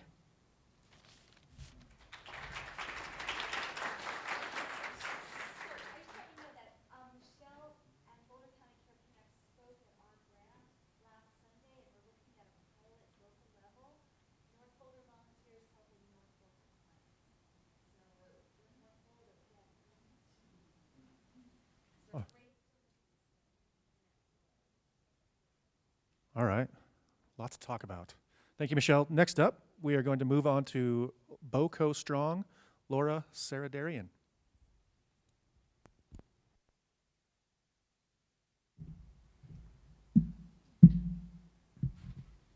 Hi, so I'm going to tell you a little bit about BOCO Strong and then a little bit about the Resilience Leadership Program. So I don't know, are there anyone out there that's actually heard of BOCO Strong before? Got a few hands back there. Okay, that's great. So BOCO Strong came out of the long-term flood recovery group after the 2013 flood as a subcommittee and then quickly broke off as kind of their own grassroots initiative. So we're focused on social resilience, and I'll tell you a little bit more about that. I'm actually going to read to you our mission and our vision just to get an understanding, because it can be, social resilience can seem very vague. So our mission is to increase the web of connections among individuals, organizations, and governments across Boulder County to foster inclusivity, increase disaster resilience, and build vibrant and prosperous communities. So our vision is by 2025, Boulder County communities will have access to the resources and connections needed to allow all residents to adapt and thrive in the face of community stressors. So that's kind of our overarching goal. We received a CBD, Community Block Development Grant from the federal funding, Housing and Urban Development, and under resilience planning. So our 4 areas that we have been working on for the last year and a half, or really 2.5 years, are building a VOAD, which is Volunteer Organizations Assisting in Disasters, which is in partnership with United Way. So it's building a network of organizations that come together in disasters, can work really well together. Our second goal is building a resilience network, so organizations and individuals, professionals that are all working on these similar topics, bringing them together. We have quarterly meetings and a lot of other activities going on surrounding that, which I can share more with you if you're interested. And our third thing is a resilience assessment. So we have Karen McClune, a colleague of mine, is doing a resilience assessment across Boulder County. So it is heavily focused on social resilience, but also looks at infrastructure, water treatment plant, do we have backups, are we robust, and all of those different things. So that's going to be completed at the end of this year. And then the fourth goal, which I'm going to share a little bit more about, is community capacity, which is kind of one of the things we're here about today. So building connections and through leadership. And so I'll talk a little bit about that. So the Resilience Leadership Program goals are to build capacity, connections, skills, and knowledge. And really, as we're all seeing today, and as you know, talking with your neighbors, really those connections are really the most important things. And we are building skills and knowledge along the way, but those are almost secondary to the relationships that we're building. Okay, so the reason why we are working on this is because we want you and your neighborhood, your community, to be more prosperous and more resilient. So the Resilience Leadership Program it was a year long for this first pilot year, and in 2017 we're going to actually be condensing it to be about 6 months, and it's made up of volunteer residents who are community leaders, self-selected, anyone who's really interested in doing the program. And it's across Boulder County, so right now we have Jamestown, Lyons, Longmont, City of Boulder, and unincorporated Boulder County all participating. So this year let's see, tricky because I can't read them. And I'm blind. Okay, so I'm just going to tell you a little bit about our workshops for this year. So we had our first workshop was really talking about what is resilience. Does that term mean anything, or is that just kind of not really connecting with people? Does anyone want to know? How do I define it? Well, I define it as really being able to bounce back from any shocks or stresses. So when we think of shocks, we think of like disasters, flood, fire, drought. And when I think of stressors, it's really creeping stressors that could be it could be personal or it could be community-based. So it could be a stressor of having a low-paying job and having that being really stressful, or losing your job, or having a family member that is sick. It could be anything that's stressful to you personally or as a community. So it could be a lack of jobs in the population. It could be something as simple but as irritating as like traffic issues in your neighborhood, like something that's constantly stressful that's kind of eroding at the well-being of the people around them. And so when we think about resilience, we want to be able to, in building resilience, you're really the ability to absorb shocks and stresses, bounce back quickly, be more prepared, avoid them, when possible. So that's kind of how I think about it. And BOCO Strong is really focused on that social aspect. And then there's obviously like the infrastructure and all of those things that do come into play, but we really are focused on the social because a lot of times it's overlooked, and we think it's one of the most important things, because the stronger we are, the better networks we have, the more connected we are with each other, the stronger we're going to be. Plain and simple. I could have, $2 million, but if I don't have a generator in a disaster when the power goes out, that money's no good to me. So it's, resources are important, but our connections are really what are gonna, as a whole. So really that interdependence in community is what we're focused on. So our workshops this year, I modified this a little bit because we had a few more on there, but what we're planning for next year, which we're still in the process of, what did we do this year, what worked, what didn't work, what do we want to do next year? So we did a workshop on community resilience. What is community resilience? What are some of the shocks and stressors in your communities? How do you assess your community? Like, so we have a framework of, you can look at your community, you can go, okay, these are the things that are working, these are some gaps. How do we prioritize those needs, and then how do we address them? And so we moved on from there. We did some outreach and engagement. We had different people come in, professionals that were experts, and talk about these different topics. Actually, one of them's here, Darvin, somewhere in the room. Where are you? He's back there. Darvin and Danica, who are awesome, they came and they facilitated 2 of our workshops on outreach and engagement, and also on asset mapping, provided a bunch of tools which were really powerful, and our leaders went out and used in their communities. And then we did asset mapping. So we had the different communities picked projects that they were interested in, but also were definitely identifying a gap that was needed. They went out and they got feedback from their community, and there was a process to that. So, which I'll show you the process a little bit after this slide, but then we did asset mapping. So in relationship to your project that you're working on, what are the assets in your community? Because there's a ton. We have so many strengths in the City of Boulder, across the county, and so who's working on the stuff that we're interested in? Let's not just, start from scratch. Let's look at who are the organizations that are working on these things, who are the individuals that may have skills, just as a neighbor. They may have an accounting background, and they, maybe they're retired, but they really want to contribute, or kind of really anything. It could be gardening, really anything. We have so much capacity. So really identifying who are those peoples and organizations that we can connect with, build connections with, and bring them in to work on our projects. We did work on leadership and communication. We had an advocacy and local government workshop, which we brought in county commissioners, city staff and officials, and we had a conversation. So people really, our leaders reflected to us, they felt that they had a seat at the table and an invitation to have a conversation. They were directly connected with their elected officials. They spoke with them afterwards. They continued to email with them and communicate with them, and they felt like they were really had an avenue and a welcoming place to have a conversation, so that was great. So, and then we went on to grant writing. So, this is just a little bit about our process. So, we did these community assessments throughout the process. That, like I said, the groups were going out and engaging their communities. Many of the groups did surveys, in-person events, and kind of every community said, what's the best way in our community to actually go out and engage and do outreach? And it was really very organic process, and everyone really felt what's going to work for my community, and we facilitated them and helped them in doing that. Again, they kind of did their needs prioritization, planning, project implementation, and a lot of them right now are implementing their projects, so that's been really exciting.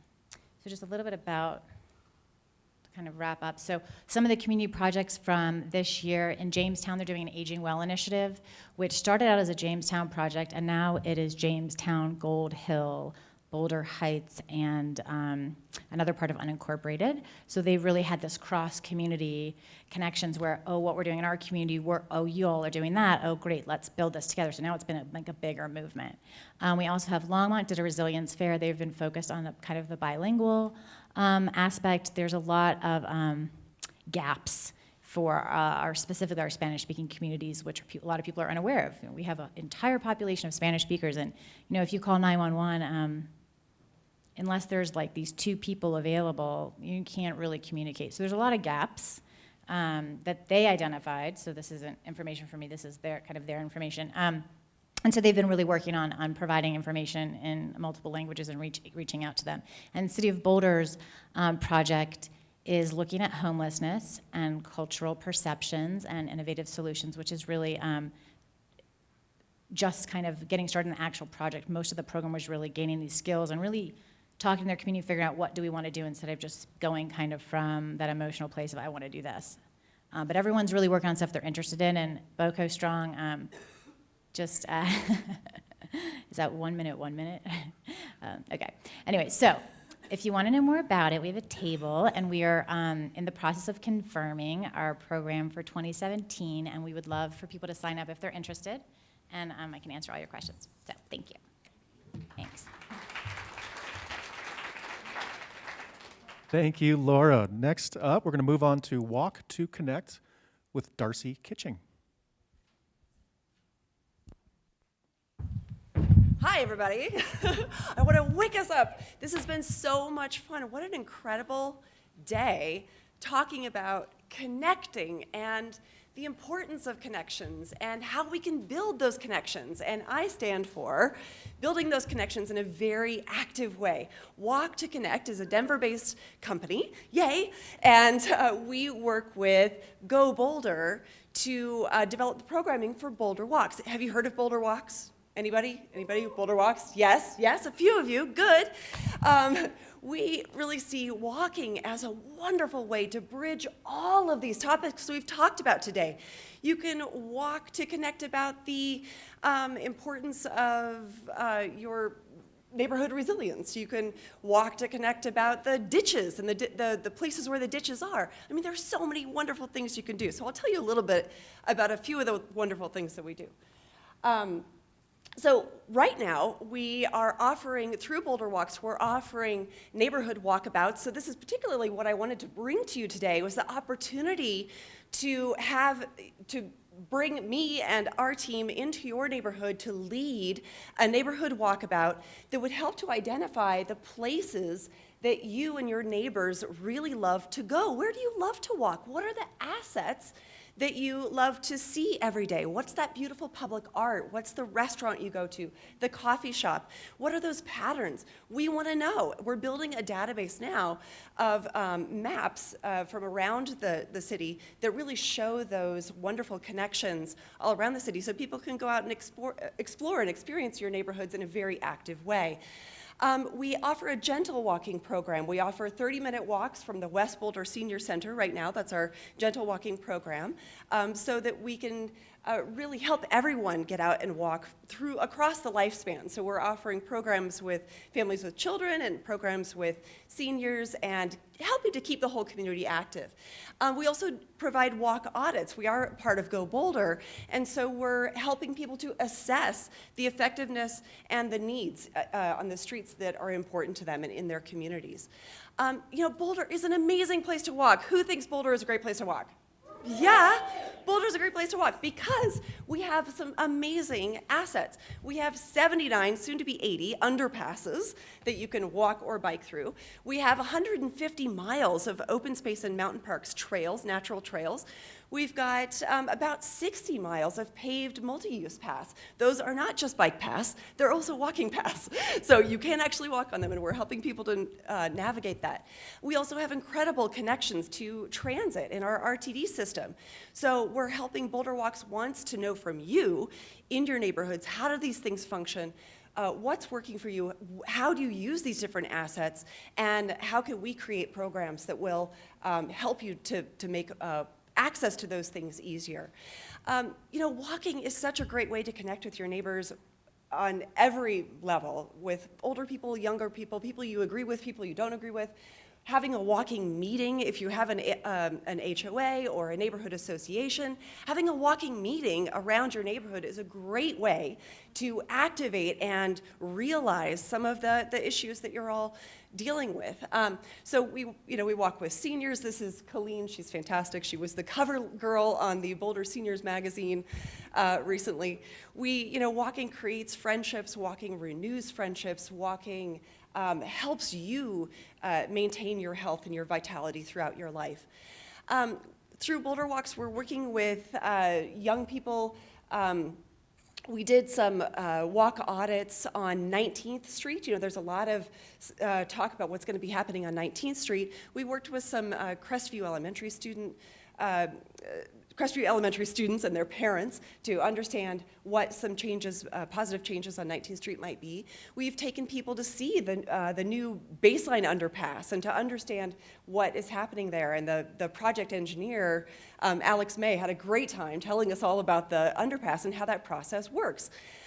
So we can kind of help you access those engineers too. Do you want to know more about the pedestrian infrastructure in town and how it's coming together? please come to me. Tell me all about what you'd like to know, and we'll help to develop a program around that. We took people to the new 28th Street and Diagonal Plaza, the development that's going on around up there. With the new multi-use path that's gone in, there's a whole bunch of public art that's going in. It's going to be really dynamic and interesting. So that project engineer, Jason Fell, gave a tour of that project. We also did walk audits along Folsom last year. And had some really interesting conversations about those changes as well. So it's a great way to activate our civic dialogue. So the way that we've worked within specific neighborhoods, I'm just going to give you 3 examples, and I'm going to turn it over to the representative of one of these neighborhoods. In Martin Acres, last year we did a little free library tour. There are lots of little free libraries all throughout Martin Acres, and I'm sure that you have them in your neighborhood as well. I'd love to do more of these little free library tours. It's a lot of fun. And ask people to bring books, and they scatter their books around, and they collect some more. It's a lot of fun, and you get to really see how people have kind of played with that wonderful idea. We also hosted a neighborhood walkabout. We had 26 people there on this neighborhood walkabout during the day that they held their neighborhood pancake breakfast. And it was a great way to get people out. We walked past some of the historic landmarks in the neighborhood and really got people talking about what they value. And we walked past some interesting gardens, and it was just a great way to create conversation and help people get to know each other better. Some new residents connected with some older residents and got some questions answered and things like that. On that same day, we brought a paper map of the neighborhood, and we invited people to draw their own walking routes on that map. I want to do more and more of that so that we can really build up this database of walking maps. In Foothills Crescent recently, we did a Be Safe tour. David was there for Pollinator Awareness and Appreciation Month, which was September. We had a great time on that tour of the Be Safe Gardens. 95 households in that neighborhood have signed on to a Be Safe pledge. So we worked with the organizer of that activity and got people out. Walking around those gardens and answering their questions about how to really make that happen in your neighborhood and how to make places more pollinator friendly. And then in Goss Grove, we took people on a tour of the fantastic public art. Do you guys know, who knows about this mandala in the street in Goss Grove? It's gorgeous. It's a huge public art project that was a collaboration between a local artist, the city, and people who donated materials. And I think it's probably a biannual process of renewing this beautiful painted structure in their street. And this is part of the Paint the Pavement program. This is a program that Go Boulder has and is available to anyone in any neighborhood. So if you want to know more about that, you can come and ask me as well. But it's taking the tour of that project and of the community garden, the little free library, the other artworks in the neighborhood that Jan Birch contributed to was a great way to really kind of show how an in-street public art can change traffic patterns and really make the community vibrant. So if you want to know more, the last slide with my contact information didn't come up, but I'm over there. If you want to come and talk to me, I have cards, I have Boulder Walk stickers. Please come and ask any questions you have about what we do and how you can be part of what we're doing. I'd love to talk with you about doing a neighborhood walkabout in your neighborhood. So thank you very much. All right, thank you, Darcy. And Michelle Bishop is going to come up and talk about Goss Grove. Let's see if I can go back. There we go. Here she is, Michelle Bishop. Hi, this is a great segue. This is our Compass Road. No, let's go back, please, to the previous presentation, the last slide. Thank you. Okay, these are 2 of our public art projects. You can see the bulletin board there, which is a fabulous metal structure created by one of our residents. He's a metal fabricator out of reused steel. All right, usually nobody has a problem hearing me. Out of reused steel and timbers. And there is a poster that we just put up this summer on the back of the bulletin board, and I have a copy of it over there. And there's a QR, there's 2 QRs on the bottom of it, And you can take your phone and scan them and go to the YouTube videos of us creating this from scratch. So as we already said, the Paint the Pavement program was the beginning of this. But if we'll go to the next slideshow, the Goss Grove Neighborhood Association has been in existence since the mid-1970s. And their first project was traffic mitigation. And if you've been into Goss Grove, you know that one of our sayings in Goss Grove is lost in Goss Grove, because there's little dead ends and little traffic diversions. Well, those dead ends created 3 tiny little parks that we call pocket parks. And a lot of our community is focused on those 3 little gems of pocket parks. And we spent lots of time over the years trying to figure out what to do with those pocket parks. So one of the things we did with one that was really poorly used was create a neighborhood garden. So in 2004, we went to the city, and with their cooperation, our neighborhood volunteers dug the irrigation trenches, built the raised beds, put the dirt in the raised beds, and started our own neighborhood garden with Growing Gardens as administrators for us. We since have taken over ourselves and administer the gardens ourselves. So in the next couple of years, we were able to get some grants for some more public art. So if you notice in front of the library, there's this giraffe metal sculpture. Well, we have another one of his sculptures in our neighborhood, and it looks kind of like a dragonfly, which seems to be one of our symbols now. Oh, no. There we go. So this is our a schematic of the community garden, and there's the dragonfly sculpture. He's got that one. There's the dragonfly sculpture. We also have a little library in the garden, and there's a bunch of us gardeners sitting there. So our 2 art projects in the garden was that sculpture that's sitting in the middle of the garden, and some very large sandstone blocks, which also act as a seating area for people to gather. And then in 2011, we had talked about it a lot, about another project, and so we did this compass rose of the mandala in the middle of the intersection. And I invite you to come down and walk and see it. We find people sitting in the middle of it, getting their pictures taken. You know, there's a tremendous community building and tremendous attention. And if you go to Google Earth and Google Boulder, it'll come out about 50 feet from here on the alley, and you can see this on the Google Earth satellite. So we've got a special spot. And I invite you, look at those YouTube videos, they're fabulous. So what else do we have? And then the most recent was the bulletin board. As I said, one neighbor moved in the neighborhood, and we talked about the bulletin board for years. And he was a metal fabricator, and we said, can you put something up? And he, along with the city, helped him install it in the park. And so we do have a long history of doing a lot of community events and public art.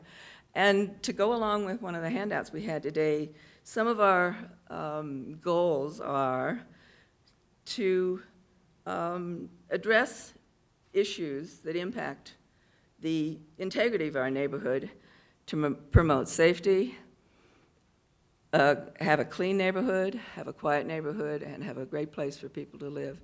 So we're on the road, and we have quarterly meetings, and it's a little gem in the downtown area. Come visit. All right, thank you, Michelle. That's Goss Grove Neighborhood. Let's move on to Martin Acres with Mike Marsh and Jennifer Farmer.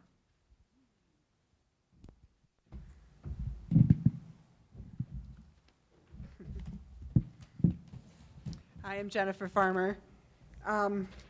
Good afternoon. Thanks for being here.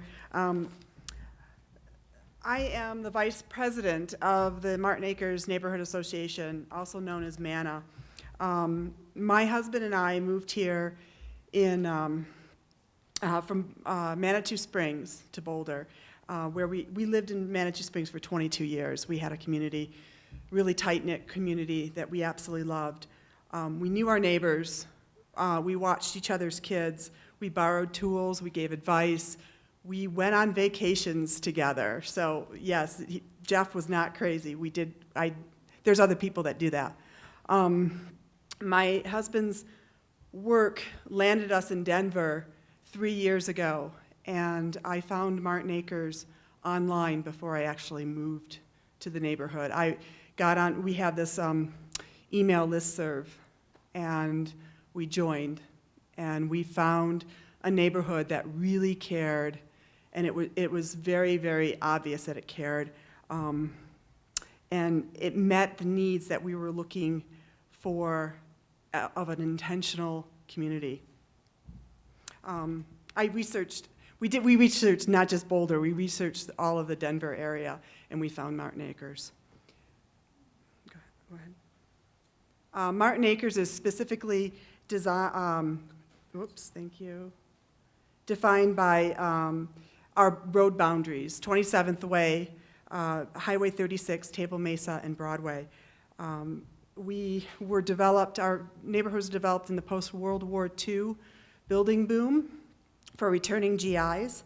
And we're diverse. We have 1,350 homes. We have 3 apartment complexes. We are home to one of the city's first affordable housing developments, Alvarado Village. We have the Hyamar Senior Center. And we have the new development that just came in the last couple of years is the Bridge House, which don't know if anybody know about the Bridge House. They help create opportunities for the homeless and the working poor. Martin Acres is definitely in this town helping the city meet their goals of affordable housing. Our neighbors, did I do it? Okay. Our neighbors are diverse as well. We have first-time home buyers seeking low-density zoning. We have retired elderly, some of which were the original owners from the 1950s. We have rentals, we have young families, we have empty nesters, we have professors, lawyers, electricians, I can keep going, plumbers. The diversity is great, and we love it, but it's challenging at times. And the Martin Acres Neighborhood Association helps bring the leadership and infrastructure to the neighborhood to meet these challenges. Oops, I can't see that I advanced it. Did I advance it? Okay. This slide is important. The only requirement to be in the Martin Acres Neighborhood Association is to live in the neighborhood, regardless of whether you own your home or not. This distinguishes us apart from HOAs, where you are required to own your home. We don't collect dues. We don't have contractual obligations from our members. And our steering committee, which I'm a part of, is democratically elected every year. And we meet monthly. Our mission is simple, to preserve and protect the quality of life in the neighborhood. We are one of the oldest neighborhood associations, formerly formed in 1977 to keep the Boulder Valley School District from closing Martin Park Elementary School. That effort was successful, and we continue our mission today. This is not luck, people. This takes time, this takes dedication, and vigilance. We have a standard organizational chart with specialists in code and zoning. So when we meet monthly, we have reports from the different people who are in charge of zoning and communications. We have an email listserv that you can get on and get, Mike will talk about more about this, but the listserv is what brought me to Martin Acres, and I love the communication that it provides. We have events, the pancake breakfast was mentioned earlier. We have extravaganza, which is a spring thing.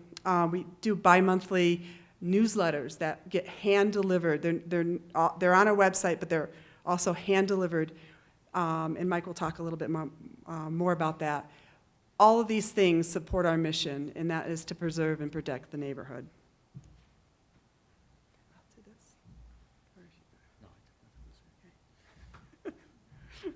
Okay, my name's Mike Marsh. I'm also on the steering committee for the Neighborhood Association. So I'm going to talk about the functionality of the Neighborhood Association. We do function by official bylaws, and they're available on our website, which is martinacres.org. It's important to have bylaws because they're essentially the constitution, if you will, for the neighborhood. They talk about how officers are elected, they talk about committees, they talk about what to do if there's a vacancy suddenly. It's all that stuff about smooth transition of power and all those kind of things so that there's no arguments later on. And by the way, we encourage people to use our bylaws. We have no ownership of these. They're pretty decent bylaws, and if they can help other neighborhoods form neighborhood associations, that's great. By all means, use them. That's what they're there for. We maintain a website, martinacres.org, and our real function is to serve the neighborhood. And the website is an important piece of that. It's a place where people can go to easily find out information.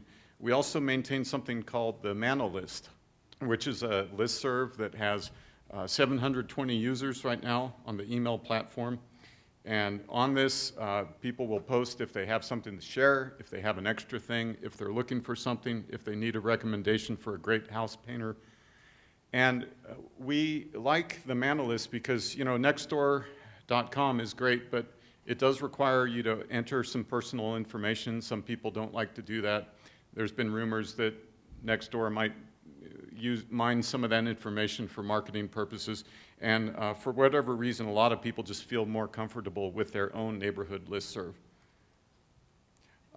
Another thing that we do is we print and distribute the Martin Acres Voice, which is a broadsheet newsletter, and we have some copies of it. We'll be over here afterwards. And what the Voice does is it just allows every single person in the neighborhood to be connected and to stay informed. We have a lot of elderly residents who are not online. You know, they're not following the city on Facebook or Twitter. A lot of people are not, actually. So we believe in using the lowest common denominator communication tool, which is mail, because everyone gets their mail. That's the reason why jury summons and speeding tickets and things like that are sent through the mail, because everyone gets their mail. So we use that as our communication tool. We have 1,350 homes in the neighborhood, and the Voice gets distributed to each and every one of them. How do we do that? We have a block leader system of 50 block leaders, and they literally roll these up and put them on each person's door. So it does help, whoops, thank you. It does help everyone in the neighborhood stay connected. Other functions that our steering committee does is we do represent the neighborhood to the city council from time to time. We maintain contact with city services like transportation, public works, things like this. We organize social events. There's a lot of fun things, the aspects of being in a neighborhood like ours.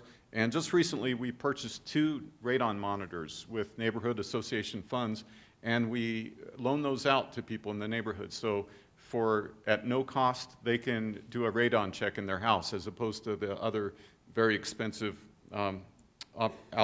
options that are out there for them.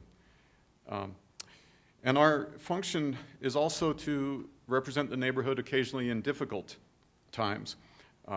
We've had various neighborhood impacting proposals from the city. We've had development proposals from time to time that stand to affect the quality of life in the neighborhood, either positively or negatively. 2 recent examples are the baseline 0 development that was proposed for our neighborhood in 2014, and recently increasing occupancy limits was discussed last year. It turned out the neighborhood did not support either one of those. And in 2014, we actually made a formal presentation to Planning Board about the baseline 0 development, and the developer subsequently withdrew that proposal. But we only do this after surveying the neighborhood. We think that's very important. We're hugely committed to the democratic process. So before the steering committee takes a stance on anything, we actively survey the neighborhood, not just with 5% of the neighborhood or a focus group. We're talking 100% of the neighborhood. We print surveys and we take them again to every single house in the neighborhood. People can respond that way, or they can also respond electronically. We do monitor this. You can't vote more than once, all that kind of good stuff. And it turned out, for instance, on baseline 0, that 70 to 90% of the neighborhood was against that development, depending on the question. 73% of the neighborhood was against increasing occupancy limits. So we represented those positions, but only after we ascertained what the neighborhood thought. And it's a real challenge of governance. I know for myself personally, it's been a real growing thing because I've had to represent positions sometimes that I didn't agree with, but that's part of being a representative. We're there to represent the neighborhood and not ourselves personally.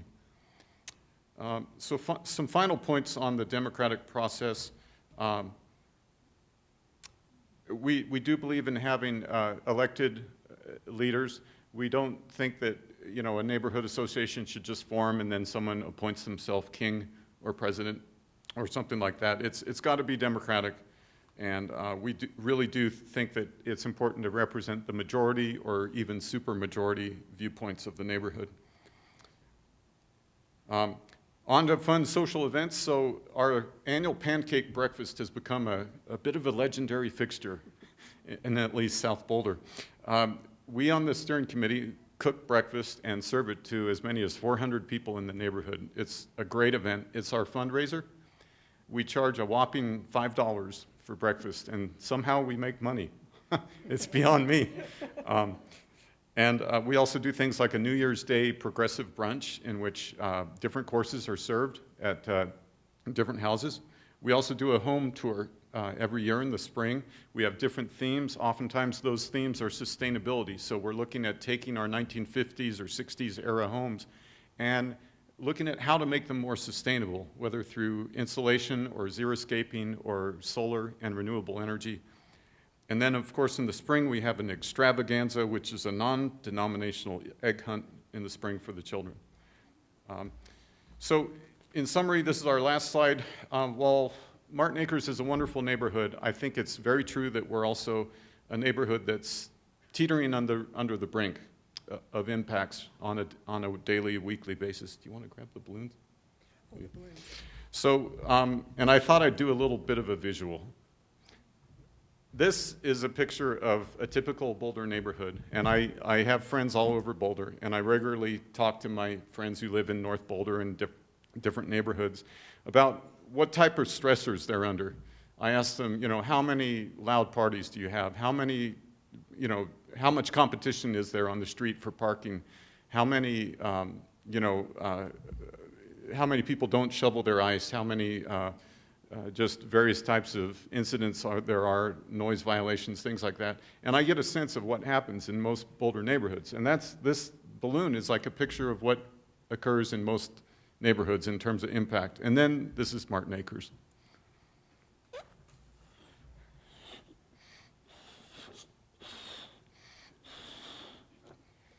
That's in terms of impact, from our proximity to CU.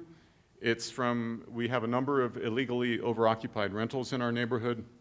We have noise from US 36. We're known as parking acres by a lot of the CU faculty, students, and staff, and as well as football fans, because they figured out that it's possible to just park for free in Martin Acres and then take the skip bus the next stop to CU. And that's how they do things.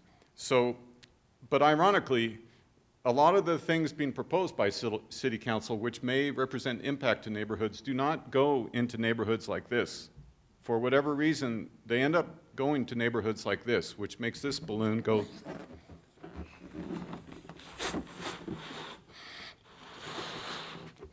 And, I'm feeling you. Yeah, I'm nervous too. And so it's a constant challenge for us to get the city to understand that we're a neighborhood really under stress. And it's important that whatever the city does, it's important to really distribute policies and not unduly burden any particular neighborhoods, and help them to understand that we also are an intentional community of people who sought out a quiet, low-density neighborhood.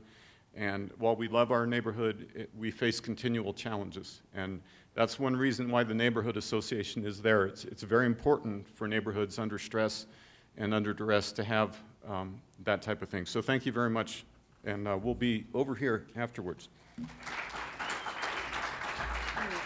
I'll get this. Okay, great. Thank you, Mike and Jennifer. Mike, thanks for not blowing up that balloon all the way. It's good to make me nervous. Our last neighborhood group, well, actually second to last, we have Newlands neighborhood coming up. We have a group of folks. They're going to kind of break up their presentation a little bit.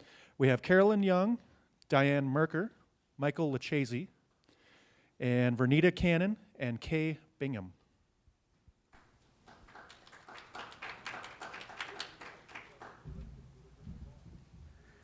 Hi, I am the first speaker in a group of the different incarnations of Newlands neighborhood. Newlands is a neighborhood that is west of Broadway between Alpine and Iris. So, in the fall of 1993, I attended a neighborhood meeting somewhat like today's meeting. I met another neighbor who was also in my neighborhood, and we thought we should try to get a neighborhood organization started. So we went back to our neighborhood and we started talking to neighbors, and we found neighbors from our babysitting co-op and from other parts of the neighborhood. And like Amanda said earlier, you find all these people that you can't believe really exist in your neighborhood. You're like, wow, you did that, and you want to be part of our group. So we got these people together, and for about 6 months we met informally, and we thought about the goals that we had for the neighborhood. And for most of us, it was building community with the hope that we could effect change on things that would impact our neighborhood. So, where are our slides? Thanks. Oh, there, more click. Okay. And so one of the things that we found during that time was that there was a lot of support in the community. The Daily Camera would do articles on the different neighborhoods. They did a big article on Newlands, which I think added to the support we had. And then we also, at that time, they had just hired a new neighborhood liaison, which was Molly Terr at the time. Some of you may know her. And she basically had the same position that Amanda has now. And so that was a great added support to us as we got started. Then one of the things that we did as a neighborhood is that it sounds similar to what Market and Acres did, but we went and we found block leaders for every block, and we have 1,100 homes in the neighborhood, so it's quite large. And we just did a phone call. So if you knew someone, you called that person, you want to be on, be a part of our neighborhood, then that person would then call, they'd say, I know someone on the next block. And so we basically built an organization through that.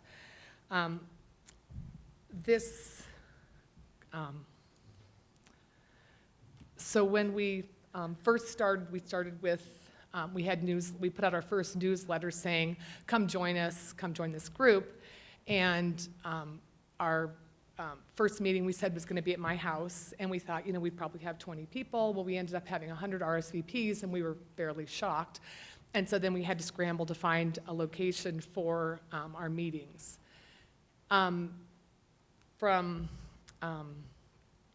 Then I think another thing that was successful for us is that because we had, in our neighborhood, we had a very small church, and they loaned us their building. So we set up quarterly meetings. We had them on a regularly scheduled time, and then for years you knew that this meeting was going to be held at the same time, same place, you could come. We had a regularly scheduled format, so when you came, you knew you'd walk in. We had, you would socialize for the first 15 minutes. We always had a homemade cake, which of course, you always hear food brings people. I don't think it hurt. So we would have that for the first 15 minutes, people would talk. After that piece, we would always started with a welcome, and in that period we would talk about kind of the pieces that we felt were important in the neighborhood. And so it was really clear that we were there to build community. We, unlike Martin Acres, we did not take positions on controversial issues. We hosted a forum. So if there was something that was coming up like design guidelines or something on that order, we would just have two speakers talk about it, and then we would have a discussion in the meeting. And then we would also talk about how much we wanted people to be involved. And I know many of you have been to groups where they say, yeah, come and get involved. You walk in. I remember going to my first PTO meeting at our school, and they said, oh, yeah, get involved. I said, oh, we could do this. Nope, we don't do that. Or, no, we don't want to do that. And it was like, oh, okay. And then you just kind of leave saying, well, maybe I won't get involved in that. So we really just said, if you want to be involved, there are many ways to get involved. Join a committee. There were people there to support you. So I think that was another big positive. And then in our meetings, we would go, all of our committee heads would all have a chance to talk. They would do just a very brief. We kept everything very timely. And then we would have a speaker. So something that was going on in the neighborhood, from pruning apple trees, because our neighborhood started off as an orchard. And so all the way just to various issues that were impacting us. We had the hospital sits right as part of our neighborhood. And so someone might come and speak on the impacts of any changes in the hospital. And then we would always, at the end, we have another period for socialization. And I think that knowing that, it just made it really easy for people to come. They knew the meeting started at 7 o'clock. They knew they'd be done by 8. There was never, and then if you wanted to get more involved in deeper issues, you would join a committee, and then you could get involved on that level and go to more monthly meetings.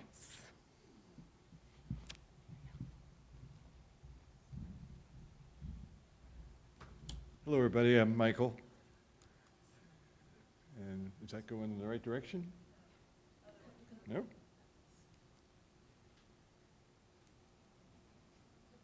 Oh, whatever. I'm here to talk about a specific program, the Neighborhood Eco Pass, and we were fortunate enough to be involved in a pilot program in 1995. It was a partnership between Newlands and the Go Boulder agency, and this was an opportunity to have an eco pass for every person in every household in the neighborhood. But there was a hitch. It required, I think it was 90% participation of households, and it was not free. Everyone had to pay money, as they still do today, based on the amount of transit use they would have in their household. For example, I'm a commuter to Denver daily, so I pay about $800 a year for my eco pass. Not cheap. So the question became, how are we going to sell this in an area where not that many people ride the bus? So we came up with a couple of ideas. One was to do a grassroots campaign going door to door. Another was to do tabling at Ideal Market. I think we have a slide in here. Can someone find this? I don't like dealing with these things. Thank you.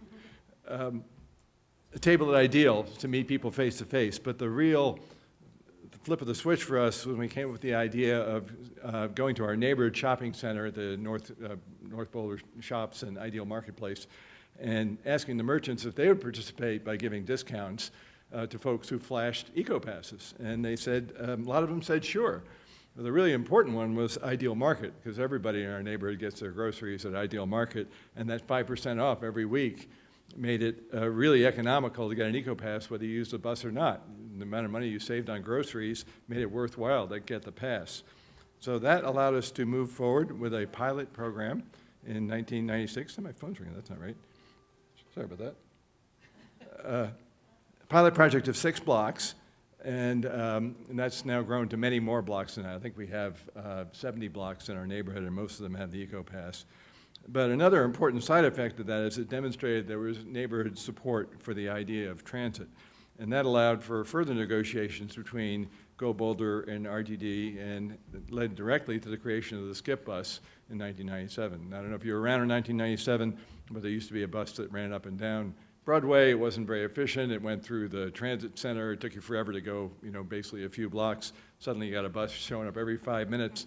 The upshot of that was a 5-fold increase in a very short time in the Broadway corridor ridership, which is great. So what is the benefit for that from the neighborhood perspective? More convenient. You had the option to put your kid on the bus, as we did with our 2 kids. They always took the bus to school, didn't have to drive them there. Less need for mom's taxi. Very good for commuting, something I still use it for. And also, a little bit harder to demonstrate, but we could say less car use. That makes for a safer neighborhood, more emphasis on walking and biking, and fewer cars so your kids can play in the street and so forth. So that program is still going today. I think we have some neighborhood eco pass coordinators who manage it. It's still largely a volunteer effort. You may have read that the city of Lafayette is considering passing a tax to make it citywide. That's been a goal for some folks in Boulder too. And we think that the idea of having a universal transit pass and good transit service go hand in hand. It's a great example of how a neighborhood can be influential in a very friendly way on public policy, and I'm very pleased to see this program is still thriving today. Next.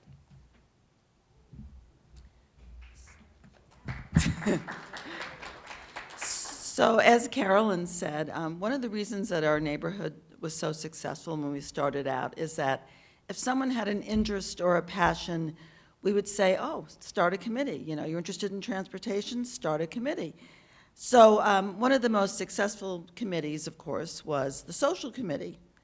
And our neighborhood had very many well-attended social events. And they're, you know, we didn't even ever talk to Martin Acres, but they are surprisingly similar. So we should have probably not reinvented the wheel and talked to each other at that point. Some of the successful, and then we had a newsletter, so we'd advertise in the newsletter that the next event was coming up. And let's see if I can get this to work. This is May Day. We had, one of our residents had a maypole, and she would set up a maypole. We had a progressive dinner, just like the progressive breakfast at Martin Acres. We had a progressive dinner. We had a lot of little groups in the neighborhood. One of the prerequisites is that you be in a group with people that you didn't already know. And then we had a big dessert party at the end at one larger house. We had a home tour as well, and actually our house was on the first home tour, and it's a very modest house. Of course, you know, we bought it in 1988, so it was under $100,000. And we did a little remodel of the kitchen, something accessible to everybody, so it wasn't a big elaborate home tour. One of the most successful home tours happened 3 days after 9/11, just by coincidence, and it was our most well-attended because people knew the community and felt solace being with other people in their community. And that's one of the reasons why you need a neighborhood association. We had had a garden tour, we had a concert in the park series, and we had a fall festival that was, maybe there's a picture of it, we can't really seem to figure out how to do this, but that's the fall festival. And actually Vernita, who is going to speak next, was in the band in this picture. And this was, I don't know how many years ago, but we also had an event called Junkin' Groovin', which we'd love the whole city to take on. And maybe some of the other neighborhood associations will be interested in hearing about that. So Vernita and Kay are going to talk about our current reincarnation.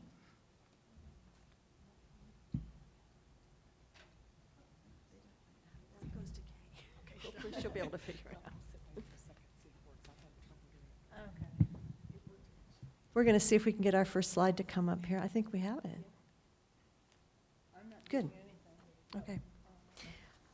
In 2007, after nearly 14 years of very well-attended social events and great success as a neighborhood, the one that these guys have been telling you about, Newlands Neighbors actually lacked volunteers, and they pretty much dissolved.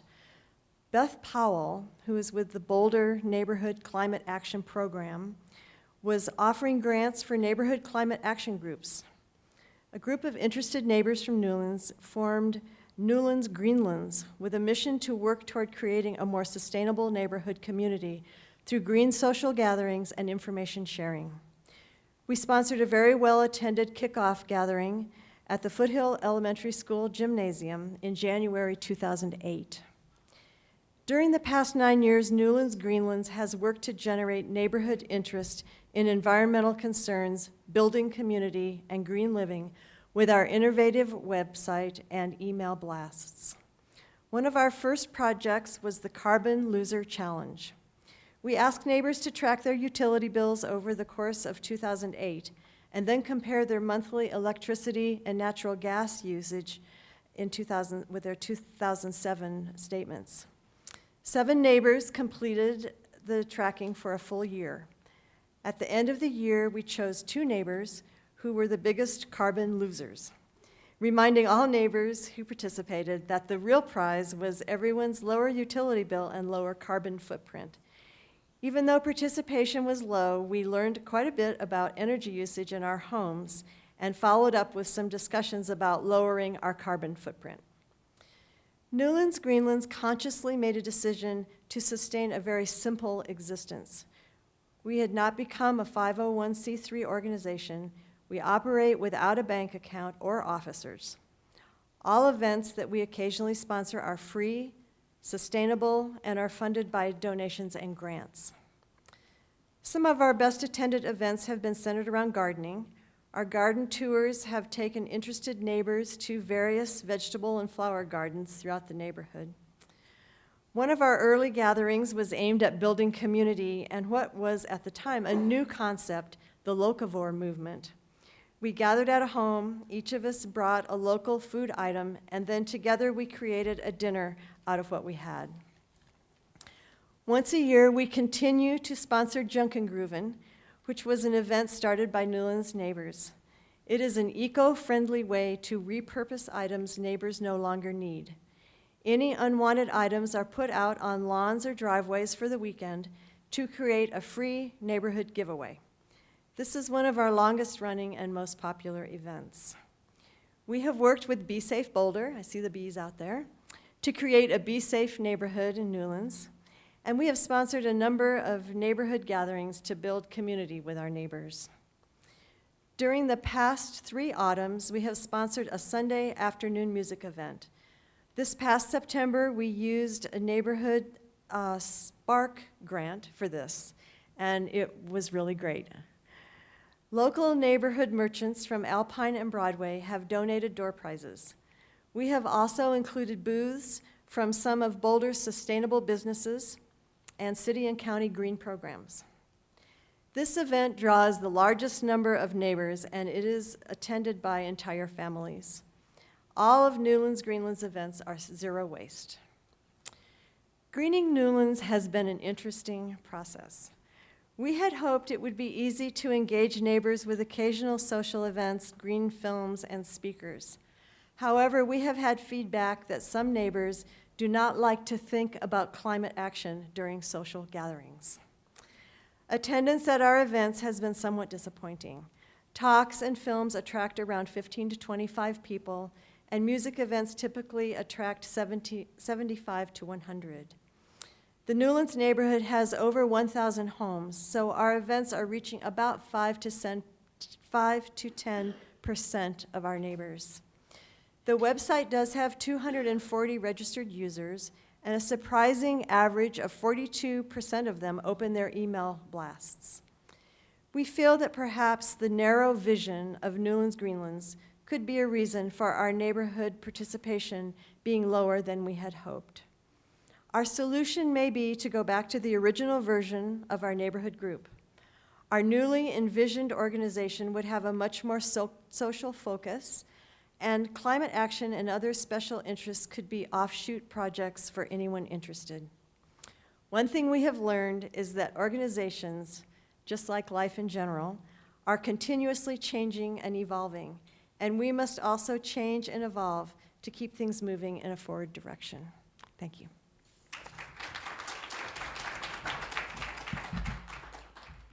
All right, thank you so much. We have one more neighborhood to hear from, Melody Catalpa, and we have David Wheeler, who today is going by Dave Beeler, and his group of bees are going to come on up. Let's bring him up with a bzzz. If you want to stand up and buzz just to feel good, please do it.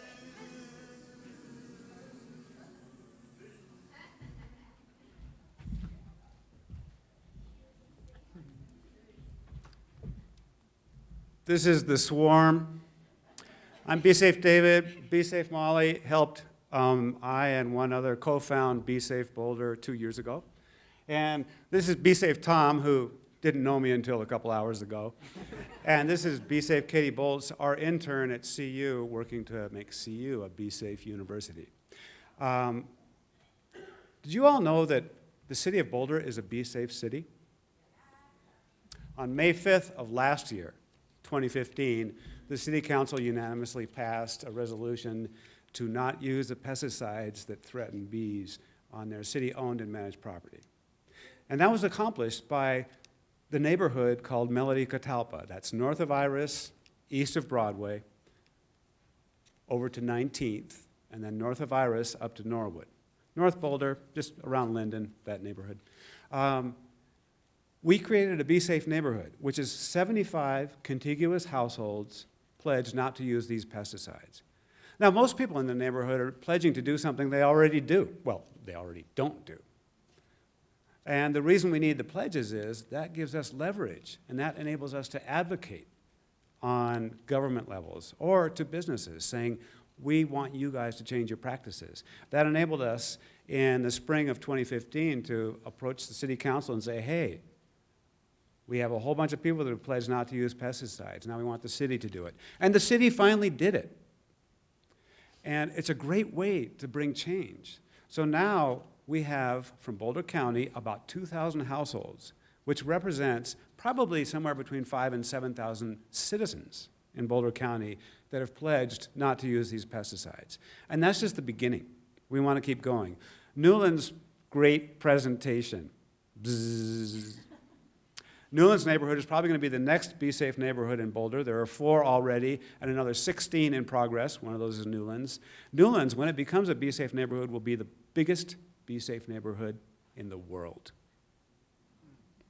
A Be Safe neighborhood is 75 contiguous households that pledge not to use pesticides. Well, Newland's already has 180 households pledged. They just haven't gotten to that contiguity yet. So by the time they do, they'll probably have more like 200, 250, biggest Be Safe neighborhood in the world. That won't change the fact that Melody Catalpa was the first Be Safe neighborhood in the world. Just want to be clear about that. Boulder High School and Melody Catalpa like to claim we're still the first. Be that as it may, did I just say that? We want all the neighborhoods in Boulder to become Be Safe neighborhoods. And all you have to do is say, yep, I want to get my neighborhood started, and then we'll help you do it. We map it. Oh, we're there now. Let's go to pledge. Pledge your neighborhood, and go down to pledge your house, not your neighborhood. Pledge your house, yeah. So here's how you can pledge to be a Be Safe neighbor. And then you scroll down on this pledge page, and there's a form. The pledge is there, and then you see this form. You scroll down below the form, and you get to see a map, an online map of Boulder County and its Be Safeness. Now, if you zoom in on this map a little bit, go ahead and click on the plus. You can come in closer and then scroll over to the City of Boulder itself. All those greens are Be Safe neighborhoods in progress. And then the gold, let's move that map up to the right. Yeah, the gold, for example, that's Melody Catalpa right there. That's a Be Safe neighborhood that's been completed. All those happy bees. And then to the left of that, you see the Juniper Calmia neighborhood, and then south of that is the Newlands neighborhood. And you see, look at all those bees. Almost 200 bees in just Newlands, and that's the whole city. If you move south a little bit, you can see the Martin Acres. They're working on being a Be Safe neighborhood, but their swarm is still a little weak, but we want to help them with that and help them swarm up and be a Be Safe neighborhood. And we want to carpet our map with green and eventually gold. Green is in progress and gold is completed, Be Safe neighborhoods, so that we can represent to the world and be a leader saying we choose not to use pesticides and this is how we're doing it. Who has ever heard of the social psychologist by the name of Robin Dunbar? Wow, really? Anyway, he's got a number. Dunbar's number is 150. And that is the number of people that Robin Dunbar did his social psychological research and figured out that you can have a real relationship with. Now, all your Facebook friends, if there's over 150, those are not your real relationships. And we all know that. So a Be Safe neighborhood being 75 contiguous households is half of that, assuming most households have more than one person in them. And that's why we chose that number. Create community by talking to your neighbors about something that we can all relate to. Let's get rid of pesticides that kill bees, because bees provide us honey. Pollinate 1 in every 3 bites we eat, and if you're a vegan, it's more like 1 in every 8 bites. And also, bees are the canary in the coal mine. They're dying. And I'm not talking just about honeybees. I'm talking about the native bees, the bumblebees, the mason bees, the sweat bees. They're dying is telling us that we live in a toxic environment that we have chosen to create. Let's get rid of that toxicity. And the easiest way to do that is pledge not to use these pesticides, then publicly announce your pledge. So I encourage all of you neighborhood representatives here today, come over to our Be Safe table. There's a Be Safe neighborhood sign over there on the far western end. And get your neighborhood going towards be safeness and help us spread the bzzz. Woohoo! That online form, you can do it online, or we actually have paper forms so you can do it right here today and get your neighborhood started. If you go to the neighborhood pledge form, you can actually pledge your neighborhood, name it, and then tell us the boundary streets. And not only will we get you going and put you green on our map, we'll also send whoever wants to be the coordinator a pre-populated list for pledge forms for every single person that lives in your neighborhood. Then you just walk around and get them to pledge yes. It's like easy as taking honey from a hive. No, wait, it's even easier than that. No stings. It's also easier if you wear a Be Safe Neighborhood t-shirt like Molly has on. Even better is to have your stinger ready. Not to sting, but just to do the waggle dance to let people know what's important. But Be Safe Boulder believes in making a healthy environment by having fun talking to your neighbors. It's really about neighbors, and that's why we're so excited to be talking to the Neighborhood Association of Boulder. Join us and spread the buzz, and thank you so much for coming here together, and thank you so much to Amanda Nagel and the crowd for putting this together. Bzzz. I'll accept questions because I haven't been pulled off the stage yet. Now I'm off. All right, thank you, Bees. And thank you, everybody who still made it here. I am the last person to speak. I'm going to be really quick. I just want to do a little side note. I was going to wear that same outfit. I would have been so embarrassed. Dave and I would have showed up looking the same. I would not have been happy. So I get the pleasure of showing you guys one of our exciting new projects. We are just getting started. We're considering this in the beta stages. You guys are going to be able to provide feedback before we even get going on it. What we have here is a neighborhood story map. We are beginning to populate it now. It's a really cool tool, but what we're looking for is crowdsourced information. Through our online neighborhood snapshot, you can help us define your boundaries. You can tell us about your housing site or housing types, your demographics, entertainment that's in there. Give us some nice photos, as you'll see here, as we're looking at what neighborhood are we in right here? Oh, Brandon Creek. So we're just getting started, and there's not much we can do as far as usability. There are a few things, but we want every bit of feedback you want. What kind of information do you want in there? How many photos do you want to include? What kind of information do you want? And we're going to send you out a survey and a link to this so you can navigate the page. You can kind of poke around. And as you see, as Maddie is scrolling along the left-hand side here, there's a few ways to navigate. You can scroll through the left, or you can go over to the map itself, just like the block party trailer, and you can click on a neighborhood. And as you see here, it's neighborhoods of all sizes. Doesn't have to be big, doesn't have to be, it can be small, however we want to define it. So the dimensions are yours to decide. So we're really looking for your feedback. This is a 2017 project. So take a look at it, tell us what you like. We're going to try to incorporate all of your feedback and make this site as exciting as possible, but we are excited about it, so hopefully you will be too, and you'll be seeing an email coming your way soon. So we're going to wrap it up. I'm going to bring up Amanda Nagel one last time here for one last few words, but thank you all for coming. Wow, you made it. Yay for you.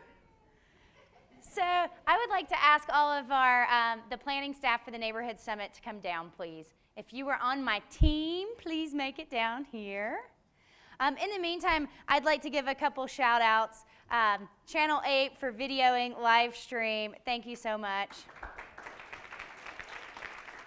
Dave, the AV hero. Thank you, Dave.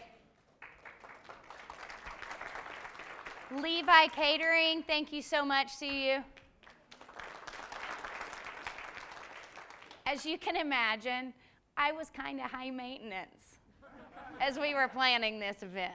So I want to say thank you to Caitlin, who is the project manager on the CU side for this event. And I want to especially thank everybody up here. I won't say too much because I'll get all teary and this is on TV. So I just really want to recognize every person that's up here. Everybody took on a really different role. So Brady with communications, all the press releases, coordination, helping with order of show, Tammy Burnett, catering extraordinaire, and like mental health for Amanda. Well, everybody kind of did that. And Mackenzie, just planning, helping this morning. Thank you so much. Aton, the music man. And we saved the best song for last. Just wait. And Maddie created the entire Prezi that you just watched. So the coordination of everyone turning in a different presentation and trying to put that together and putting that in the Boulder background format, amazing amount of time and energy. So thank you so much. And my right hand, even though she's on my left hand, Kate was our logistics queen. So you may not have realized this, but I'm kind of that big sky blue thinker.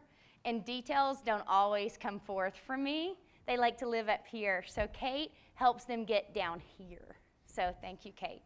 And Amy joined our team and jumped in with logistics, jumped in with full day planning. Thank you so much. Jean Gotson and I have had the experience to help create and work with the public participation working group and really just coordinating that effort and the comp plan and all the different engagement that's going on throughout the community. So I just thank all of them, and please help me give them a round. And I would like to recognize all the presenters. So it's one thing for us to come up who kind of do this for a living. It's a whole nother thing when we reach out to community members and say, hey, how do you feel about giving a 15-minute presentation about your neighborhood? And for some groups, they sort of have things a little bit more together, and other groups really started from scratch, and they were all willing to do this as much to support me and neighborhood services and the community as anything else. So thank them for sharing all the different multitudes of ways we do neighboring in Boulder. I hope it planted seeds. I hope if you weren't on this stage, it made you mad. And next year, you want to be up here and you want to tell your neighborhood story, so you can tell me that. So thank you so much to our neighborhood presenters. And our community partners. I think we started to hear a lot of themes going on. There's a lot of different efforts with some of the same umbrella. And, part of this is about making connections for organizations, too. So I think all of our organizational presentations. Yay! So what's next? Brady told you that we're going to have the beta site that comes out about the neighborhood map, totally crowdsourced, totally populated from the neighborhood snapshot. We've only populated a small sample. We have way more information already, but we got to start somewhere, and we don't want to get too far till you tell us what you think. So hopefully you'll take the time when you see it. When will you see it? Not before Friday. So when you see that, please give me your feedback, and we'll be working on that throughout the end of the year and into 2017. Guys, it's not going to be perfect when we start it, but we got to start somewhere, right? So that's what we want to start doing. One of the things that comes to my mind from today is helping people tell their neighborhood story. Wow, what a great opportunity, right? And then we get to build community that way. So there's a lot of different ways to do that. As you're walking out, the very last thing we're going to ask you to do is grab a sticky note and put plus and minus, what you liked about today, what maybe you'd like to improve about today, right? How would you like to do this differently? Some of you, your backs are probably getting a little sore. You might tell me you want it to be a little bit shorter. That's okay. Tell me that. You might tell me we'd rather come together more often throughout the year so that people don't feel like they have to give up the most beautiful day of the fall. So tell me that. You're not going to hurt my feelings. Be honest. This is for you. It's not for us. Although, honestly, that's really not true. I got just as much out of today as you did. So it's for all of us. So please tell us your thoughts. In the meantime, we have some appetizers on the east wall. And we have cash bar. Woo, cash bar, right? And I just want to thank you again and wish you a safe and happy Halloween weekend. Please commit to visiting at least one table, one presenter before you go. Thanks so much. Have a great day.